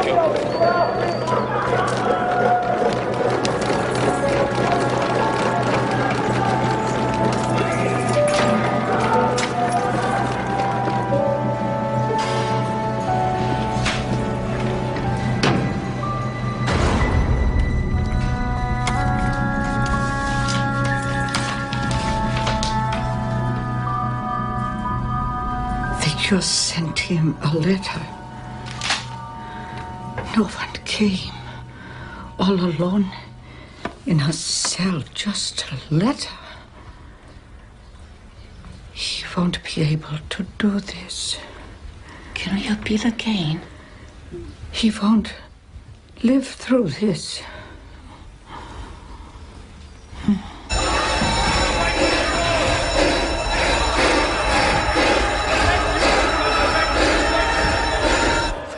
Never give up. Never. Why? Why did you have to say I was in the hospital when I wasn't? Why? You have no idea what it's like to be in here. No idea. And you put me in here. You, Mum. You. Stefan. No. She confused everyone. Right from the start, when they first came round, she had to jump in. Why did you do it? Why I was going to tell them the truth? Why? Stefan, no. Let him. Let him. Mum.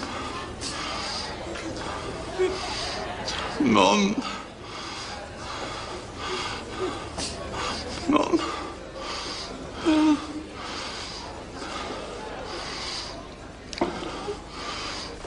I'm Stefan's probation officer. Now, that doesn't necessarily mean he'll ever be let out on probation, but I can liaise with you about his progress. My son is innocent. We'll get a new lawyer. And I want to know what else I can do next to get him out. Mrs. Kisco, my job is to help Stefan come to terms with the fact that he's not going to get out. Believe me, for the first 5 or 6 years, it's not good for them to look too far into the future.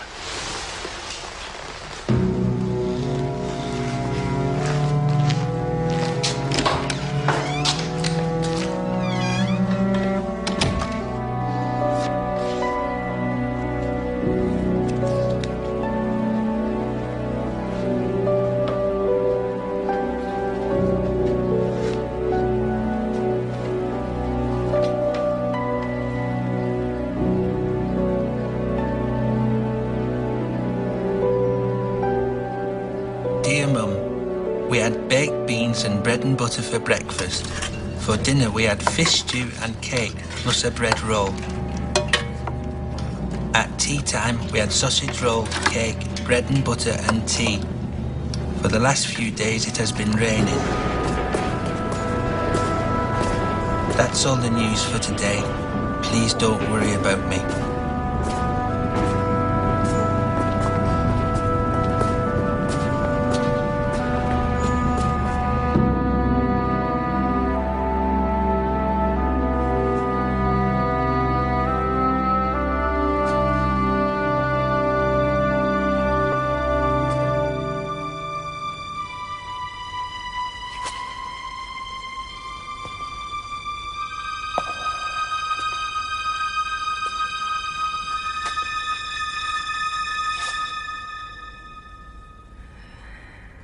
How can you do this?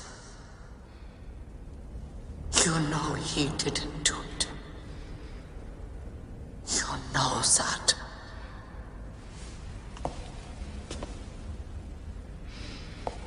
You give him back.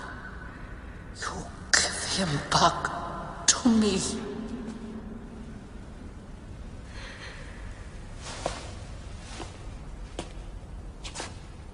Damn you! Damn you!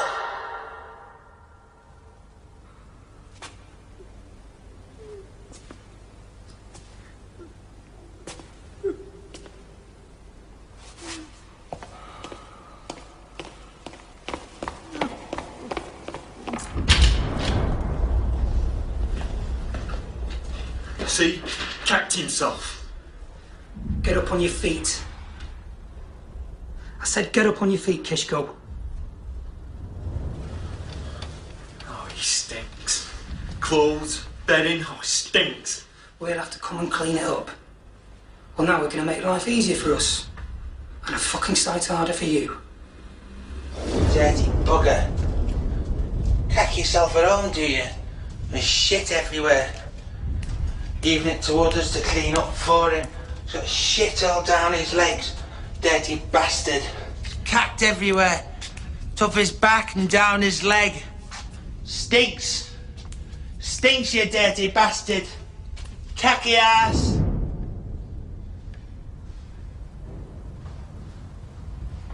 Ah!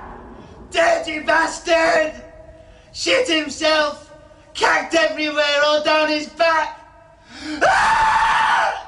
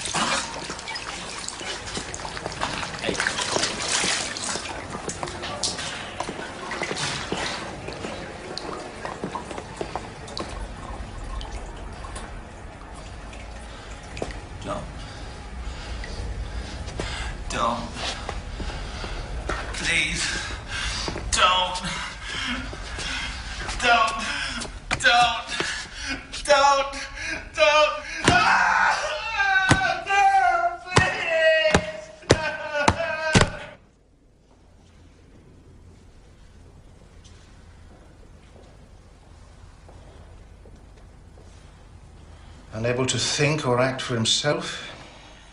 Indiscriminate soiling of himself. Shows no self-respect or initiative.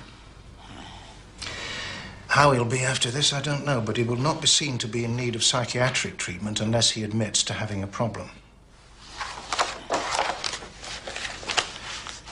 Mrs. Kishko. There's a strong chance he'll do as you say.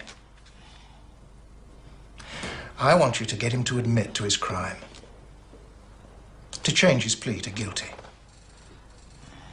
If he does, there's the possibility of pursuing further appeals to have the killing seen as manslaughter.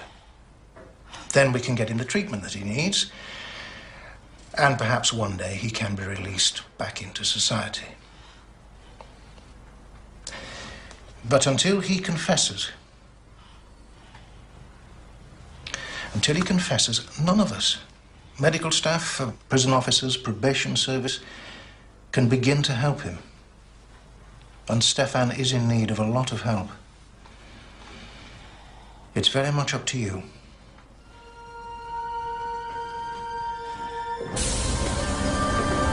Perhaps it is the only way. Everyone is saying the same thing.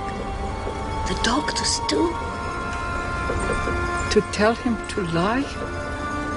So he can rot in prison for 20 years instead of 30. For something he didn't do. No. Never.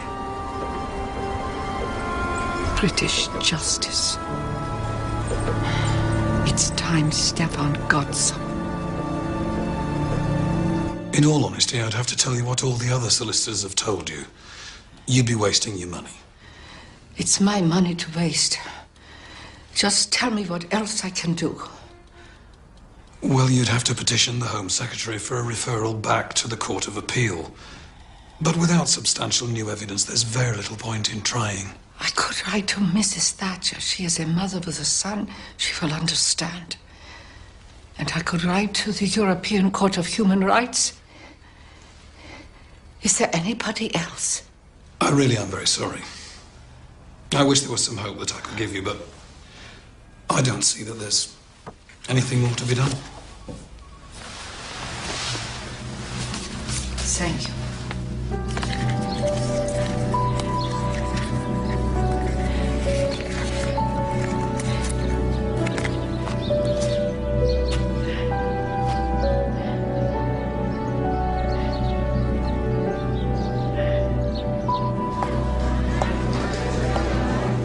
But that's hundreds of miles away. Why? Why did they move you there? Can't be any worse than this place. We'll explain about the visiting. They can't expect the disabled to travel that far. No. We'll come every month. You know that.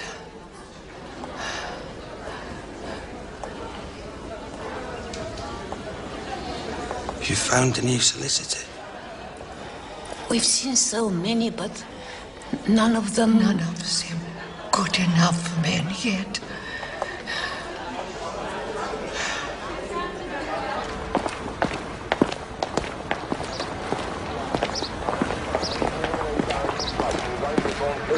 Possible Argentine submarines and probable Argentine aircraft.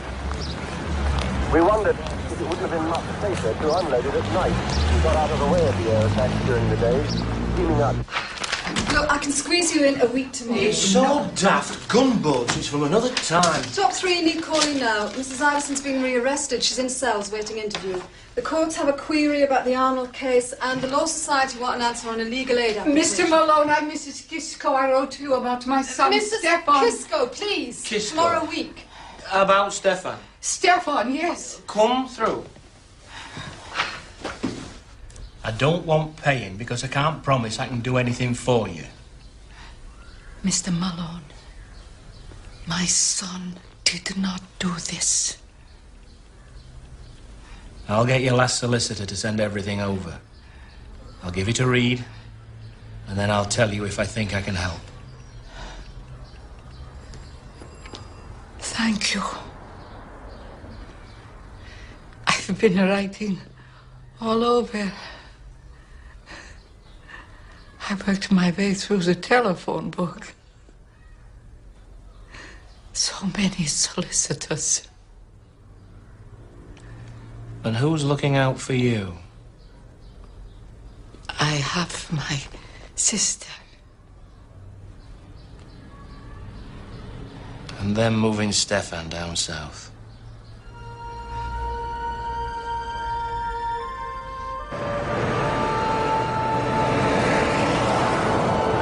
I have had enough of what you call a joke. So whoever you are telling to keep quiet, ask them to alleviate my circumstances and let me out. Yes, Mum, you could help me get out of prison. Because believe me, soon enough you'll have to do what I tell you to do. And don't come here on your next visit and tell lies. All my love, Stefan. That's him. Killed 2 little girls, one in Scotland, one in Manchester. Both the bodies found on moorland. I told my probation officer, but he didn't want to know. It needs investigating. It's him. I know it's him. Have you joined in with any of the activities yet? So how are you going to investigate it? How? What are you doing to get me out of here? Nothing. You're doing nothing to get me out. You're just leaving me.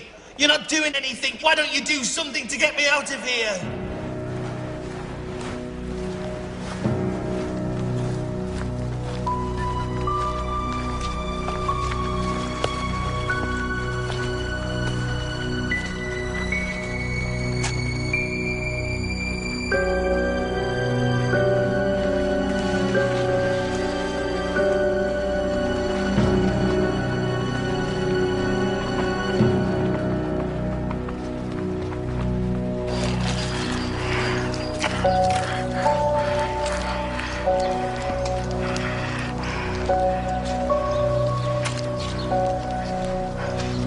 For his birthday, I plan fun every year. That was number 1. This is number 7. I've had a read of everything. There's a lot that doesn't seem right.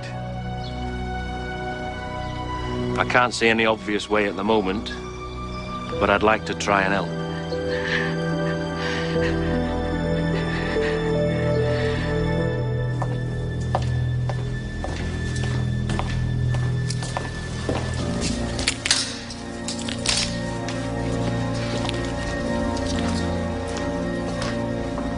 Yesterday, the undertakers called for one prisoner. He had passed away with no suspicious circumstances. I can stand a lot of things, but this shocked me.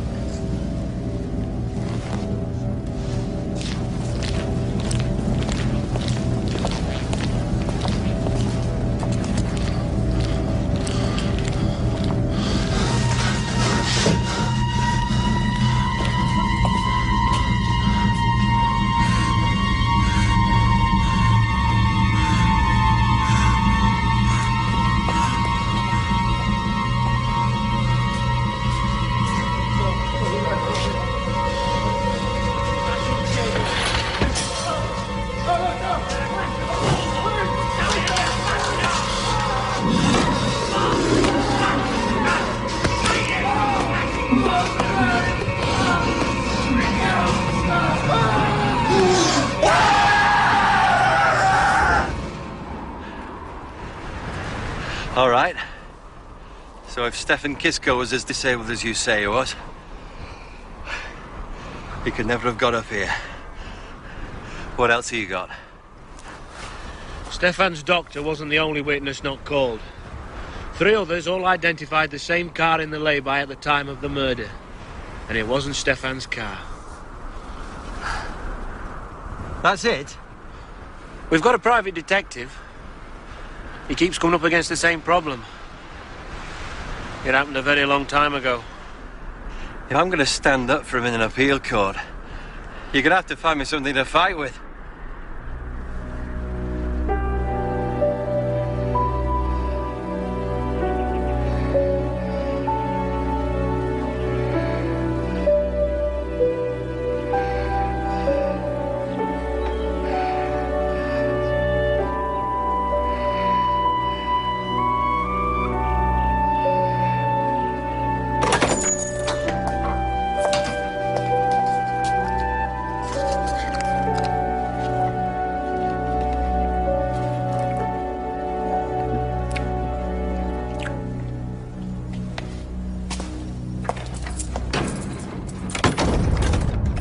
I've spoken with the specialist about the testosterone injections that Stefan was receiving at the time of the murder.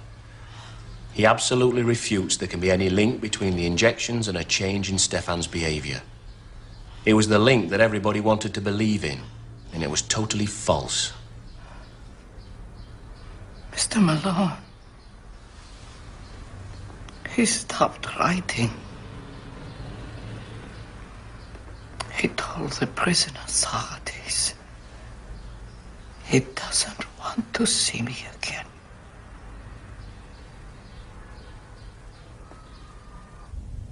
It's very important. Whoever controls the weather controls the world. Yes, they would do. It's a very good idea. And these voices you hear, they could talk about your dad. He had X-ray machines in the kitchen ceiling. He used to copy me songs and give them to the boss at work. At the Inland Revenue? Yes. And he used to sell them on to Tom Jones and Andy Fairweather Low. They got to be famous and I got put in here.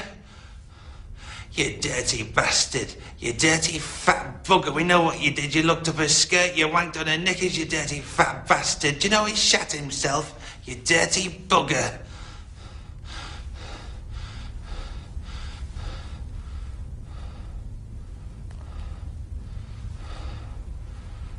And do you think your mother's in on it too?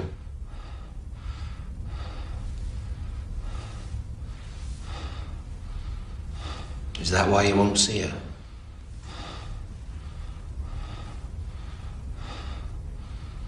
Is that why you won't see her?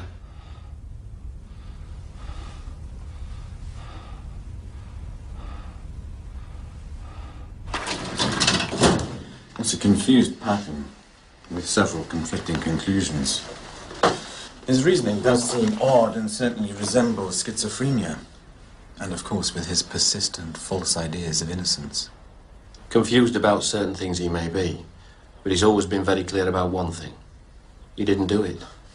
Mr. Malone, it's unlikely, given Kishko's refusal to come to terms with his crime, that we can do much for him, apart from stabilizing him with drugs. But there is also the strong possibility that he is just manipulating. His mother thinks he's very ill. Yes, well, that's what mothers are for. But if there are obvious signs of mental illness... Mr. Malone, as a professional, I'm sure you're aware that prison is a harsh experience. Some prisoners just don't cope. And I'm afraid Stefan Kishko is one of them.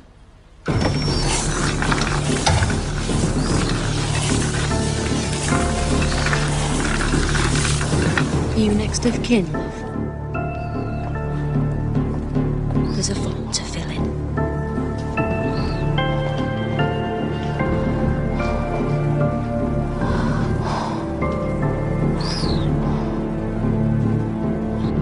Frida's not really been very well, but you've not written her a letter to see how she's doing. She might come and visit you.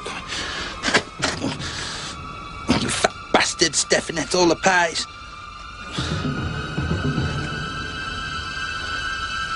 She said she might come and see you, but she can't come until she's better. Dear Stefan, This is just to let you know that I'm okay. And Freda is okay too.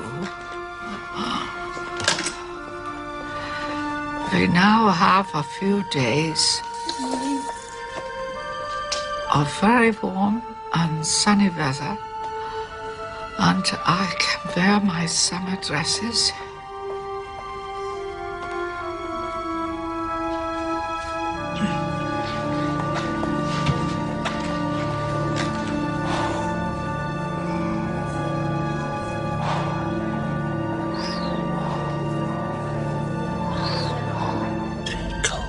It is cold today, but we must be thankful that we are not snowed in like those poor people in Scotland.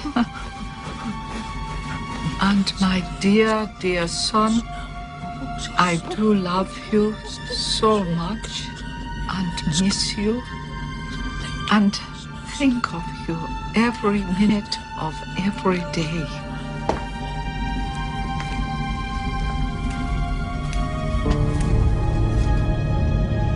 Called a psychiatric unit. I have to get to him. I have to get to him. Charlotte.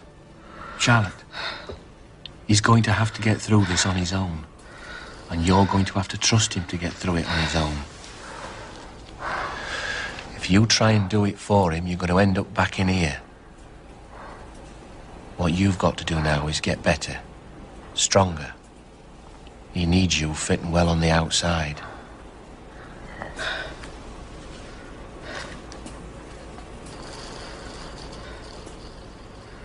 Mr. Malone, is there any hope? We're not going to give up.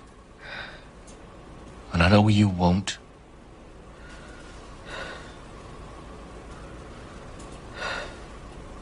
You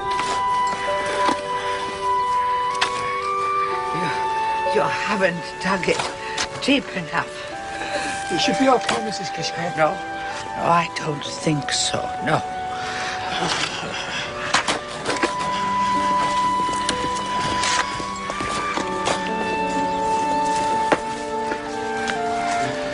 There might just be a way forward. And believe it or not, it might just be thanks to Margaret Hilda Thatcher. She made that man Home Secretary.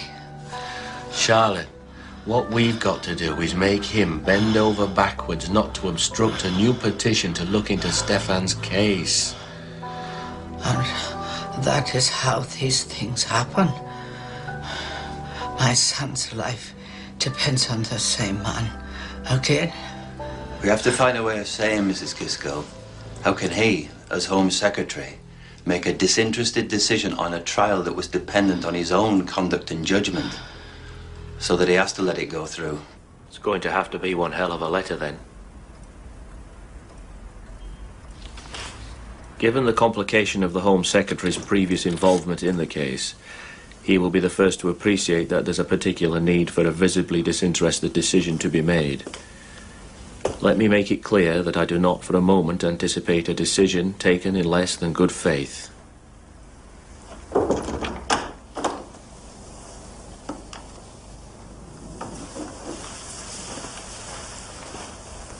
Home Secretary.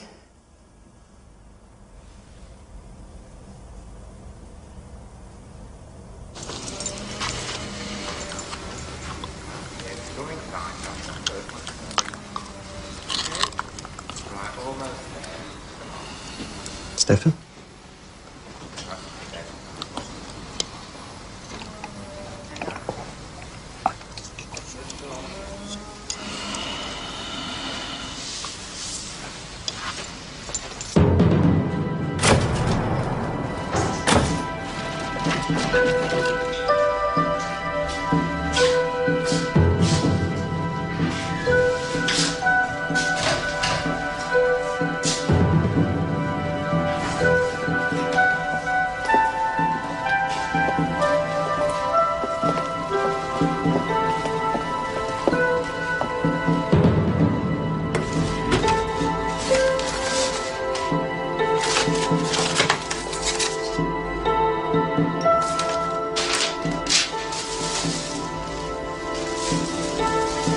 Nothing.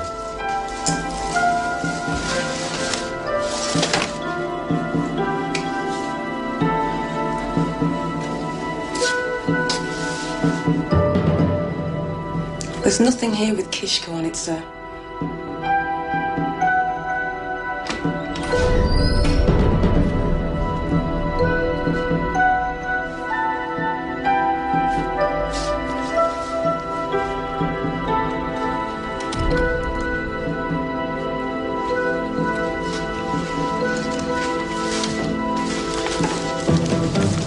Malseed.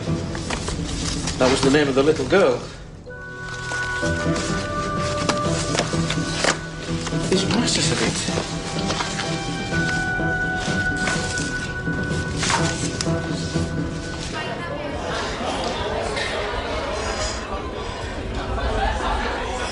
A police review, Mr. Malone calls it. He says they are good men, and they will look at the evidence again. But this time, he will be there to make sure they look at everything. He's very optimistic.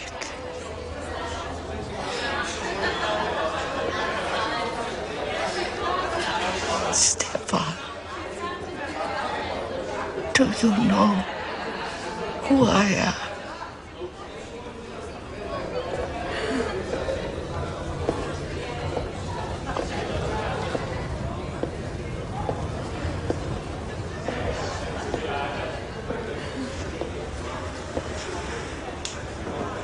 So are you telling me that you lied?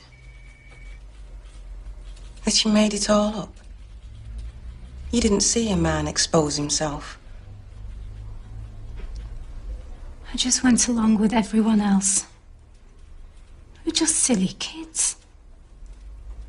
We didn't think it'd end up in court. Do you realise the seriousness of what you did? Of course I do now. I was only a kid then. I feel awful.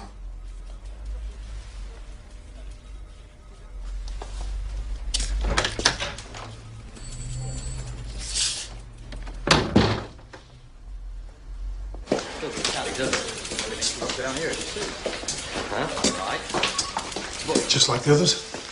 There was no flasher that night. Kishko didn't expose himself to anyone. So, we're left with the indecent exposure in daylight. Possibly an accident.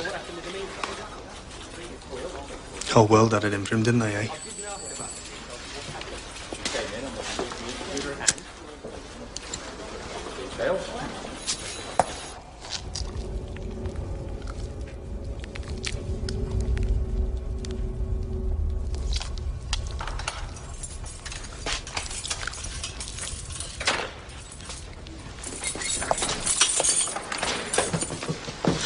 Oh, Stefan.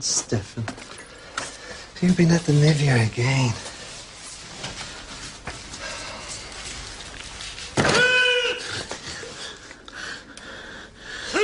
There, it's all right. Shh. Shh. Stefan, come on. Stefan, do you know what's happening today? We're pushed for beds. You're going back to an ordinary prison. If you keep up with the medication, the doctors think you'll do just fine.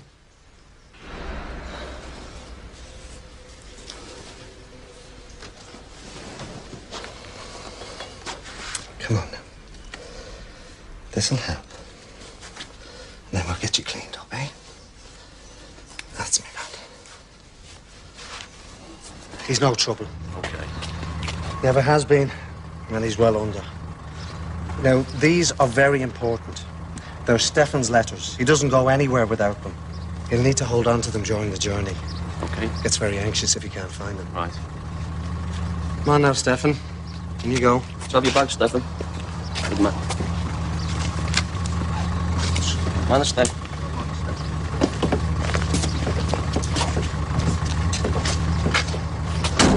Kisco, you said? I did. The samples were taken on December 22nd, 1975. Well, we'd have copies of everything. What exactly did you want? Copies of everything.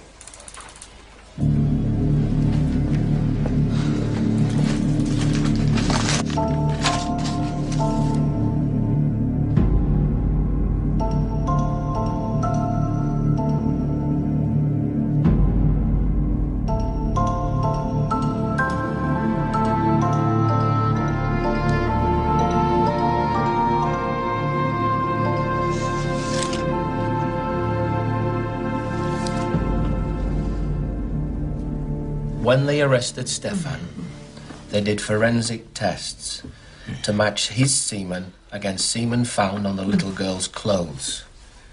The samples didn't match.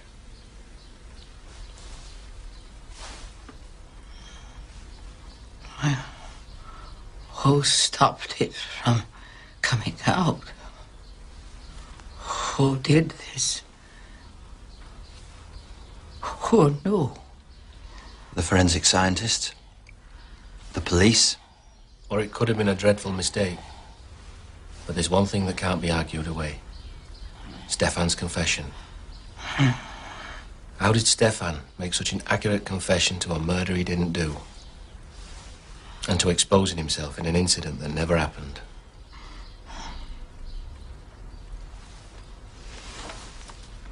They tricked him. They tricked him.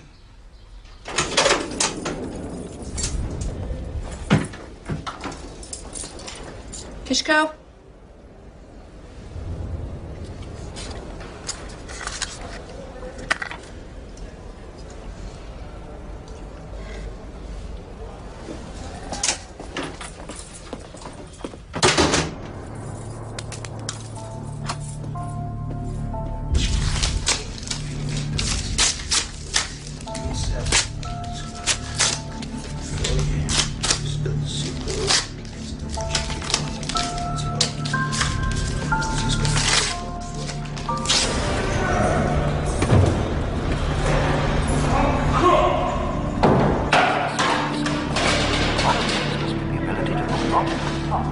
Kisco, behave yourself, okay?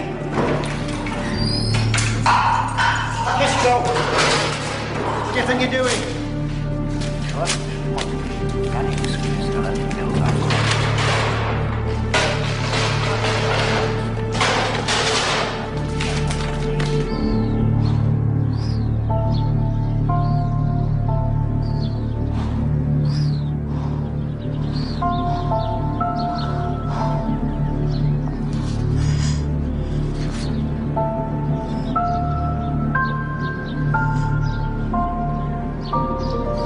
And the result is that it has been shown that this man cannot produce sperm. This man, therefore, cannot have been the person responsible for ejaculating over the little girl's knickers and skirt, and consequently cannot have been the murderer. For those reasons, this appeal must be allowed, and the conviction quashed as being unsafe and unsatisfactory.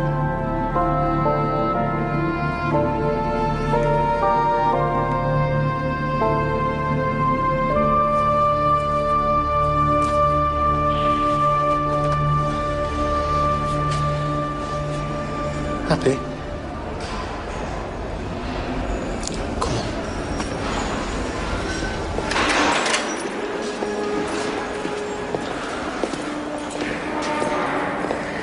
Letters and phone calls from around the world, but not one to say they are sorry for what they did to Stefan. Mr. Malone, I'm not ungrateful.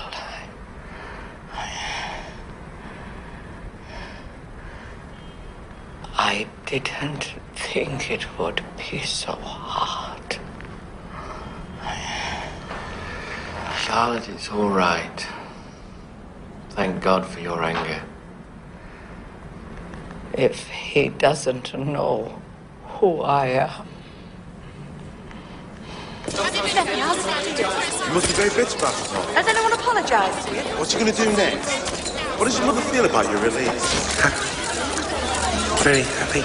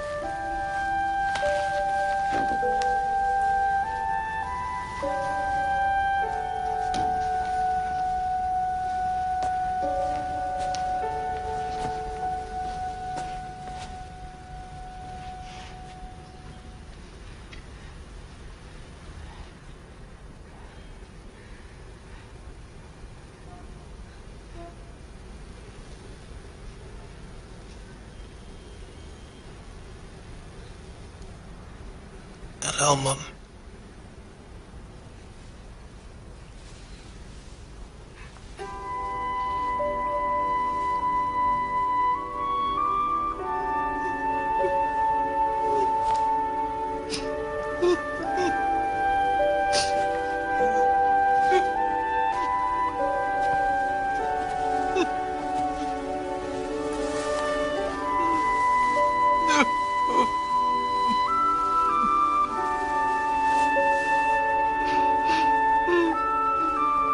It's all right.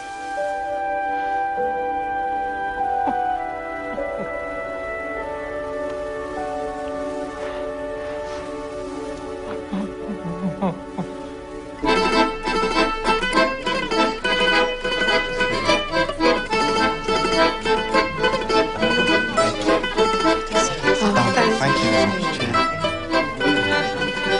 Praise.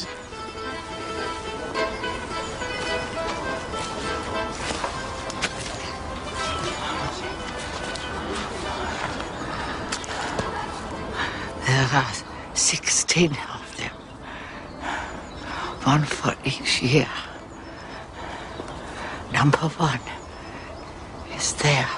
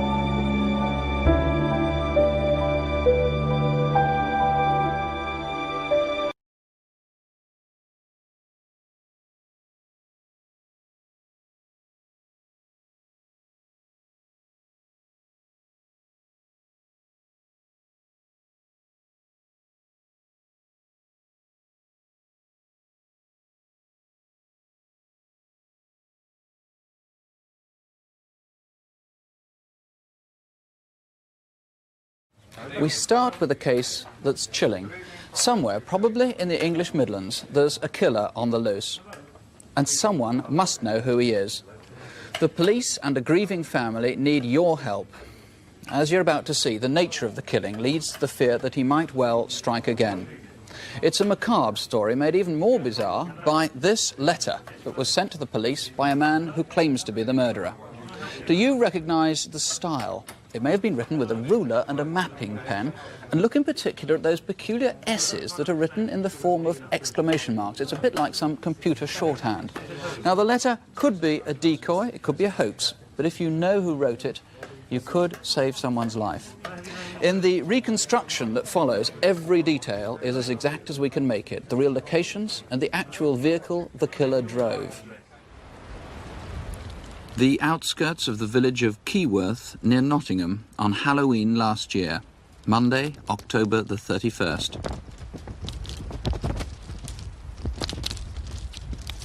At 9 o'clock in the morning, a body was found by a passer-by. A young girl had been strangled and raped with particular brutality. Colette Aram, a trainee hairdresser, was 16 years old. The previous evening she'd set out to walk to the home of her boyfriend. She never got there. This bizarre letter was received by the police 2 weeks later.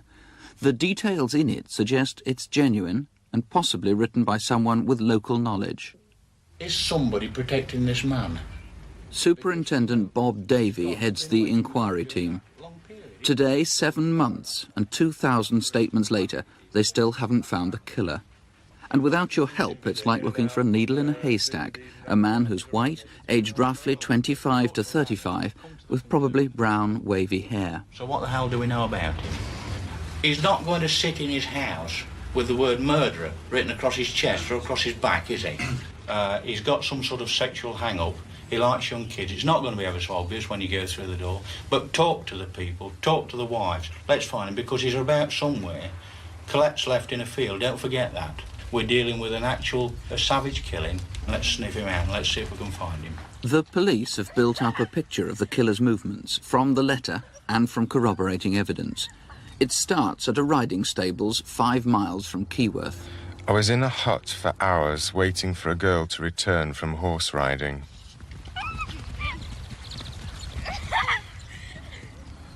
No one saw me. Yet the police are almost certain that the killer hid here while girls were riding near the hut. There are forensic clues, in particular a rag stained with human semen. And at about 4:30, something happened here that was to set off a fateful chain of events. When the car came with keys, I could not help take it.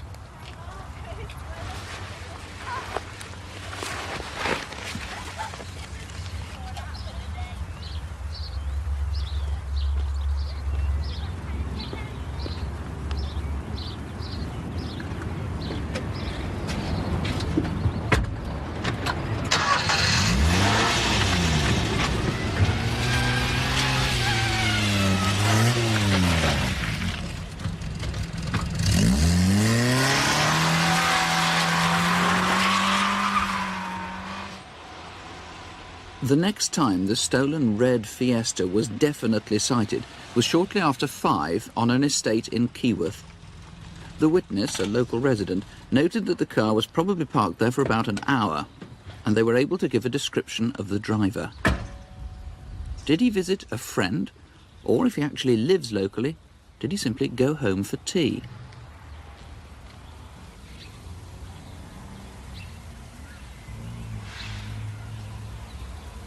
Then, early on that Sunday evening, in the hour between 6:20 and 7:20, the suspect is known to have cruised the neighbourhood, trying to pick up young girls. One of them had a very close encounter.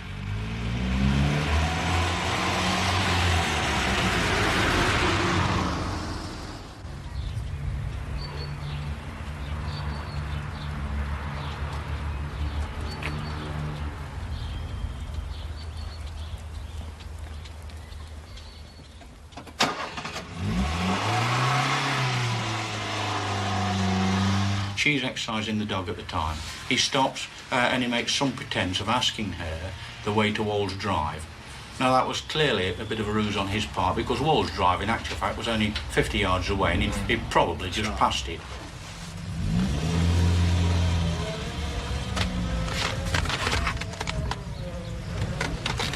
Yeah, look, come here. Can you tell me where Walls Drive is, please? You just come out of it. Oh yeah. Well, where are you going anyway? Nowhere. Do you want a lift? No. Oh, come on, it's warm in here. It's dry. I'll take wherever you want to go. No thanks. Well, what are you scared of? I'm not going to bite you. Come on. Come on, where do you want to go? I'll take you. This cruising is the kind of habit that he may well be repeating in other parts of the country. Has anyone tried to pick you up in this way? No one knows what I look like. That is why you have not got me. In fact, they do have various descriptions. He was seen yet again at about 8 o'clock by another important and a particularly observant witness.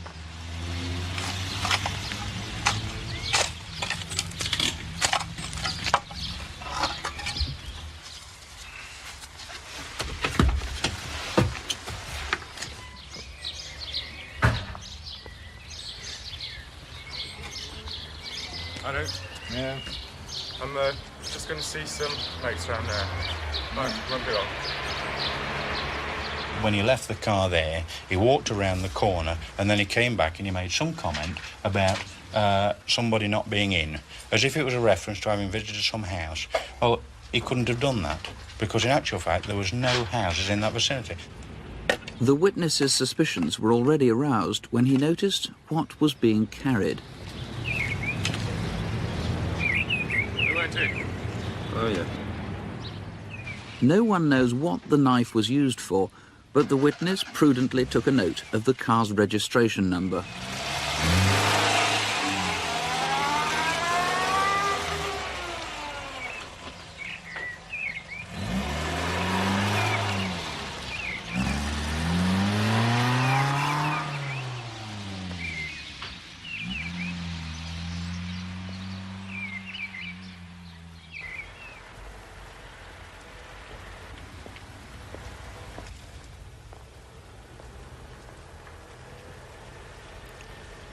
Colette Aram took her last walk up this hill. She left home at 8 o'clock on her way to see her boyfriend just 20 minutes away. What happened then must be speculation. But one further witness, a local resident, did provide a vital piece of information.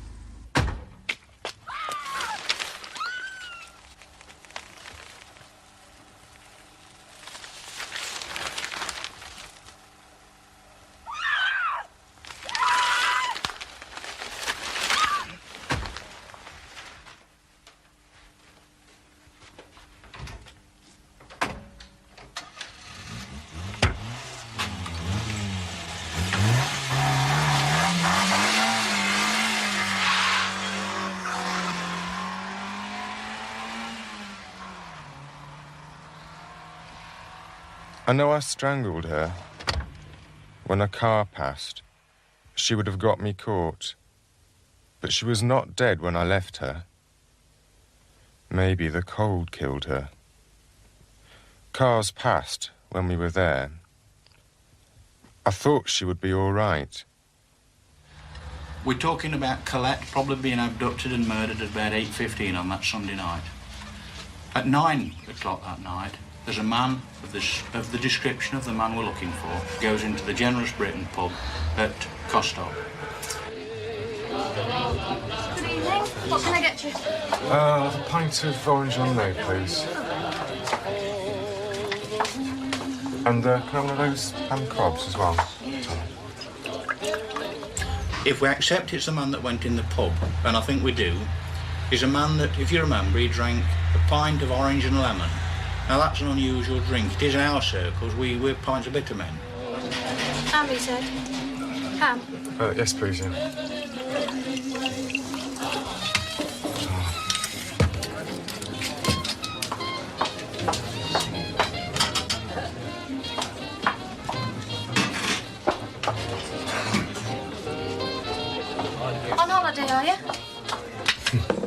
No, actually, I took the wrong turning off the motorway.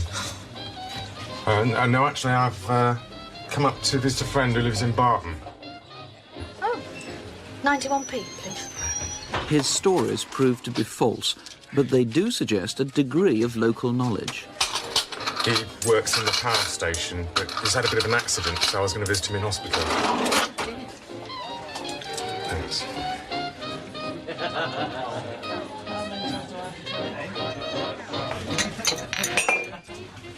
Oh, they've gone. Excuse me.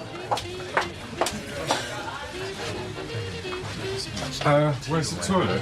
Oh, just back there.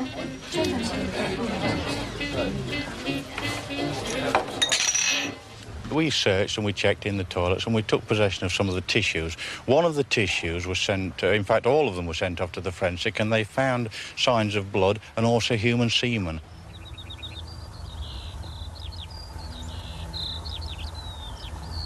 I go soon, and then you will never get me.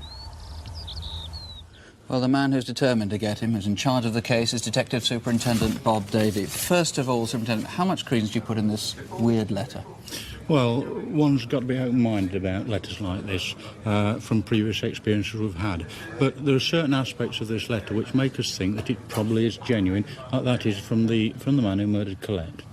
Now, what about the description of the killer? Obviously, the man we used was an actor, and people mustn't think too much about that description. How much do we know about the killer? Well, I shouldn't want that to mislead people, but we're looking for someone 25 to 35 years, of average height, probably light brown hair, and we know from a number of witnesses that he was wearing this brown suede or imitation suede three-quarter length coat. Was he clean-shaven, or did he have a bit? Well, of course, he could grow a beard or cut one off since. Do we know? Well, that's right. And in fact, a number of witnesses in this case have given varying descriptions. But we want to be open-minded about this, and we feel that at this stage he's probably clean-shaven. And do you think that somebody out there knows or might know who the killer is, might have a good suspicion? Well, we think so. We think that the man's got local knowledge. We think he probably lived locally at that time. And we're looking for someone who was away from his home between 4:30 that day when the car was stolen and until about 10 o'clock that night when we know the car was brought back or was seen coming back into Keyworth. Now, this horrible behaviour that we saw, the cruising around, trying to pick up young girls, he might presumably be doing that somewhere else.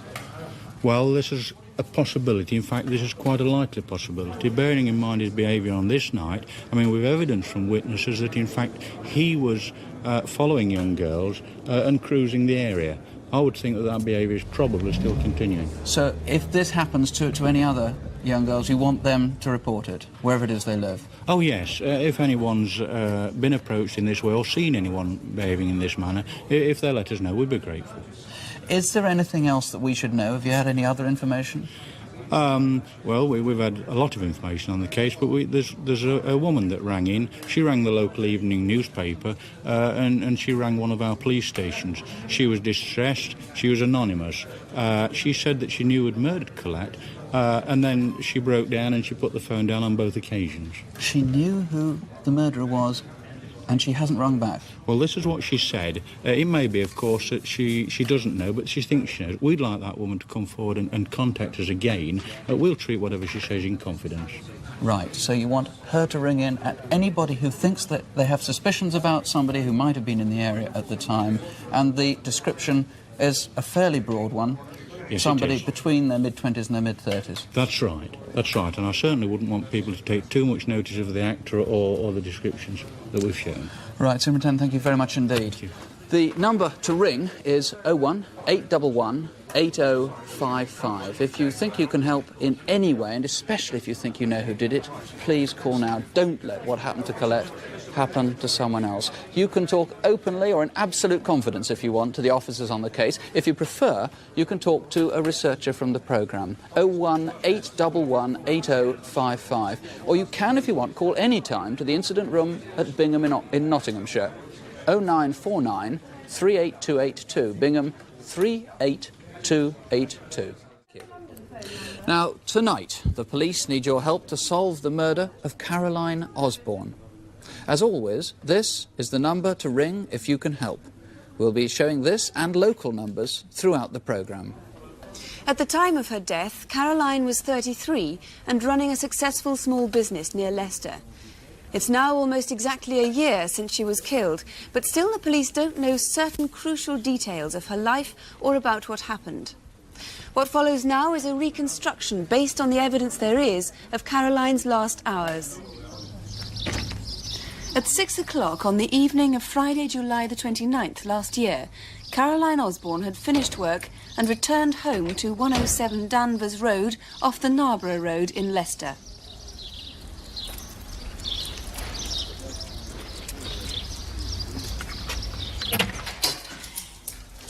There you go, Tammy. You're on now. Caroline ran a small business, clipping and grooming dogs. She had over 700 customers, so she was quite a well-known figure in the area, collecting and delivering her clients' pets.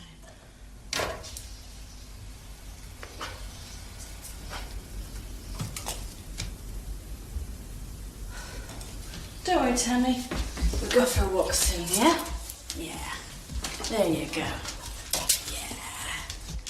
People who knew her say she was a quiet person, and there was really only one subject she loved to talk about, and that was dogs.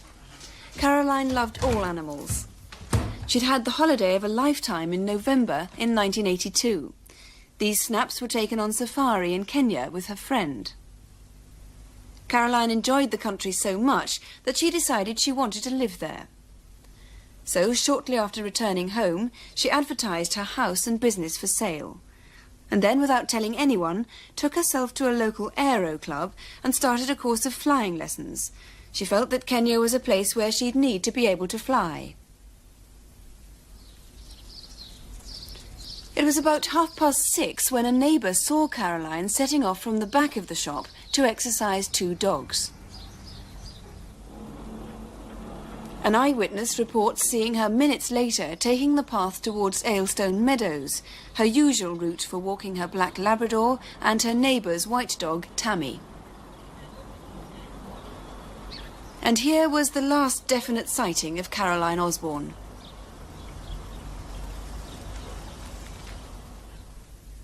Aylstone Meadows is a strange mixture of public park, river and canal, and industrial buildings. It's a popular area for local children to play on, and there's a busy section of the Grand Union Canal with its locks and towpath.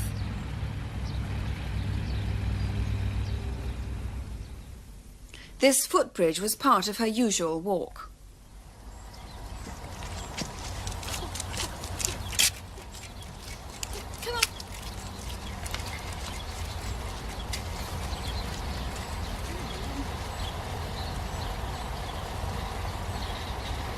But there are some aspects of Caroline's life and business which still puzzle the police.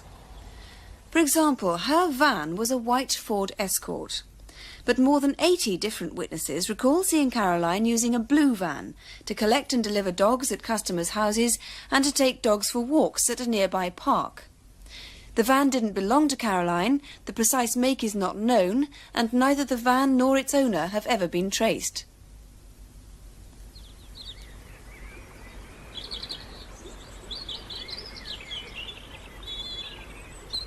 Another few minutes' walk, and Caroline would have passed St Mary's Mills Lock.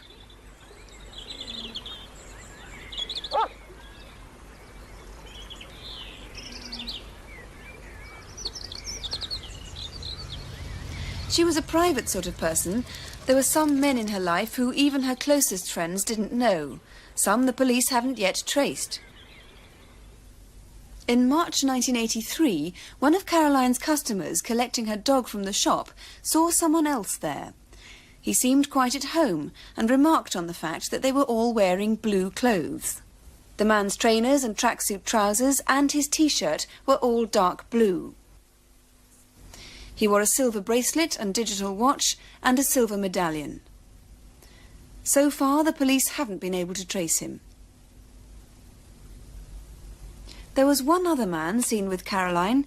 A neighbour saw a man coming out of the back door of the shop and helping her with the dogs. He too has never been traced. Since he clearly knew Caroline, the police are anxious to identify him.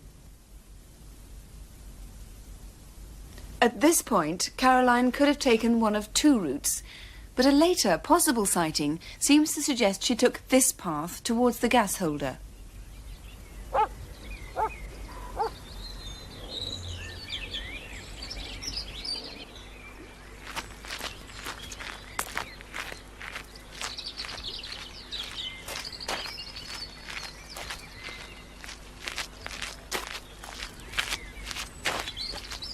Beyond this corner and from the other side of the canal, another witness caught a glimpse of someone, possibly Caroline, with a man running after her.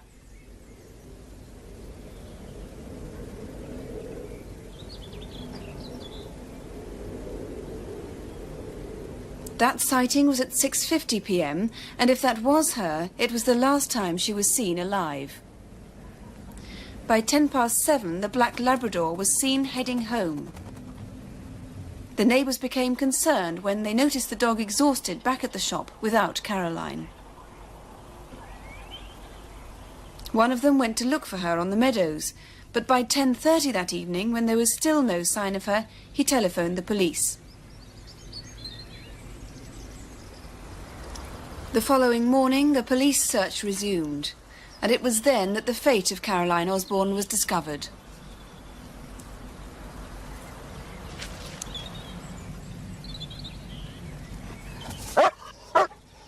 All night, the neighbour's white dog had been guarding her body. Caroline had been stabbed to death. Well, Detective Superintendent Alan Stagg is heading the investigation. It's a very large area to cover this, isn't it? Have you accounted for all the people on that day in Aylstone Meadows? No, unfortunately we haven't. We have got 500 people sighted down there that day, but we've still got 25 unidentified men alone that we haven't been able to trace. So you need them to come forward? Yes, we do. It is a very popular place at that time of the year, but we've still been unable to trace them. Anyone who saw anybody that day. What about those two men we saw? Yes, the first one, the olive-skinned man with the medallion, he was seen in the shop in March by the witness, but more important, he was seen in the Huntsman Public House on the Narborough Road in Leicester on the following Sunday. And obviously, he appeared to be local, so he's not come forward, and we're anxious to trace him. And what about the other man? Well, the other man was seen there in May and June time, 2 or 3 occasions by a neighbour, and we think he may well have been a boyfriend of Caroline's, so obviously we need him to come forward as well. Now, could that blue van have belonged to one of the two men, do you think? Could have done. Totally bemusing. You know, we've got over 80 sightings of that blue van being used by Caroline Osborne, and yet we just don't know why she was using it. Well, surely somebody must know something about that. You'd have thought so, you know. I would have expected somebody who's lent to the van to come forward and see us, and yet they haven't. And I appeal tonight, of course, for the public to, if they do know anything about anybody lending her a blue van, then to contact us. And finally, she had been married, hadn't she? Has her ex-husband, Gary Osborne, been able to help you? Yes, we've had long chats with Gary, because obviously he's a singer. He has been with the Ray McVeigh Orchestra in the past, but in the 1970s he was with the Ivor Kenny Sound in Leicester, and a lot of people would have known Caroline through Gary. So I asked the public, of course, that if they do know Gary and have seen him with Caroline, then of course to contact us. Right, and as we saw there, Caroline looked rather different there. So the number to ring in confidence, if there's any way you think you can help, is here on 811 8055, or at the incident room at Wigston in Leicester on 0533, that's the code for Leicester, 813 121, or on Leicester 813 122. That's Leicester 813 121 or 813 122. Well, tonight we want you to watch a reconstruction of a strange and sinister case which has been baffling police for the last 5 months.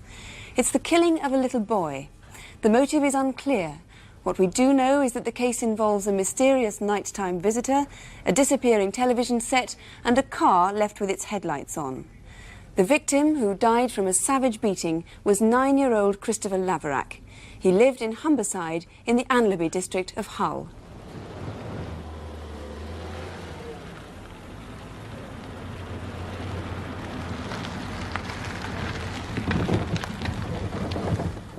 Every other Friday, when he wasn't spending the weekend with his father, Christopher Laverack was brought here to number 7 Harpham Grove to stay with his half-sister and her family. His mother and stepfather made sure that he got there in time for his favourite TV show, The Fall Guy. Big news from minstrels. Now you get 20% extra. Christopher always had a good time staying with his half-sister Kim and her husband Stephen Hines. I've never been with anything less than a 9. So fine, I've been on fire with Sally Field, gone past with the girl named... Despite a complicated family life, Christopher was a happy kid. Friends knew him as a shy and sensible lad who loved motorbikes and watching TV.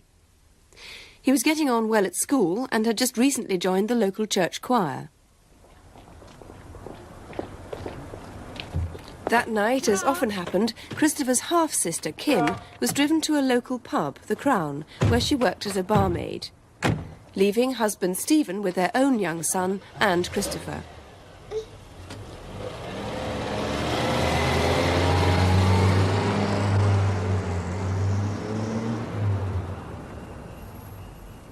At the pub in Marfleet Lane, Chris's mother and stepfather stopped off for a drink with Kim before going to visit relatives.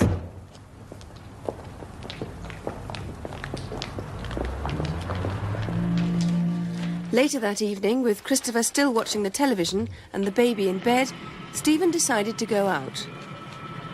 This was the last reported sighting of Christopher Laverack. I won't be long. Keep an eye on Martin. What sort of crisps do you want? Cheese and onion, please. 2 cheese and onion. Stephen also went to the Crown, the pub where Kim was working. Back at Harpham Grove, an unfamiliar parked car had caught the eye of a neighbour, who Christopher called Auntie Marge. She was wondering why the car had been left with its headlights on. Steve. Steve. Steve, I want to talk to you. Steve, let me in. Steve, I want to talk to you. The voice came from someone standing outside Steve's front door. At the dividing wall, Auntie Marge heard the front door being opened. Then all seemed quiet, so she went off to bed. A few minutes later, she heard the car pulling away.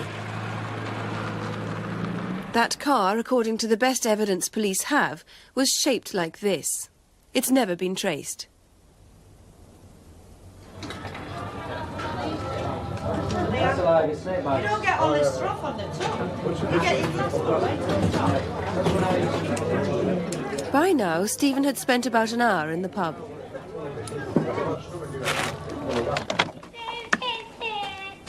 Chris?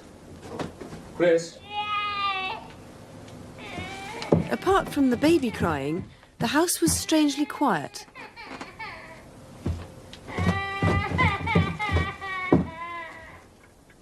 The television had been ripped out. And then it dawned. Christopher had gone.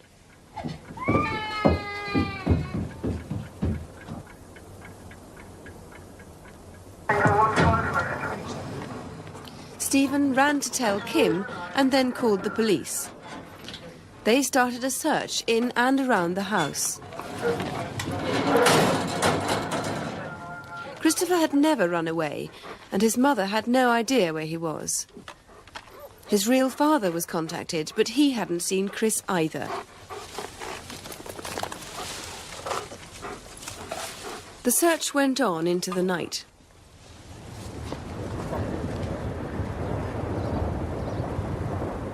It was intensified at first light, fanning out across wasteland near Harpham Grove. But there was no sign of Christopher. Nor was there the ransom demand that was half expected.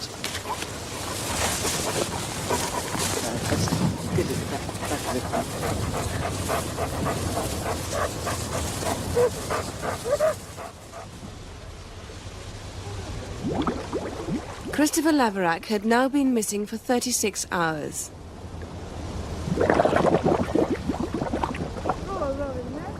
Expecting the worst, police divers began dragging a nearby stretch of water. But the discovery was not made by the police. At the same time, 10 miles away, alongside Beverly Beck, this man was taking his usual Sunday morning stroll with his dog.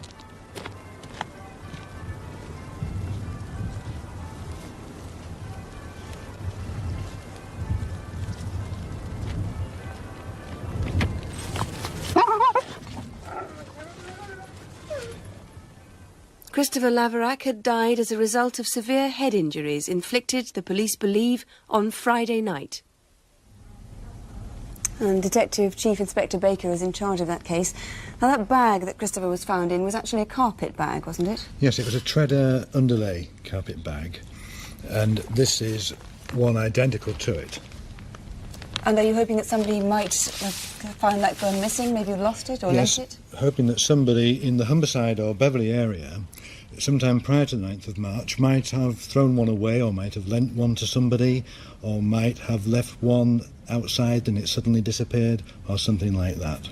How much do you know about how and where he died? Well, we know that Christopher died on the Friday night, and we know that he died of severe head injuries, and we also know that he died in a field which contained growing winter barley. Now, forensic evidence shows that he died on the Friday night, but it wasn't until the Sunday morning, in fact, that he was found 9 miles away from Harpham Grove in Beverley Beck. How do you think he might have got into Beverley Beck? Well, obviously we think he's gone in some form of vehicle. Which vehicle, we don't know. Maybe that car, that unidentified car from that night? Well, obviously we're very interested in that vehicle, and despite numerous appeals to the press and the TV, the driver of that vehicle hasn't come forward. But somebody at the Beck that weekend may have seen something, surely? That's right, and we've had a good response from the public. Many people have come forward, but we've never had a sighting of Christopher's body in the Beck until it was seen actually on the Sunday morning. So you think somebody perhaps would have parked on that bridge or driven past that bridge and seen something? Somebody could, yes. We did get a lot of reports of vehicles stationary on that bridge, and there's roads that go alongside the Beck, and the boy's body could have easily been put in from there. Now, what about this television set? The strange thing about it is that it was ripped out from the back of the set, the flex, while it was still plugged in. That's right. This is the actual flex. This end was plugged into the wall in 7 Harpham Grove. This end went towards the television set, and we believe there's a piece missing from here. So what we're hoping to trace is the television set, and we're hoping that somebody might know of somebody who has got a television set with an unusually short cable, or somebody's asked to repair one, or somebody sold one, or somebody's now got one in the possession. And we're also asking for farmers who have been harvesting in fields of winter barley to keep an eye open for this television set, and we regard this as a vital piece of evidence. We might find who killed Christopher Laverack if we can find that television set. It could well be the case, yes. Mr. Baker, thank you very much. Thank you very much. So, if you've got that ITT television or know anything else about the murder, the number, remember, 01811 8055, or you can phone Humberside Police direct at Hull. The number, Hull 796271. That's 0482 for Hull 796271. Now, a story about one man and his dog. It's a mystery story that ends up with both man and dog being attacked and stabbed to death in a wood in Sussex. As the story unfolds, you may feel that you have rather little sympathy for the man. He was a drugs dealer, and one that cheated his customers at that. But the police are particularly anxious to catch the killer. It looks like what's at stake here may be a drugs ring whose members are prepared to kill to get their way. The trail starts at a seaside town. Hastings is a quiet south coast resort with pleasure craft and fishing boats and a tradition of smuggling that goes back generations. The modern contraband is drugs. And for those that want it, there's anonymity in a town that's used to having visitors, and there are good connections to London and beyond. 5 months ago, these men discovered how deadly some of those connections are.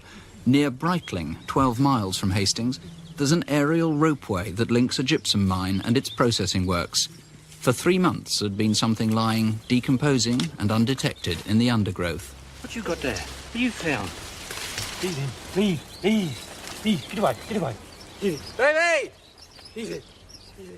Gary Collins was barely recognisable. He'd been 25, tall, with dark curly hair. He and the dog had been beaten and stabbed repeatedly. Gary had always lived in Hastings, a fit young man, a sportsman. He'd been living with his girlfriend, and the two of them had been saving up to buy a house.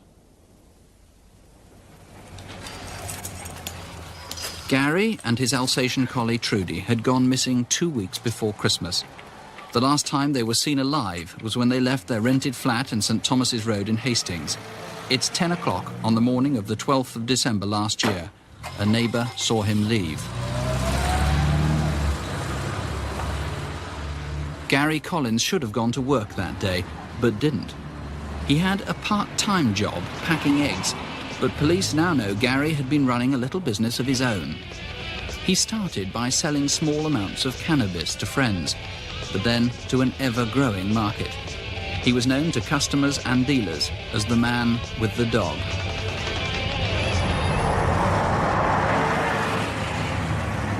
The two of them had been frequent visitors to London in the year before they died. Several of Gary's associates have helped police to build up a picture of his growing trade in drugs. So far, Gary's movements have been traced to North and West London in particular. He's known to have met contacts in Camden, Islington and Kensington. And it's clear his drugs dealing involved double dealing too. Two people, a former partner in crime of his and one of Gary's former cannabis suppliers, have given matching descriptions of an incident that shows the dangerous and devious game Gary was involved in. The drug supplier was to meet them at Victoria.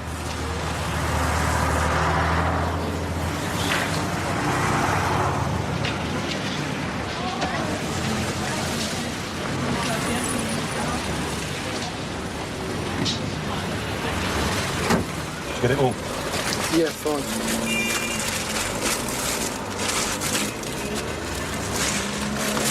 I'll put this in the boot. Yeah. You got a fag? You have one of these, you want one?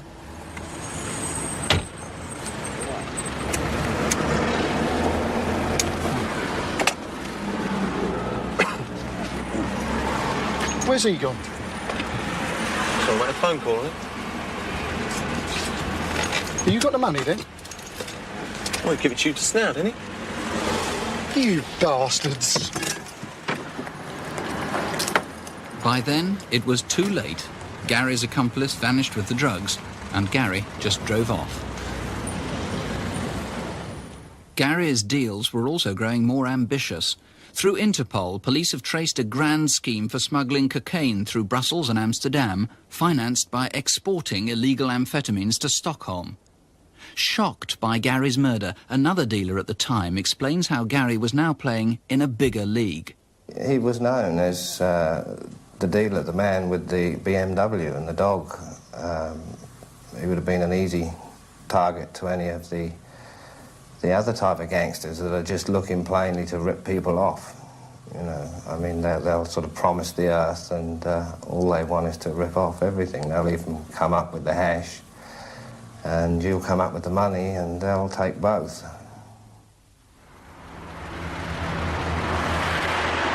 What happened in the last few hours of Gary's life is still not known. Remember, it's Monday morning, 2 weeks before Christmas. Someone drove his grey BMW to Battle railway station. The station staff saw it there at noon. The rest is speculation. Except for one thing. Whoever took the car there took the trouble to turn it round in the narrow car park to face the exit.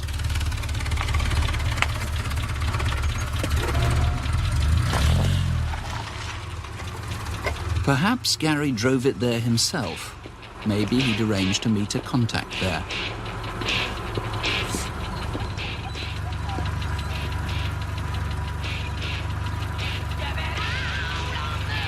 Curiously, though Gary was meticulous about his BMW, the car was left unlocked.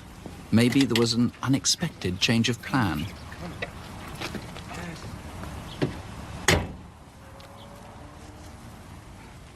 Or maybe Gary met someone at Battle Station from a London or Hastings train, and perhaps they drove off together, and the car was later taken back there after Gary's death.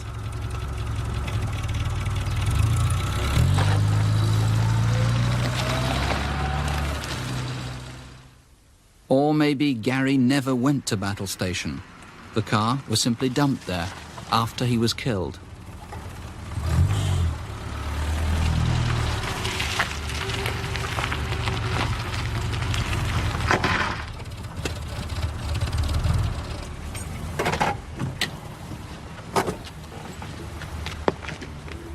Whatever happened at the station, somehow, presumably with someone, Gary went to the secluded woods by the gypsum mine near Breitling. With him, as almost always, was his dog.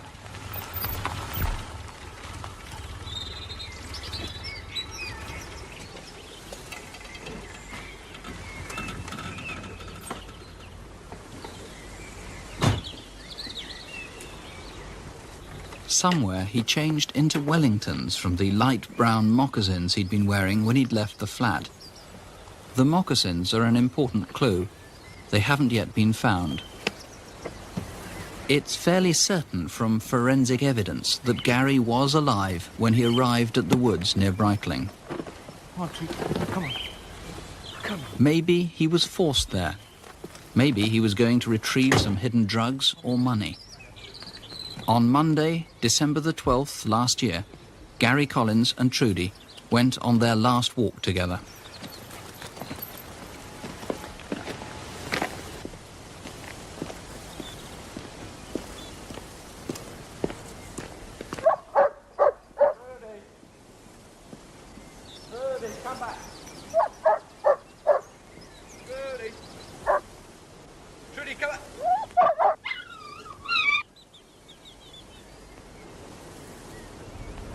Well, you might see something about the death of Gary Collins in the papers tomorrow, because today an inquest at Hastings into his death recorded a verdict of unlawful killing. Superintendent Clements, it's obviously a very difficult case for you, because people who've been dealing in drugs, people who've been buying cannabis, are most unlikely to come forward as witnesses. That's true. We've considered the matter so serious that we've granted an amnesty against anybody that has had any drug dealings with Gary Collins, in the hope that they'll come forward and give us information or evidence that may help us trace the person responsible for Gary's death. To be candid, even though you say you've got an amnesty, I can imagine people watching who may have known Gary, may have, say, bought cannabis from him, don't think they can solve the murder and will be very reluctant, particularly if they don't have a record, to get on police files. Well, I can quite definitely say that anyone that comes forward and gives details about dealings they've had with Gary can feel absolutely certain nothing will happen. We have plenty of statements from people who've had dealings with Gary, that statements which could have landed them into very serious trouble, but we've taken no notice of this because we're after a particularly vicious criminal who's killed this man in a most savage manner. The man in the silhouette? That's right. Who helped us, what's happened to him? Have you taken action against him? No, not at all. And if people want to ring anonymously, will you listen to their information? Absolutely. Obviously, the best information is from persons who give their name and address, but anyone who wants to ring anonymously, we should be more than pleased to hear what they've got to say, Mr. Ross. Now, if people do ring in, what is it that you want to know? What sort of people do you want to reach? We want to hear from people that have known Gary, especially in drug stealing, anybody that might have seen him when he arrived at Battle Railway Station on the 12th of December, or perhaps even out at Breitling Wood. People that might have been on holiday, that just happened to be passing and didn't even know that a murder had been committed. The date, of course, 2 weeks before Christmas, the 12th of December, That's wasn't right. it?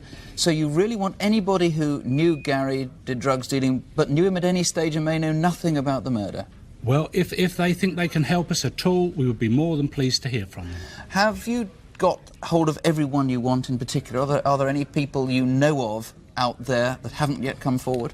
There is a lady, a blonde woman, in a brown coat that has been seen by a green Toledo, that has been seen with Gary on the A21, which is the battle to the main London road, on at least 2 occasions, and on one occasion which she was with 2 men who carried grey disposable bags. And I would like to say, Mr. Ross, that there is also, of course, a reward of £5,000 offered by Mr. Collins Sr., Gary's father, for any information that leads to the arrest and conviction of the persons responsible for Gary's death. Bill Clements, thank you very much indeed. Right, again, the numbers, remember there's an amnesty, remember whatever you think about cannabis or other drugs, we're looking for a murderer and a man who could strike again. Call us here, please, 01 811 8055. You can talk to civilians if you prefer, or you can call Sussex Police directly. Their number, Hastings 444 212. That's 0424 444 212. We start with a crime that made the headlines a year ago, but which is still unsolved. It's the murder of a wealthy London solicitor, Janice Weston. There appears to be no motive for the killing. She had no known enemies, there were no sexual assault, no robbery. She was battered to death in a lay-by on the A1 last September. The case is baffling, but there's a wealth of clues to follow up, and detectives here tonight are convinced that if you watch this reconstruction carefully, someone will be able to provide them with at least one of the missing links.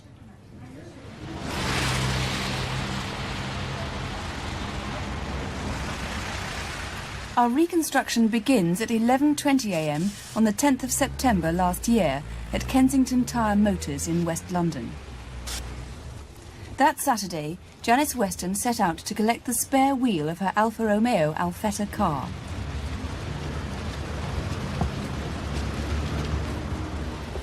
This wheel was to become the vital missing link in the search for her murderer.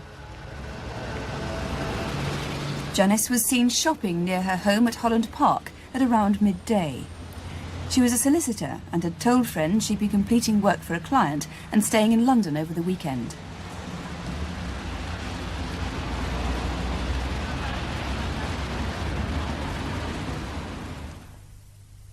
Janice had been married for just 15 months to property developer Tony Weston.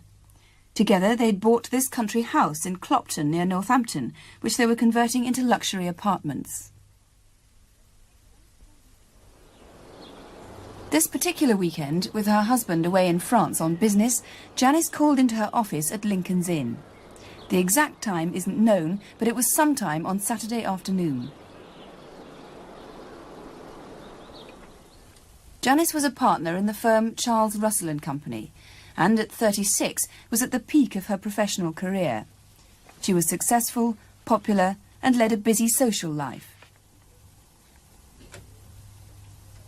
She'd gained a reputation as an international expert on company law, and was also completing a book on a specialist interest of hers, computer data protection.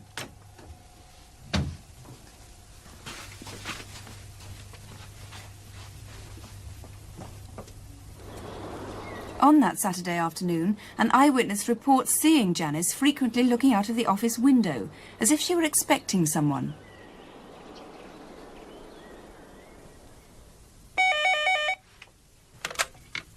Hello, Charles Russell. I'm afraid he's not. Can I help you? Police know that she was still in the office at 4:45 p.m. because she took a phone call for a colleague.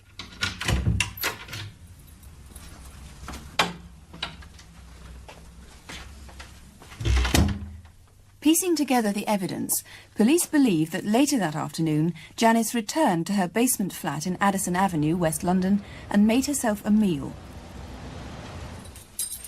But then, contrary to what she'd said to friends about staying in London that weekend, she evidently decided to leave.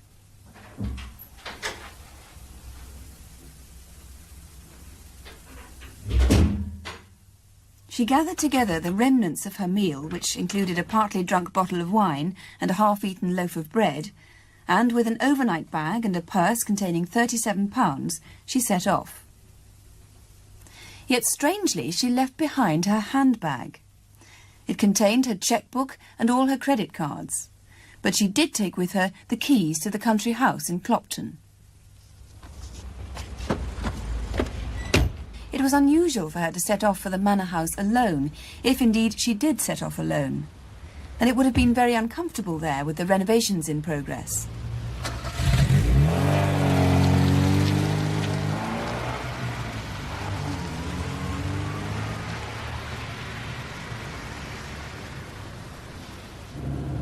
Driving north up the A1 towards Northampton on Saturday night, the traffic was heavy. Police believe it must have been 9 p.m. or later by the time she reached the Huntingdon stretch of the A1.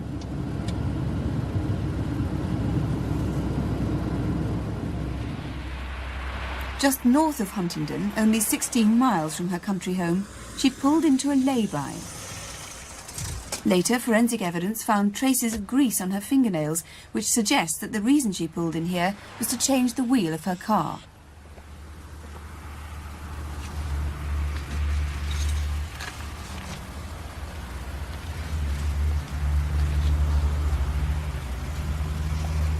But Janice Weston wasn't alone.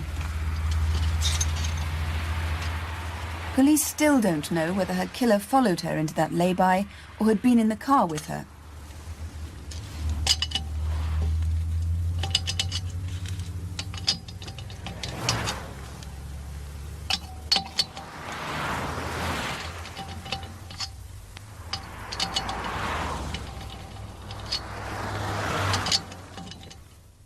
Janice Weston was killed by a series of blows to the head, so ferocious that it took police 3 days to identify her.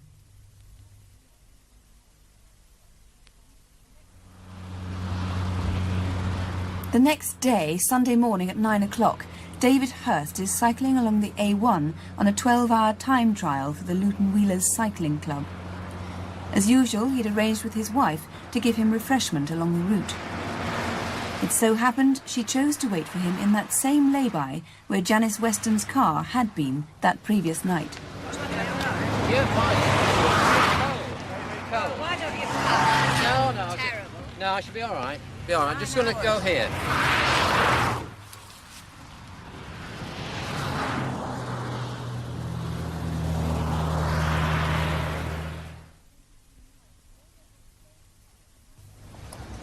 At almost the same time, just 23 miles away at Royston, a man called into CB Car's garage with an apparently straightforward request.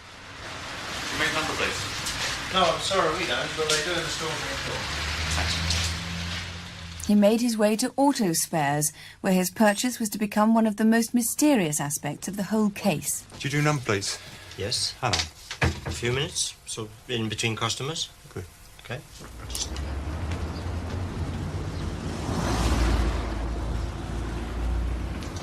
A pen? Yeah. And number? Yeah. Okay.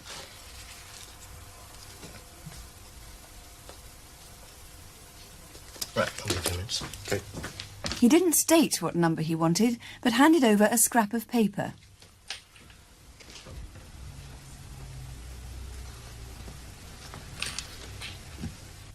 That number was already on police files.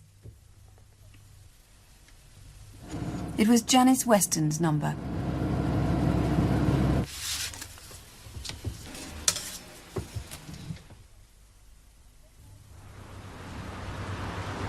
Redhill Street in Camden, northwest London. 4 days after Janice Weston's death, her Alfa Romeo Alfetta car was found abandoned on a parking meter. Inside, police found the keys to her London flat and to the country home.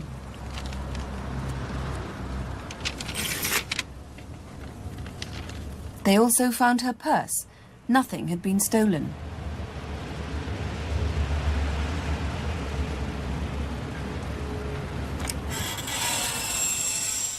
But when they opened the boot of the car, the spare wheel was missing. The tyre that she'd collected that Saturday morning had now been put on the rear near side of the car. But the other wheel was gone and has never been traced. Well, heading the investigation is Detective Chief Superintendent Len Bradley of Cambridgeshire Police. There are many, many strange aspects about this case. Have you any idea what the motive might have been for the murder? Well, certainly I think I can rule out robbery and sexual attack. The other theory, one theory we have possibly, is Janice was accompanied along that road. They stopped to change a wheel and there was a disagreement, and then Janice was battered to death in that lay-by. So you think she may have known her killer? Most certainly, yes. Who was that man at Royston asking about those number plates? Well, this could, again, be an incredible coincidence. The man could have purchased those number plates for a stolen vehicle, And if that is the case, I hope he will come forward, because I'm not really interested in prosecuting him for or being connected with theft of vehicles. But of course, if he is connected with the murder, then I want to know from any person in Royston who was about on that Sunday morning, which was quite a quiet Sunday, and any information will be gladly received in respect of that man. What clues do you have about what happened to Janice's car after the murder? Well, almost certainly the car was facing in a northerly direction, and it would either need to cross the carriageway or go further up towards the Brampton Hotel, and then it traversed the road backwards towards in a sort of different direction completely towards London, and was found, as you said, in Redhill Street, Camden Town area, and almost certainly abandoned before lunchtime on Sunday the following day. And what about the mystery of that missing wheel? Why do you think it is missing, and where do you think it might be? Well, it could have been discarded in a hurry and left on the lay-by, and it could have been picked up during the night before the police were called to the murder scene, in which case I hope even that person might come forward to be eliminated from this murder inquiry. What is distinctive about the wheel?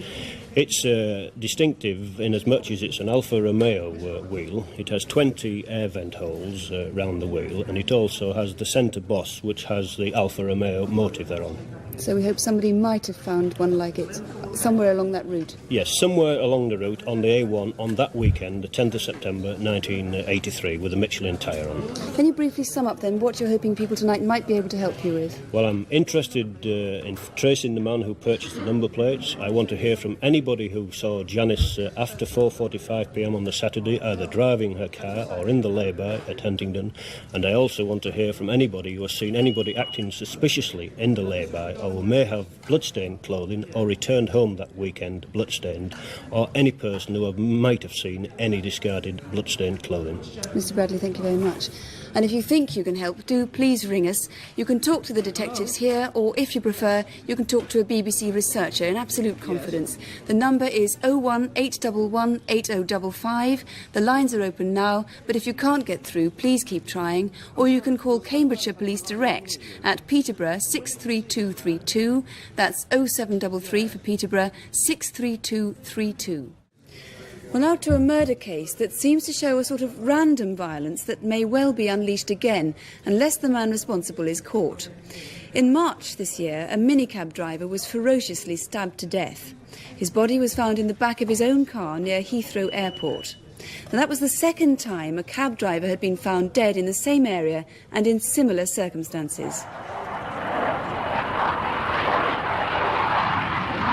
Heathrow is on the western tip of London, a city in its own right, alive 24 hours a day with travellers and airport workers. In recent months, in or near it, 2 men have died in separate and frenzied knife attacks. Stephen Sylvester was 39. He worked as a driver for Skyways minicabs at Kingsley Road near Hounslow East Tube Station, some 4 miles from the airport. It's a Wednesday night last November. Stephen usually worked overnight, and in the early hours of Thursday, the date November the 17th, he drove back to the office after taking a fare to nearby Feltham.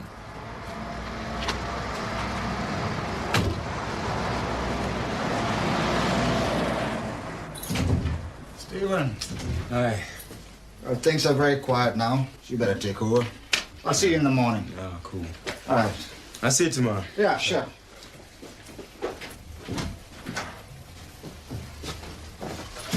It's 2:30 in the morning. Now the controller and the other driver have gone home to sleep. Stephen's on his own.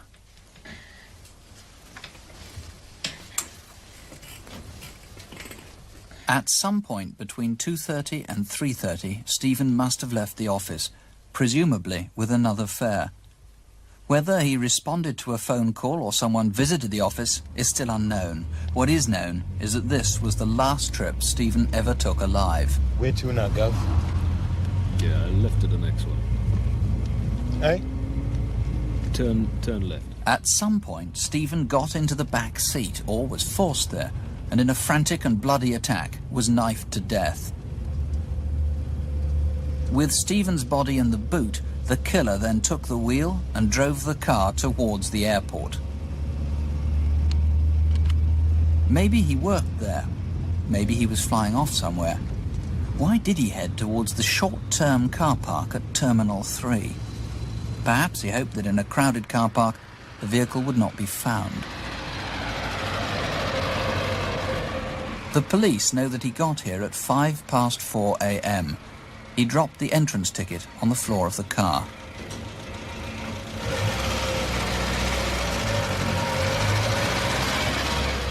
At this time of night, the upper floors are blocked off and only the ground floor is used for parking, mainly by night shift workers at the airport.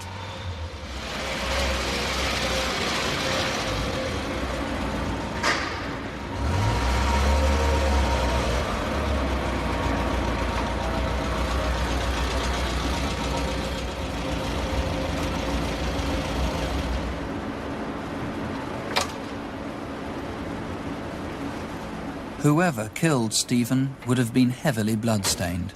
Someone must have seen him.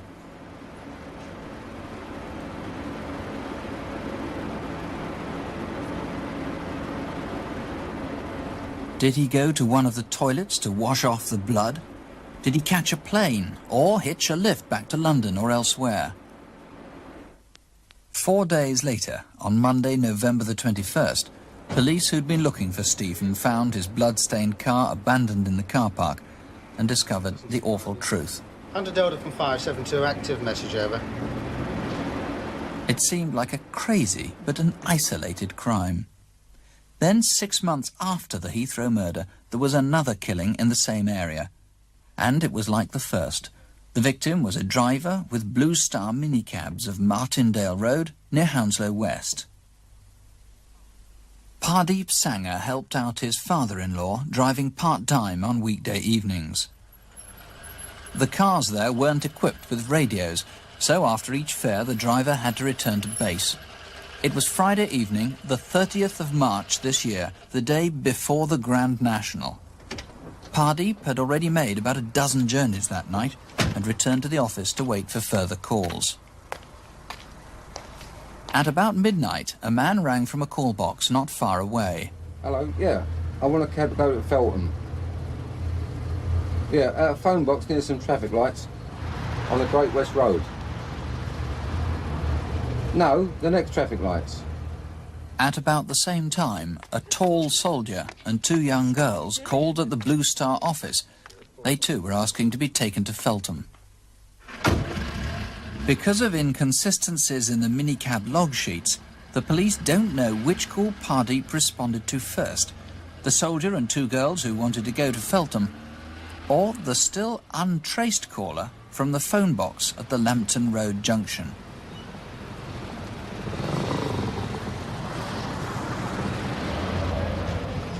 Near the phone box is the Boom Boom Wine Bar and the Heathrow Tandoori Curry House. It may be that someone who'd been eating or drinking in the area noticed the man waiting for a cab. They may even remember if Pardeep did pick him up.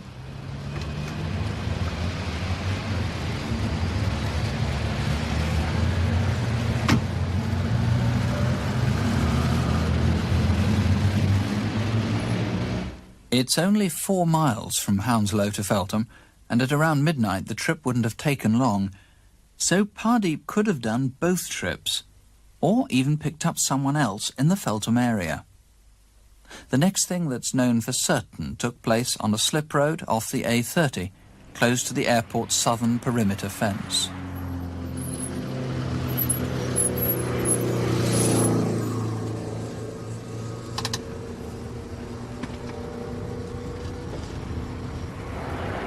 The car had run out of petrol. The killer tried to open the boot, but couldn't. He was unable to take the keys out of the ignition. He must have walked away. Perhaps he hitchhiked. The time between 12:30 and 2 in the morning of Saturday the 31st of March. Even at that time of night, the Great Southwest Road is busy, especially with lorries. Someone must have noticed the car stranded there. At 2 a.m, Pardeep was found slumped behind the passenger seat. He'd been frenziedly stabbed to death. Some credit cards were missing, along with a small amount of money. So the killer is possibly a racist, possibly a robber, apparently a psychopath. Detective Chief Superintendent John Pole is the man hunting for him. You tell me that he's tall, but you won't tell me why you think he's a tall man. And you've brought some knives. It looks like he's a knife freak as well. Yes, that's so. This is a replica of an English commando knife issued during the last war. It was found in Sylvester's cab underneath the front passenger seat. We know it's not Sylvester's knife. It doesn't appear to be the murder weapon. But possibly dropped there or almost certainly put there by the murderer. Yes. Here, this is a US M3 American Army trench knife issued to the American commandos. Found about 2¼ miles further along the A30, hidden behind a GPO junction box. We're satisfied this is the murder weapon in the case of Sanger. Sanger lost, or was carrying that evening, a ceremonial knife because he's a Sikh, or a Karpan. His particular knife is missing. This is one similar to it, but the one that's missing has a blue band around it. So anyone who found a Karpan like this, but with a blue instead of the orange band, Yes. you want to hear from them. These keys, where do they come from? They look like clock keys or watch keys or the pocket something. watch keys. They were found at the rear of Sylvester's car in the car park. I don't know if they have any connection with this case. I'm just curious to know how they got there. Right. Now, you want, obviously, to find out who made the phone call to Pardeep Sanger. That was from the Lambton Road junction of the Great West Road, is Yes, it? yes. Anybody who made a phone call on that night, which was, what, the 30th of March, wasn't it? Yes. And then there are the people that must have been in the vicinity at that time. This is where the car was abandoned on the South Perimeter Road of the airport. Yes, well, we're happy now that the car was there about 1:45. It seems about the same time. There was a man in his 50s in a red tracksuit jogging. About 1:45, there was a man with bushy hair and a bushy beard exercising his dog. Neither of those people we've been yet able to find. And later on, about the same time, a man was seen standing right next to the car. A man in his late 30s, early 40s, wearing a two-piece grey suit with grey or sandy-coloured hair. And he was seen actually by the car. That's about an hour after we know it was there. This is Friday the 30th of March, or it may have been the early in the morning of Saturday, the 31st. Right, Mr. Powell, thank you very much indeed. Now, if you think you can help in any way, please don't let a murder like this happen again. Looking for a tall man, possibly a knife freak, all the other clues you've heard. The number, if you know anything, 01811 8055. That's here at Crimewatch. Or you can call Heathrow Police Station direct. That's 01897 7373 01897 7373. 3 weeks ago, near Bristol, a body was discovered. The victim was a woman, a mother of two, and she'd been missing from home since early June. Shelley Morgan was an American by birth, but had married and lived here in Britain for 12 years. She and the children had only recently moved to Bedminster, a suburb of Bristol. Her husband planned to join them when he'd finished renovating their family home in Wales in order to sell it.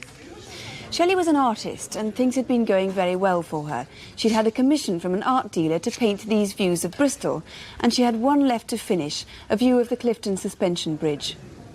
Our reconstruction begins at Shelley's home on the day that she went missing, the morning of Monday, the 11th of June. That's it. Thank you. That's it, darling. I'm ready. Good. I'm nearly ready. I'm just going to do a bit of packing. What are you taking that for, Mum? My camera? Well, you know that bridge I showed you the other day, that pretty one near Clifton? Oh, yeah, that big one. Well, that's the last of my sketches. Oh. And if I take some photographs, then I can paint and draw at all the angles that I want. Oh. Okay? Come on.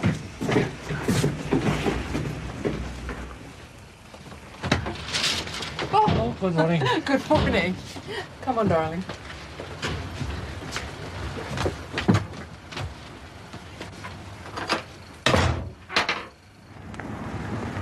Hello, Charlotte. Hello. Home at the usual time? Yeah. Bye-bye. Bye. Later.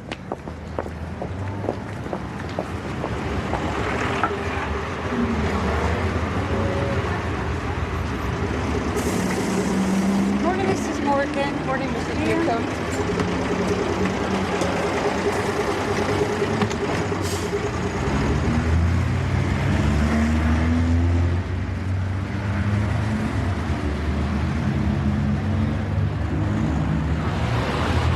A couple of hours after seeing her children off to school, sometime between 10 and 11 a.m, Shelley Morgan called into the sorting office in Kent Street to collect a registered letter.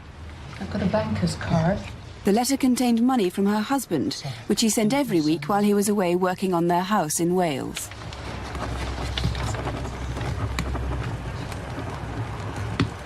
Here you go. Thank you. Bye.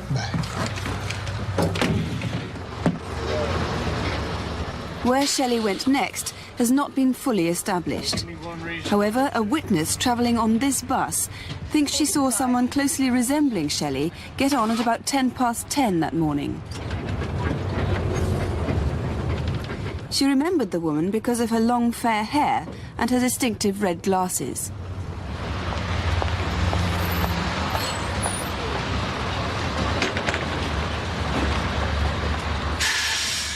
If indeed it was Shelley Morgan, that bus would have taken her to the centre of Bristol and the bus station.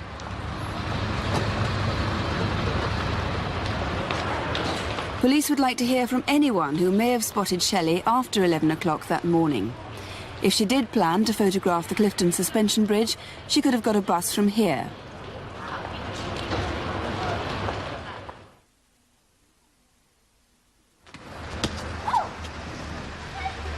When the children came home from school, their mother wasn't there.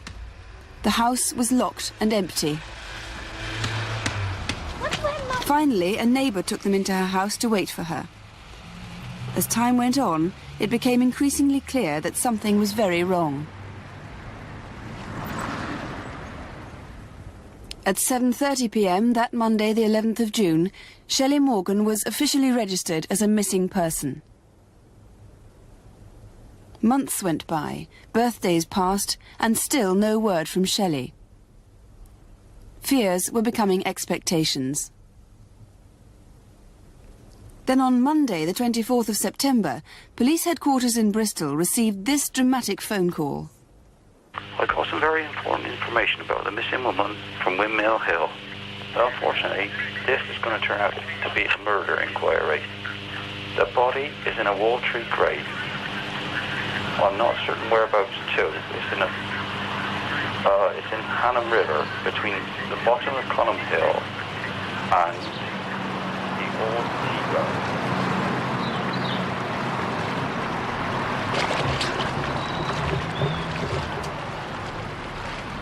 Police had to take this call seriously. Immediately, they launched an underwater search team to look for the body. After 19 days, their intensive search revealed nothing. Tell me when you're ready to leave bottom, over. The call about the stretch of river at Hannam had been a hoax. Then just 2 days later, police were speeding west of the suspension bridge where Shelley had intended to take photographs, and west of Bristol to Backwell, just 8 miles from where Shelley lived. Their destination was Long Lane in Backwell, Avon. The missing person inquiry had become a murder investigation.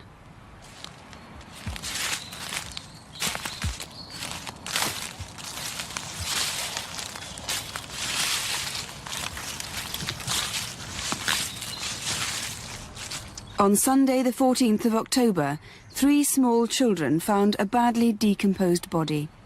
It was Shelley Morgan. Missing from the scene were her clothing, glasses and bag containing her camera, sketchbooks and the registered letter from her husband. The body was found not in a watery grave, but at Watercatch Farm. A full-scale police investigation to find her killer has now begun. Shelley Morgan's father speaks for the first time about his daughter's death. Well, the biggest irony of this whole thing is that for 12 years, during which time Shelley was here, we never worried about her physical safety. We knew that she was here in a very highly civilized, decent country, surrounded by people of goodwill and honesty and generally well-ordered community. And we simply did not have to worry about our daughter. Of course, now this is all gone. She's We can't bring her back, but we can, I think, consider those who are still here. We feel that this person is an extreme menace to just about anyone. And we hope that anyone who might someday or somehow know something about this person, that they will be able to come forward to the police and convey this information to them. Well, Detective Superintendent, the anonymous caller who called you had a local accent. Do you think he would have had anything to do with Shelley's death, in fact? Well, we won't know until we trace him. I wouldn't have thought so. But it is very strange that he phones us 3 months after her disappearance. Why? Why was he phoning us at that time? Is there some little piece of information that he's got that he wanted us to be interested in? We won't know until we find him. If it is a hoax and he comes forward, will you prosecute him? Of course not. We're dealing with a murder inquiry. All we want to do is arrive at the truth, and that's it. So if he is watching, please contact us and we'll resolve it and find out what it was all about. Now, you're sure that she was killed on the actual day she disappeared, on June the 11th. What was the motive for her murder, do you believe? Well, it has all the appearance of sex. She was naked apart from her shoes and a pair of tights, face down in a copse. Her clothing's gone somewhere. We're still carrying out certain tests, but there's little doubt that it must have been a sexual attack and then a murder. So what exactly do you need the public's help with? The clothing's missing, as you say. Do you think somebody might have found that? Anything and everything. Anything that anybody knows about her movements. Perhaps the man responsible is already in prison and has talked to somebody. Anybody who's got a lodger they're worried about. A woman who's had a bad experience in a car. Somebody trying to pick her up in a car. That's the one thing we are certain of. She must have been taken there in a car, and at that time she was either alive or she was dead. That bag is very distinctive, isn't it? That might provide a clue. It is. That bag was made from a blueprint that her mother supplied from materials that we found at her home, very similar to the one she had. As you've already said, her dress is missing, her red spectacles are missing, the registered envelope is missing. All those items are somewhere. Her clothing is somewhere. And the most vital clue of all, of course, is the camera. This is the most vital clue that we have got, as you said. This is an identical camera. It's an Olympus, as you see. It's an OM20 camera. And I do appeal to anybody watching tonight, please give us 2 minutes of your time, because there's only one camera in the world that's got the number 1032853 on it. It's stamped there on the metal at the bottom here. That camera was stolen from her. Please take time after the programme to look. If you've acquired a camera like that since the 11th of June, please check it. And any dealer that's watching, will you please take a note of that number and check your stock in the morning. Detective Superintendent, thank you very much indeed. The number to ring is 01811 8055, or you can call the incident room in Bristol, which is Nailsea 854011, 0272 854011. And if you live in Bristol, you can ask the operator for free phone Nailsea Incident Room. Our next and our last reconstruction tonight is a crime that police already know is going to be a very hard one to crack. It seems to have been a professional killing, a cold-blooded execution almost. Now, you may not know who did it, but you might know of a motive or have a clue.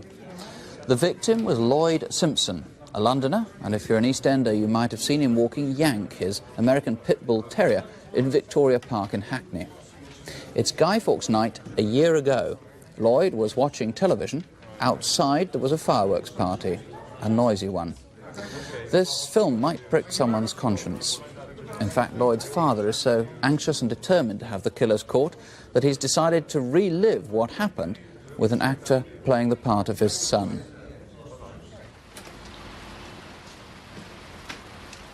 Lloyd, can you get them sacks for me?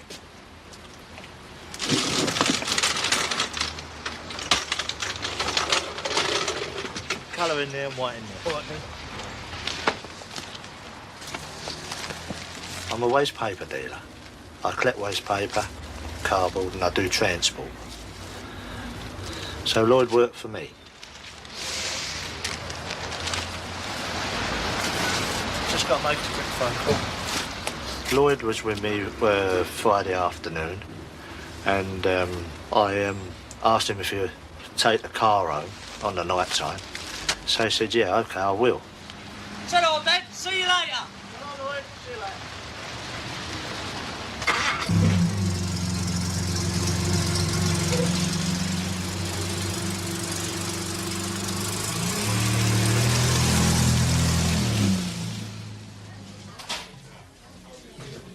When I arrived at the pub, he was sitting at the bar, drinking his little half a pint, as he always has, and his cigar.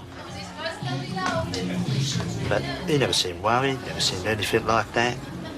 He seemed happy enough.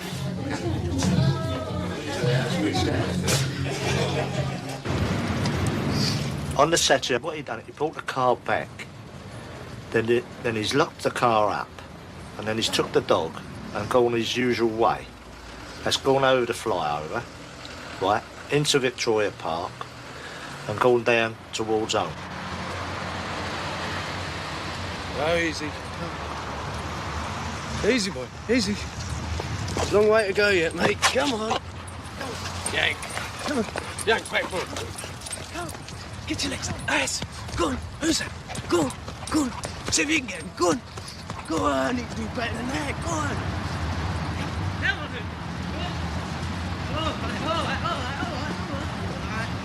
Slow down. Ian is a wonderful dog. He's an American Pit Bull Terrier. They're a nice, friendly dog, providing you keep them away from other dogs. They seem to want to fight other dogs. All right, mate. I can't stop. I'll see you later on, all right? They are valuable dogs.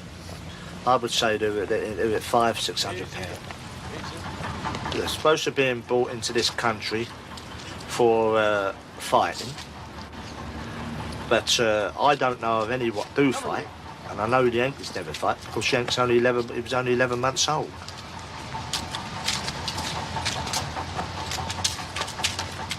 Now, as he goes down the canal, this is where he's met Chrissy Roberts before he's gone home. And that's all I can tell you about that part of it. All right, mate? Yeah, how you going? Hello, Chris. All right, Yank? He's doing all right. Yeah, he looks good. Like new harness? Yeah, lovely. Where did you get that? Well, I bought it today, just down the road. Yeah? Yeah. Handsome. I'll tell you what, I've got his old one indoors, you can have that if you want. Yeah? Sure. Yeah. I'll tell you what, I'll drop it off a bit later on. Lovely. Fine, where you been? I just dropped the motor off down the old man's. Yeah? Yeah. As it goes, I better get him home, get him some dinner, like. Yeah, look all right? hungry. I'll see you later, all right? Good luck, mate. Chrissy was the last one to see him alive. That was about 1:30. Then he went home. Whether he went straight home, that I wouldn't know. Come on, you. Up. Come on,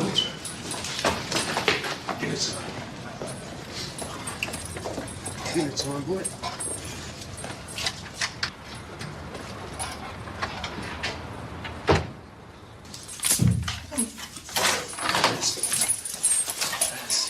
Come on. You enjoyed that, didn't you? Huh? You enjoyed that little monkey, didn't you? Yes, that's good boy. Good boy. Yes. Come on, one little cookie. Come on. Yeah.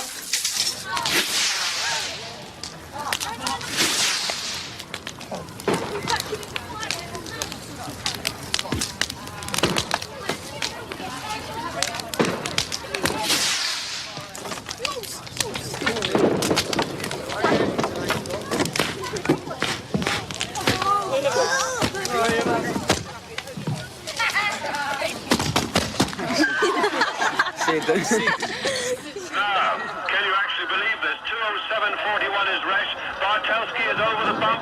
He's over the second.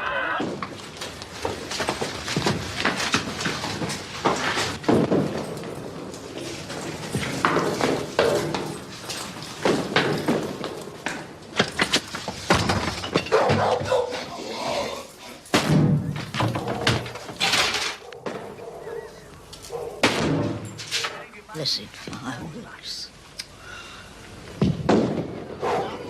Going to bowl you over. Bowl you over, get it? The rumble tombs, you've seen them on telly. A sort of Ida. Pressing with all the myths, don't put off the devotees of a sport.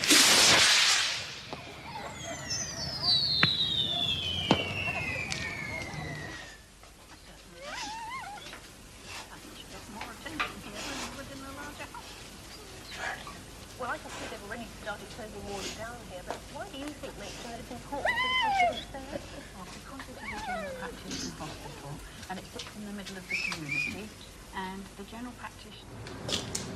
As far as we know, he laid there from the Saturday to the Sunday, and from the Sunday to the Monday. Because it wasn't until I went in the flat and I found him. I went through the door, and then I shouted out, "Lloyd, Lloyd, where are you? Lloyd." And then I got no reply.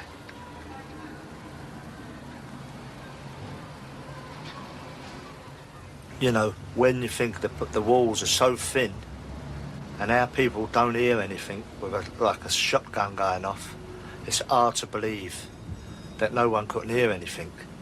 I can't accept that no one don't know about it, because someone out there must know about this. And I know if someone do know, but they're as bad as them who killed him. Bill Peters, why was he killed? What was the motive? If I knew why Lloyd Simpson was killed, I'm convinced I would be very close to finding those responsible. Quite clearly, he was killed for something he had in his possession. I think it may be drugs or something like that, because his premises had been searched very thoroughly and in what appears to be a frenzied way. And those responsible probably found what they were looking for. But it must have been something very important for them to kill Lloyd Simpson for. He wasn't expecting anyone, was he? He certainly wasn't. All indications are that he was sitting watching television quite comfortably with his shoes off, watching Saturday afternoon television. So he hadn't made an appointment. I mean, could they have known that he was going to be there? Might he have met them that afternoon? I don't think so. They could see him from the veranda by looking straight through the kitchen window. They could see him sitting there clearly through the beaded curtain, and they then kicked the door in, went in and shot him. Now, apart from the neighbour, no one saw him, no one heard him? That seems to be the case. Unless, of course, people were frightened to tell you about it. Yes, this may well be so. If anyone is too frightened to come forward and to give me their name and address, they can do so, obviously, anonymously or in complete confidentiality. And, of course, they can talk to a civilian if they're too frightened to talk to a police officer. So the motive is really the key thing. You need to find out why he died, and then you'll know who killed him. Yes, that would be a big step forward. Quite clearly, those responsible were very calculating. They chose the night very carefully. Because of the fireworks going off at the time, and they were thoroughly ruthless. And I would just like to add my words to those of his father and say that if any of you know why Lloyd Simpson was killed, whatever he had in his possession, please contact us as soon as possible. All right, Bill Peters, thanks very much. You can call us here at Crimewatch on 01 811 8055, or you can ring the City Road Police direct at City Road on 488 5271. That's 488. Well, this month, we start with the murder of a policeman. You'll almost certainly have read about the case, and it appeared in the press on the same day as Mrs. Gandhi's death was reported. It was 7 weeks ago, Wednesday the 31st of October. Police Sergeant John Speed, a married man with 2 children, was buried at Leeds Parish Church, ironically just 50 feet from where he'd been gunned down. He was shot as he went to help a colleague who was gravely wounded. Sergeant Speed and his colleague were both unarmed, and on the face of it, there appeared to be precious little motive for such violence. But West Yorkshire Police believe the shooting may be linked to 2 previous robberies in the area. We start our reconstruction with a look back to 1981.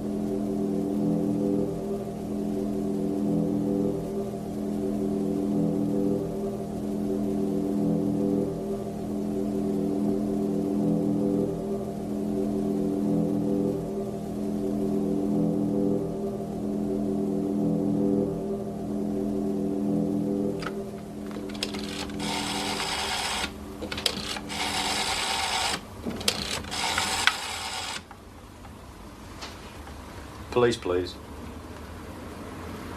Hello? Could you send somebody round now to outside Leeds Parish Church? There's two guys that look like they're going to pinch a car. It's a yellow Mark III Ford Cortina. It's right outside the door, right opposite the front door. 2977, will you attend Kirkgate near to the parish church? A report of two men acting suspiciously near to a yellow Ford Cortina saloon. Just a minute. Where are you going? I'm not going anywhere. Why? What's wrong? We've had a report that two men have been acting suspiciously round this car park. Is it you? I've done now. You've been messing about with this Cortina? No. Have you been in this car? I've checked the rear of the car park, and all is in order. 2977. Can you get Sergeant Speed to come to the front of the parish church, Kirkgate?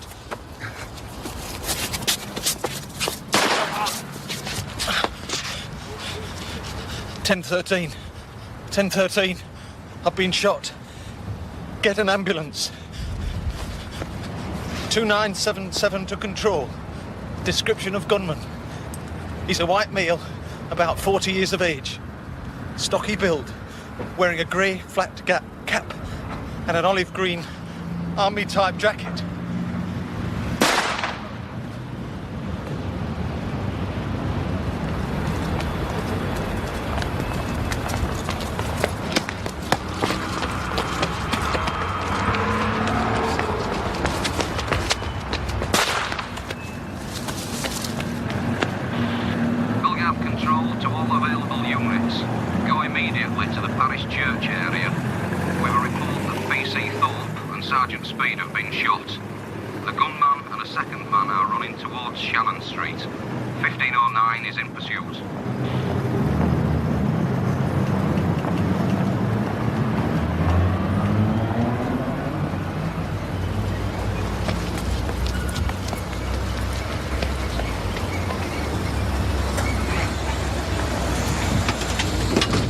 Get out of the back.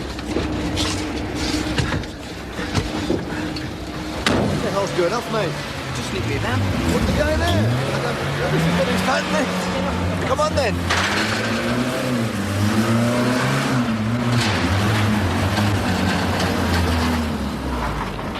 Belgav control to all units. Suspect has hijacked a Port Transit van. The registration number, Echo Whiskey Uniform, 455 Yankee. It's blue in colour and has Stanton roofing painted on the side, with a ladder fixed to the roof.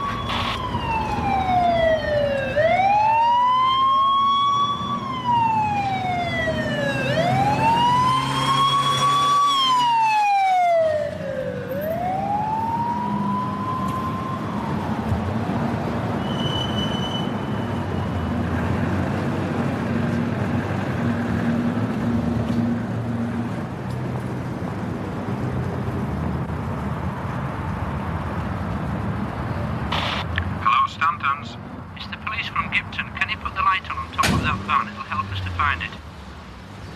OK, thank you very much.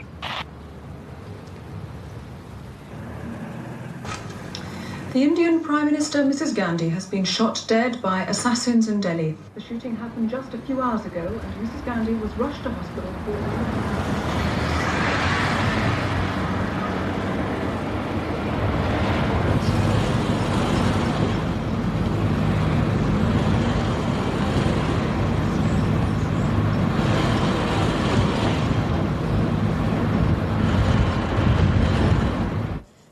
Spot of weather, please, Francis. Yes, there's a splash reaching Scotland and Ireland now, and it's going to be a damp Halloween for Scotland and Ireland. Further south, England and Wales looks pretty good today. It's going to be warm, quite sunny. There's some morning mist to clear. There's the odd patchy black cloud.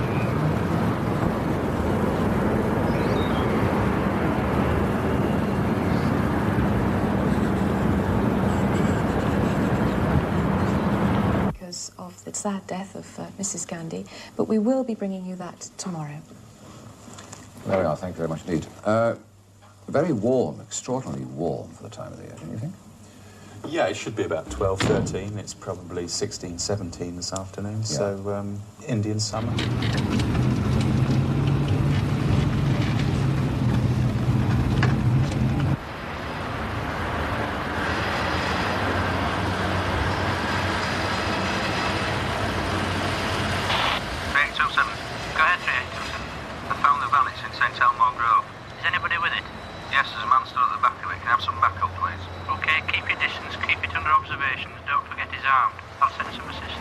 10 past.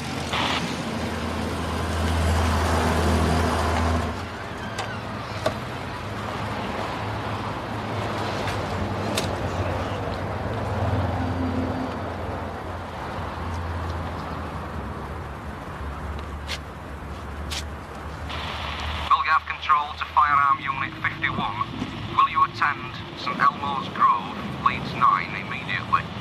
The hijacked vehicle has been recovered in that area. Will you conduct an immediate search there?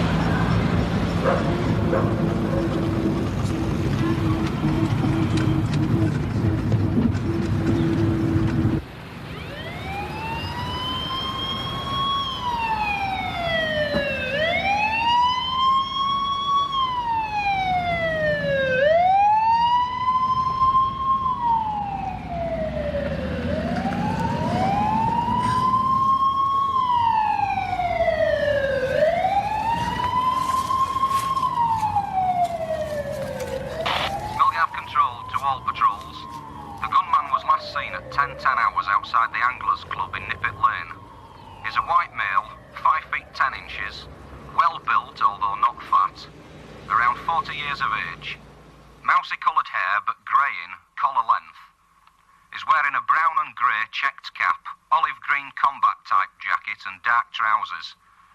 Can I reiterate that this man is armed and dangerous? If seen, do not approach, but inform control. Well, the man in charge of the inquiry is Detective Chief Superintendent John Conboy. Firstly, why are you linking those two raids we saw at the beginning of that reconstruction, the two raids in Pudsey in 1981? Because the gun used and the bullets used are very similar to the gun and bullets used in the shooting of the two police officers. And what do we know about this gun? It's a .38 revolver, similar to that gun there. Right.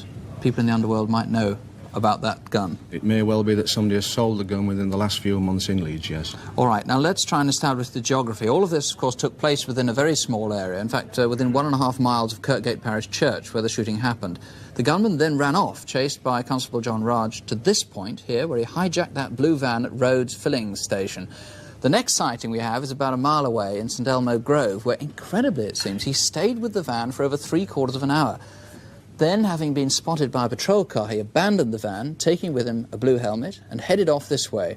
Here at Tory Road, he was seen getting rid of the blue helmet. But the trail didn't end there. There were 4 more sightings of the gunman before he reached Leeds Anglers Club at Nippets Lane, where he was seen for the last time, as far as we know, by that woman hanging out her washing. Now, why would he have spent 3/4 of an hour with the van? Well, I feel he was hiding in public in that area. It's a quiet area of Leeds, off the main York-Leeds road. It may well be he's waiting for his accomplice to arrive there, or it may well be that he was going to carry out a robbery at a nearby post office or building society. Right. What had happened to his accomplice, incidentally?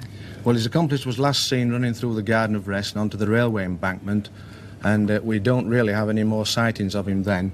But I gather he was seen, or at least conceivably it was him, was seen talking to a woman by some people working in an old people's home. There's a possibility he was seen on the Eber estate of Bermontofts by people in the old people's home talking to that woman there, Now, yes. this woman hasn't come forward yet, despite your appeals. No, we would like her to come forward. She's about 45'4" with fair hair. I've made a number of appeals for her to come forward, and I feel she should do, because I think she gave that man directions. And what about that man? What do we know about his appearance? Well, he's between 30 and 40, 5'10" to 6 foot. He's got dark brown hair. He was wearing a dark donkey jacket and green overalls. Presumably what you want from the public are any sightings that they might have had of these two men on that morning. It was, what, Wednesday the 31st of October? All this happened between roughly 9 and 10 o'clock in the morning.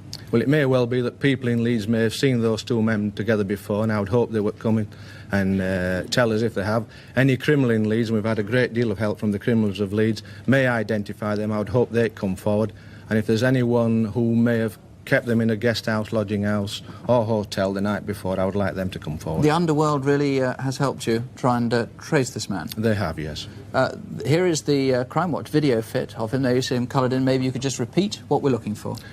Well, he's about 40 years of age, 5'10". He's stocky build. He was wearing that check cap, olive green combat jacket, dark trousers, and as I said, he's about 40 years of age. In the reconstruction, he had a rather stiff sort of gait, a rather strange run. Was that because he'd hurt himself, or does he normally run like that? He may have hurt himself near the wall at the parish church. A number of witnesses have said he ran pincy-toed. Right. John Conboy, thank you very much indeed. If there's any way in which you think that you might be able to help, please do call us. Here's the number, 01811 8055. Remember, there's a very big reward. You can talk to a BBC researcher if you prefer. You can call the police directly in Leeds. The number there is Leeds 454 197. That's 0532 454 197. And let me stress that you can call in the strictest confidence.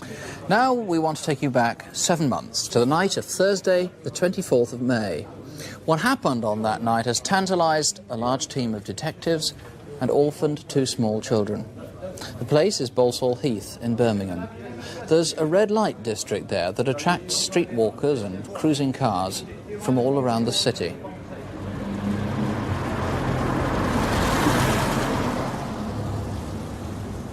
Several women have been murdered in Birmingham in recent years. Prostitutes are frightened, but they work on. I've been a prostitute for 18 years, and I work in the Balsall Heath area. Since Yvonne died, it's very frightening. Very, very frightening out there. Because you never know who you're picking up. He could talk very, very nice, act as a gentleman, until he gets you to the place. Then he could turn all of a sudden. That's almost certainly what happened to Yvonne Coley. She was 28, quiet but well-liked, and though she'd never married, she was a mother with 2 young daughters to support. Beverly, don't you stay up late watching this telly?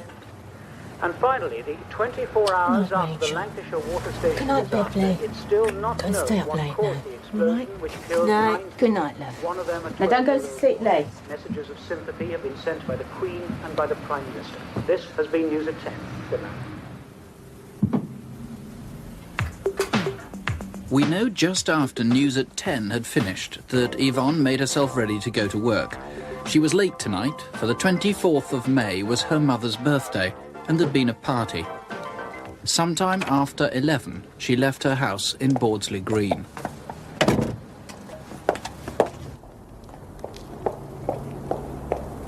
Meanwhile, 2 miles away in Balsall Heath, 2 other girls had found a punter whom they remember well. A rather drunken client, and a blue van that would soon assume a crucial significance. She's just my friend, that's all. She always comes with me. I want her out, and I want you in the back. I don't get in the back of vans. In the back, I say. Providing you pay me first.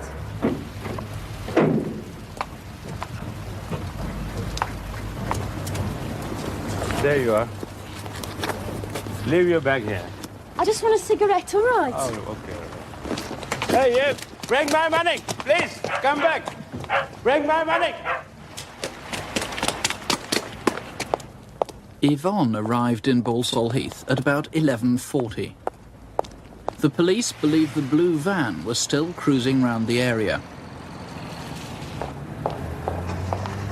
Halfway up Playdepool Road, before getting to her beat, Yvonne stopped briefly here. Hello. One of them meat patties.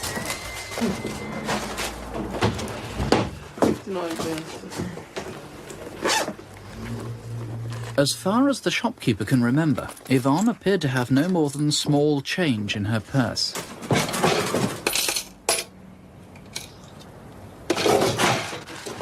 Ta, see ya.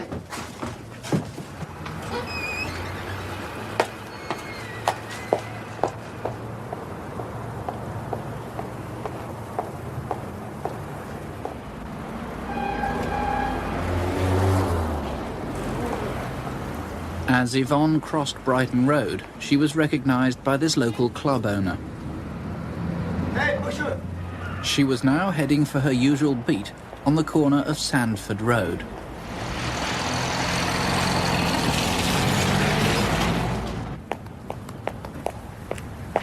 You're late coming up tonight. I've been at my mum's. We're having a party, it's a birthday. What time is it anyway? 11:45. Oh, I'm going home. I'll see you tomorrow night. Oh, stay on a bit. 5 minutes. OK, wait till you get your first one, then I'm off. Oh, it's packy, I don't want in. Oh, I'll do it, me.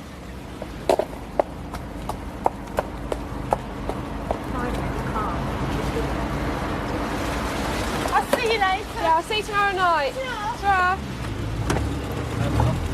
Yvonne went with her first client at 11:45. Later evidence, the amount of cash found with her body, suggests she did have other customers in the next half hour. If she did, she might have come here with them, a car park behind Ladypool Road, where the prostitutes earn their money in their clients' cars. But at some stage she must have come here, to the Warstock area about 3 miles away. It was here at 20 minutes past midnight that a couple walking home noticed a similar blue van parked in the entrance to Coxmore's Woods golf course. 8:30 the next morning, the same spot on Warstock Lane. The blue van was gone now, but a few paces from where it had been, a local resident made a gruesome discovery on his morning walk.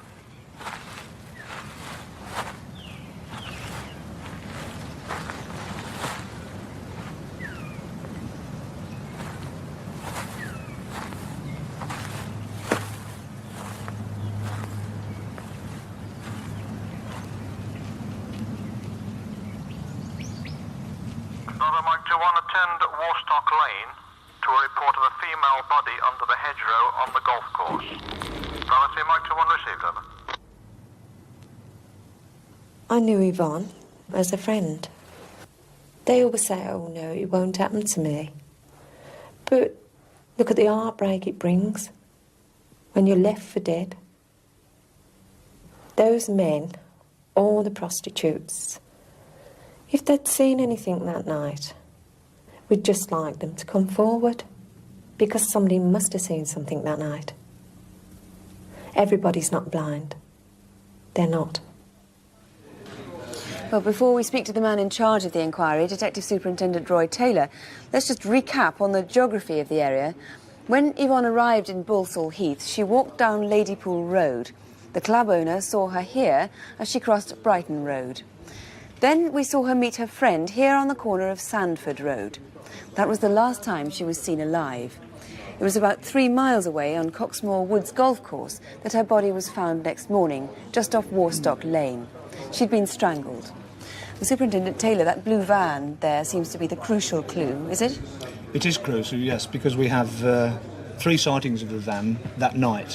One at about 11:30 p.m. in Birchwood Crescent, again in the area of Church Road a short time later, and then, of course, near to where Yvonne's body was found at about 12:20 a.m. on the Friday morning. So you do need to trace that, if only to eliminate it from your inquiries? We do most definitely, yes. The trouble is there are hundreds of blue vans, of course. Can you narrow it down for us?